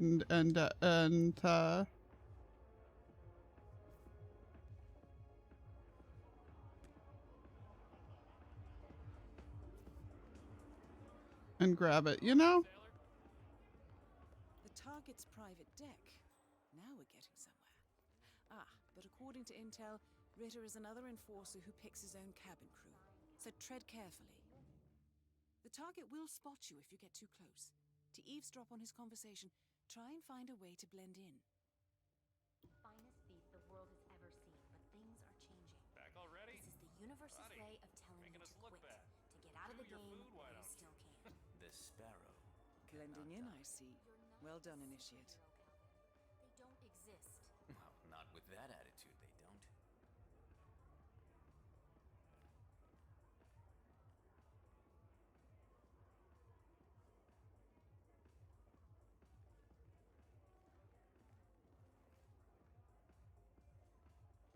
Can I just Mr.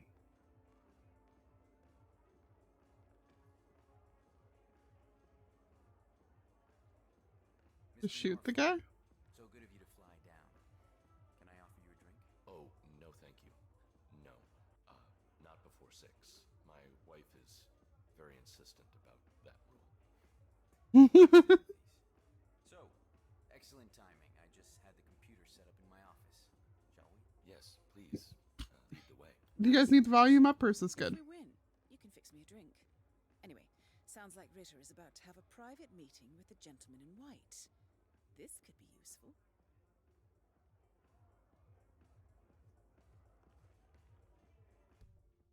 Um,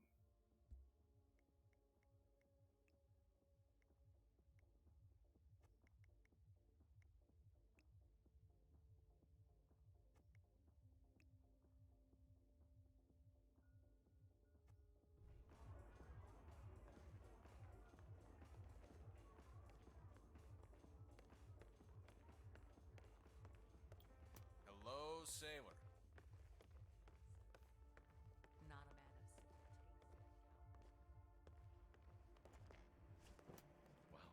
So you got the blueprints. Most impressive. People get what they pay for, Mr. Norfolk, and you paid for the best. Here, I'll pull the files for you. Not my usual scene technology. Most of my clients are art collectors.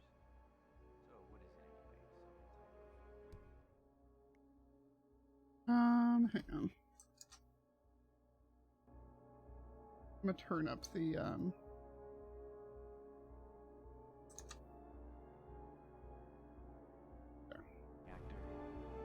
I turned it up over on OBS itself. Any second now. 50 years ahead of its time.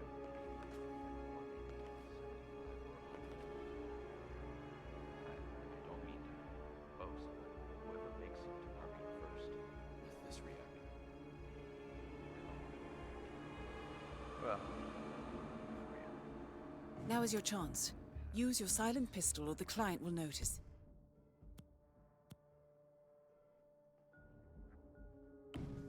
hold on. I'm thinking. Could be your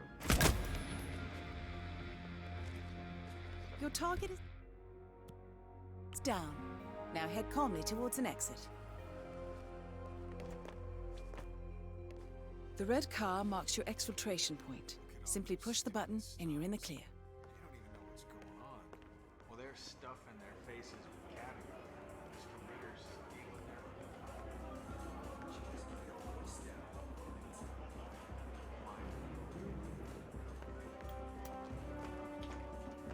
Just casually walking out, you know. Hello, sir.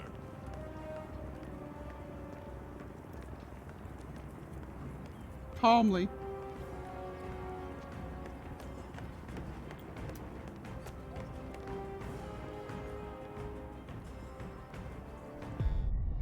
Advanced mission training complete.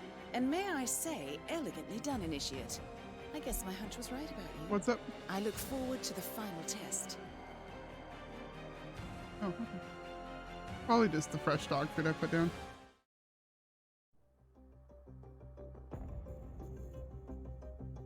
How did you know?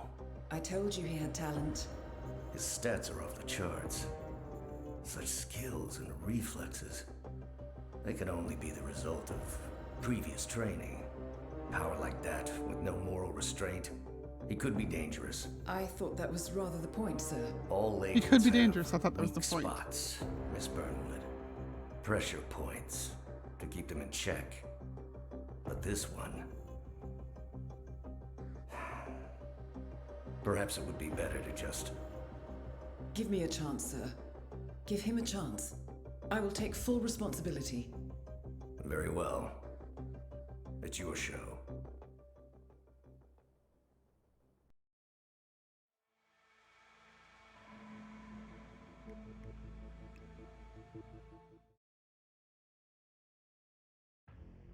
The final test is based on an authentic 1979 mission, the high point of Training Director Soda's career as an active agent.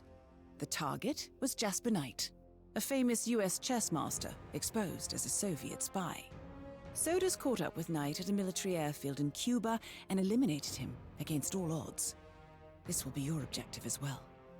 Now listen carefully. ICA exams aren't normally this difficult. Not only was the airfield a virtual fortress, but he even added additional guards. Sodas wants you to fail. He considers you a threat, and this way, See you, Bond. your unfortunate exit from the program won't raise any eyebrows.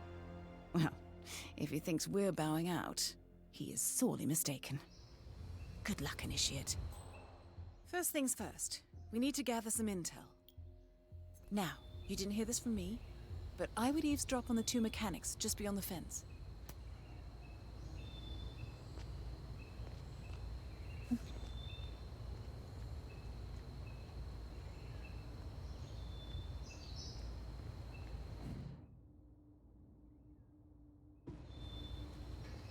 Did you print out the safety protocol for the jet? It's on the clipboard. Look, we really have to do this. Things considered. We're putting a pasty-faced egghead inside a Mach 3 fighter jet. Yeah, I kinda think we do. I get it. Safety first and all that. I don't care which one of you does it, it's mandatory. Just tick the box and get it done.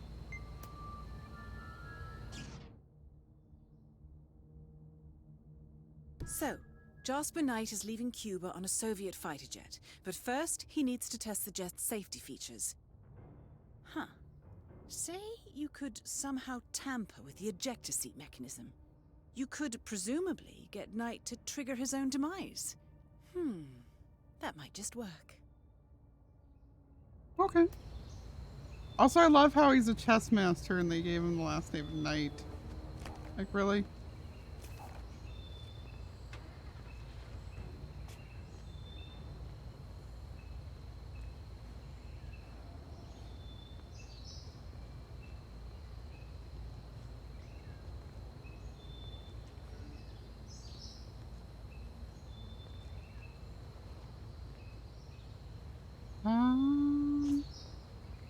Oh, is it calling that the way through?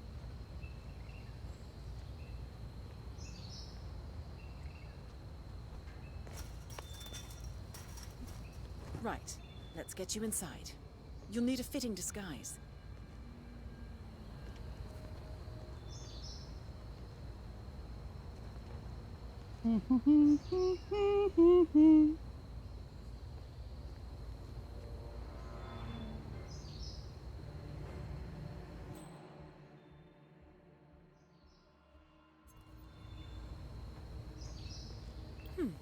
A guard uniform should do nicely, but you'll need to draw him out and isolate him.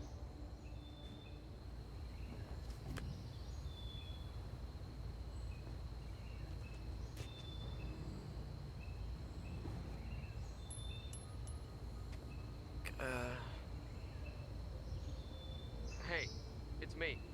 I just heard something suspicious. Good. He's distracted. Now's your chance.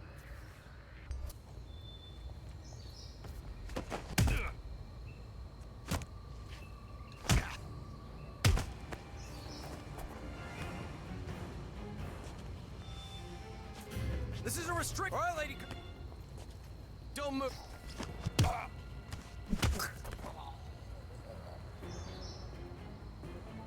my god. I'm so bad at the combat because I don't know what buttons I'm actually supposed to be pressing.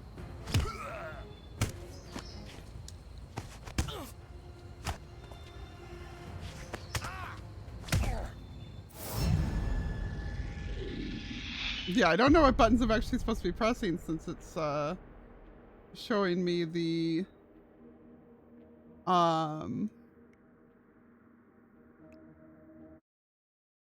Xbox controls. He's distracted.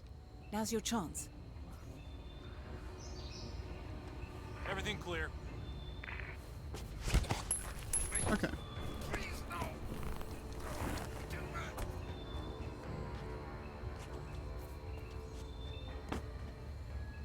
And they say cash is obsolete. So, this uniform should provide access to the hangar. Good job, Initiate.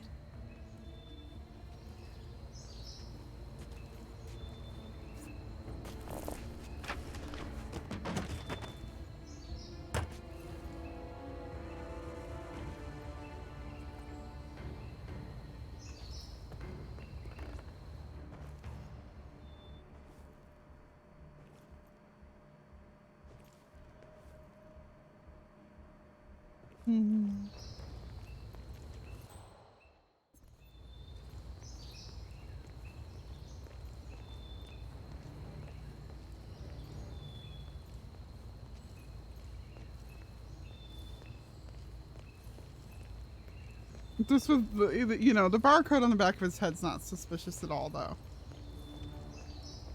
Keep all troublemakers out of here, huh? The man is like a sitting duck, staying in Cuba. It's only a matter of time before Langley catches up with him. If I was Knight, I'd be long gone. That was the plan. Then Knight Hey, pulled a Seraphira. fast one. Now he wants his girlfriend to go with him across the curtain. Naturally, Kremlin says no. Wasn't part of the agreement. It's an Knight says he's assassination got game. documents on the other Soviet spies in the U.S. Documents that'll leak into the wrong hands in case anything happens to him or his girlfriend.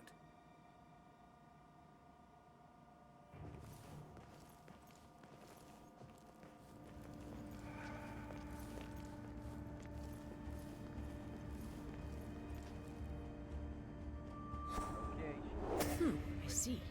In order to make adjustments to the jet and perform the role of safety inspector, you're going to need a mechanic's disguise.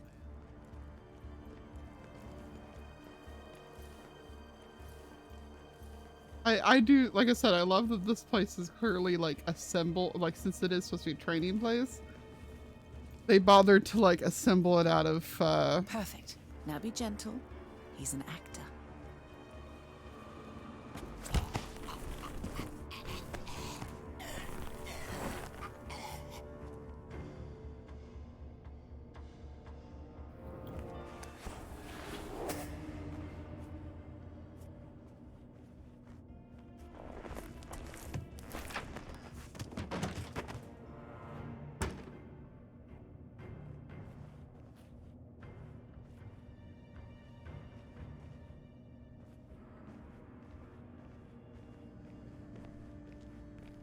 investigate the ejector seat panel. All right.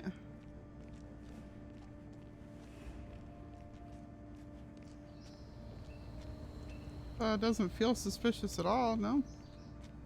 Right. You know? Now to set the trap. The ejector seat mechanism has been disabled. You may need a tool to re-enable it. Cool. Oh, was there one right there?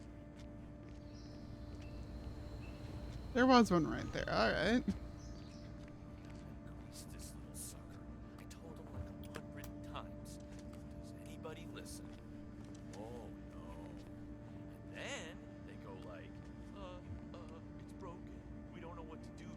Pablo, where are you, Pablo? Get your ass over here, Pablo. And now, to confront your target. Knight's office should be somewhere on the first floor. Well done, Initiate.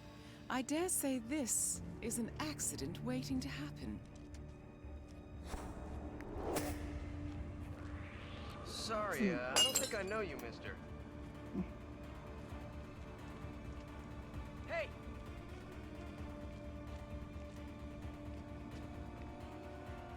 Hey, asshole! Yeah, I snuck a peek, so shoot me.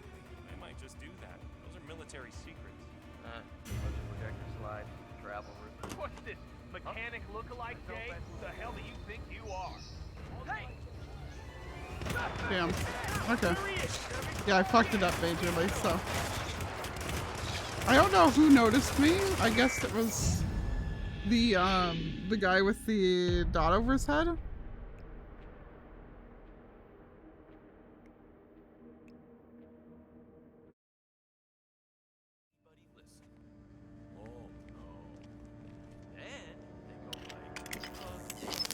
And now, to confront your target.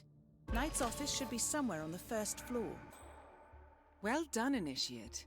I dare say this is an accident waiting to happen.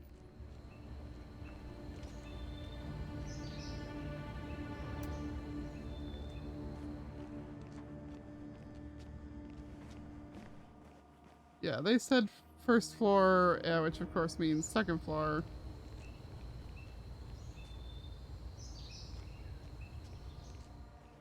How's the mechanic today?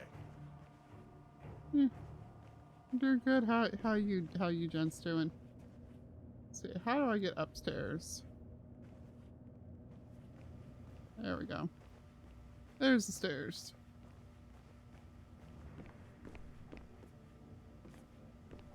Mr. Mechanic, what's up? Mr. Mechanic.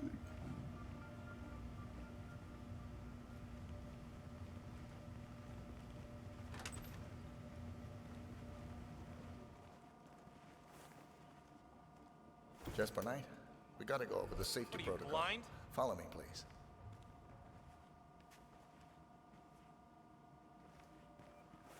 Where I come from, a bump on the shoulder means you want your ass kicked.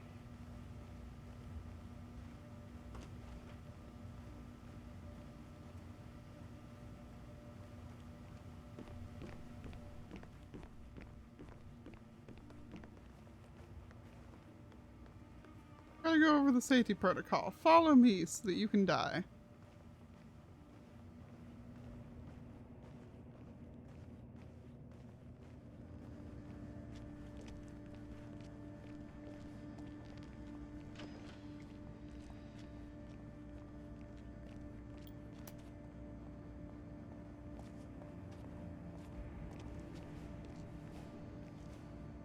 Okay, Mr. Knight. Climb in the cockpit, please.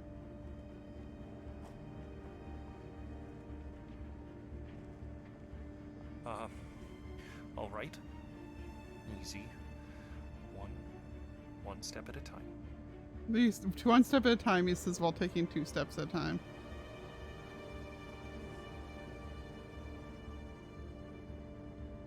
Step 1. Strap yourself in.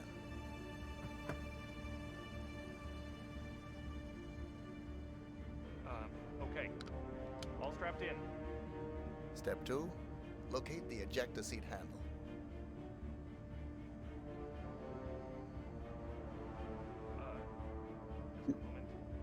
Yes, found it. Step 3. Pull the ejector seat handle. Right. Here it goes. Pull.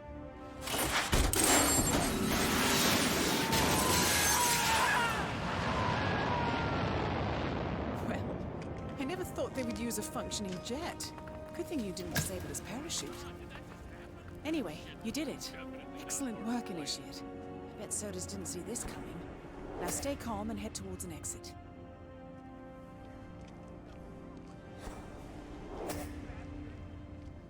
I like how everybody's just really calm about the fact that that just happened.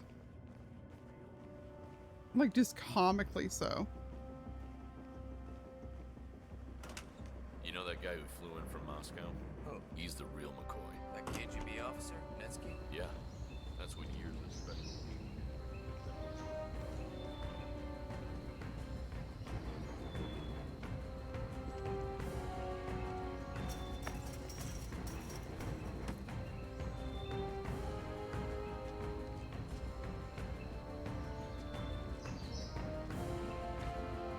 Whee!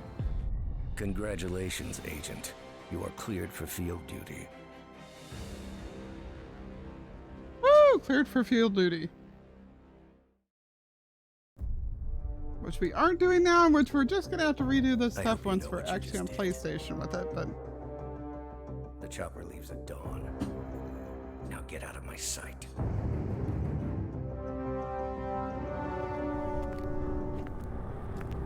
So what happens now? You go back into the world, disappear, stay on your own and on the move. When we need you, we will contact you. And Sodas? He played his hand, and he lost. He cannot touch us now. Still, I can't believe we beat him at his own game. If you know your enemy. Quite right. I should tell you, the trail went dead after Romania. Our team found no records of any kind. No name, nothing. I think they called me 47. That's not a name. So make it one. All right.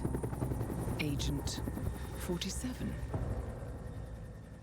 that's not a name. Best assassination game ever written. We will see.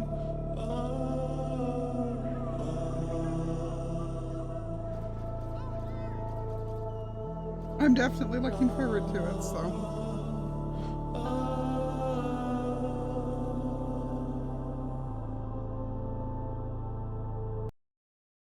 Anyway, like I said, now that I found out that it's super cheap for PlayStation, I'm just gonna get it there instead of buying it all via Steam.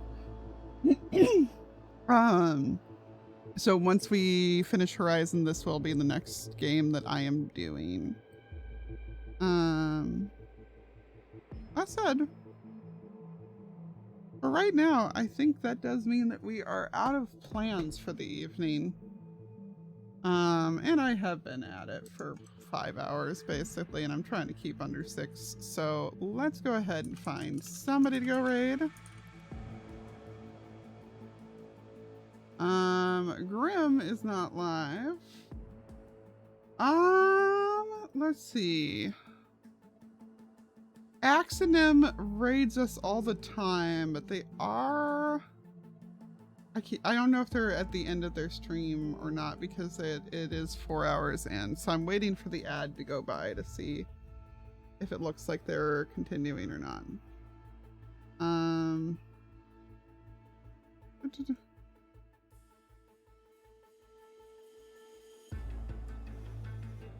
Shouldn't be a big deal, though. He's thinking very, very seriously about some redstone. So let's go ahead and head on over there. Everybody giving them a panic. Oops. Nope, that was supposed to be raid.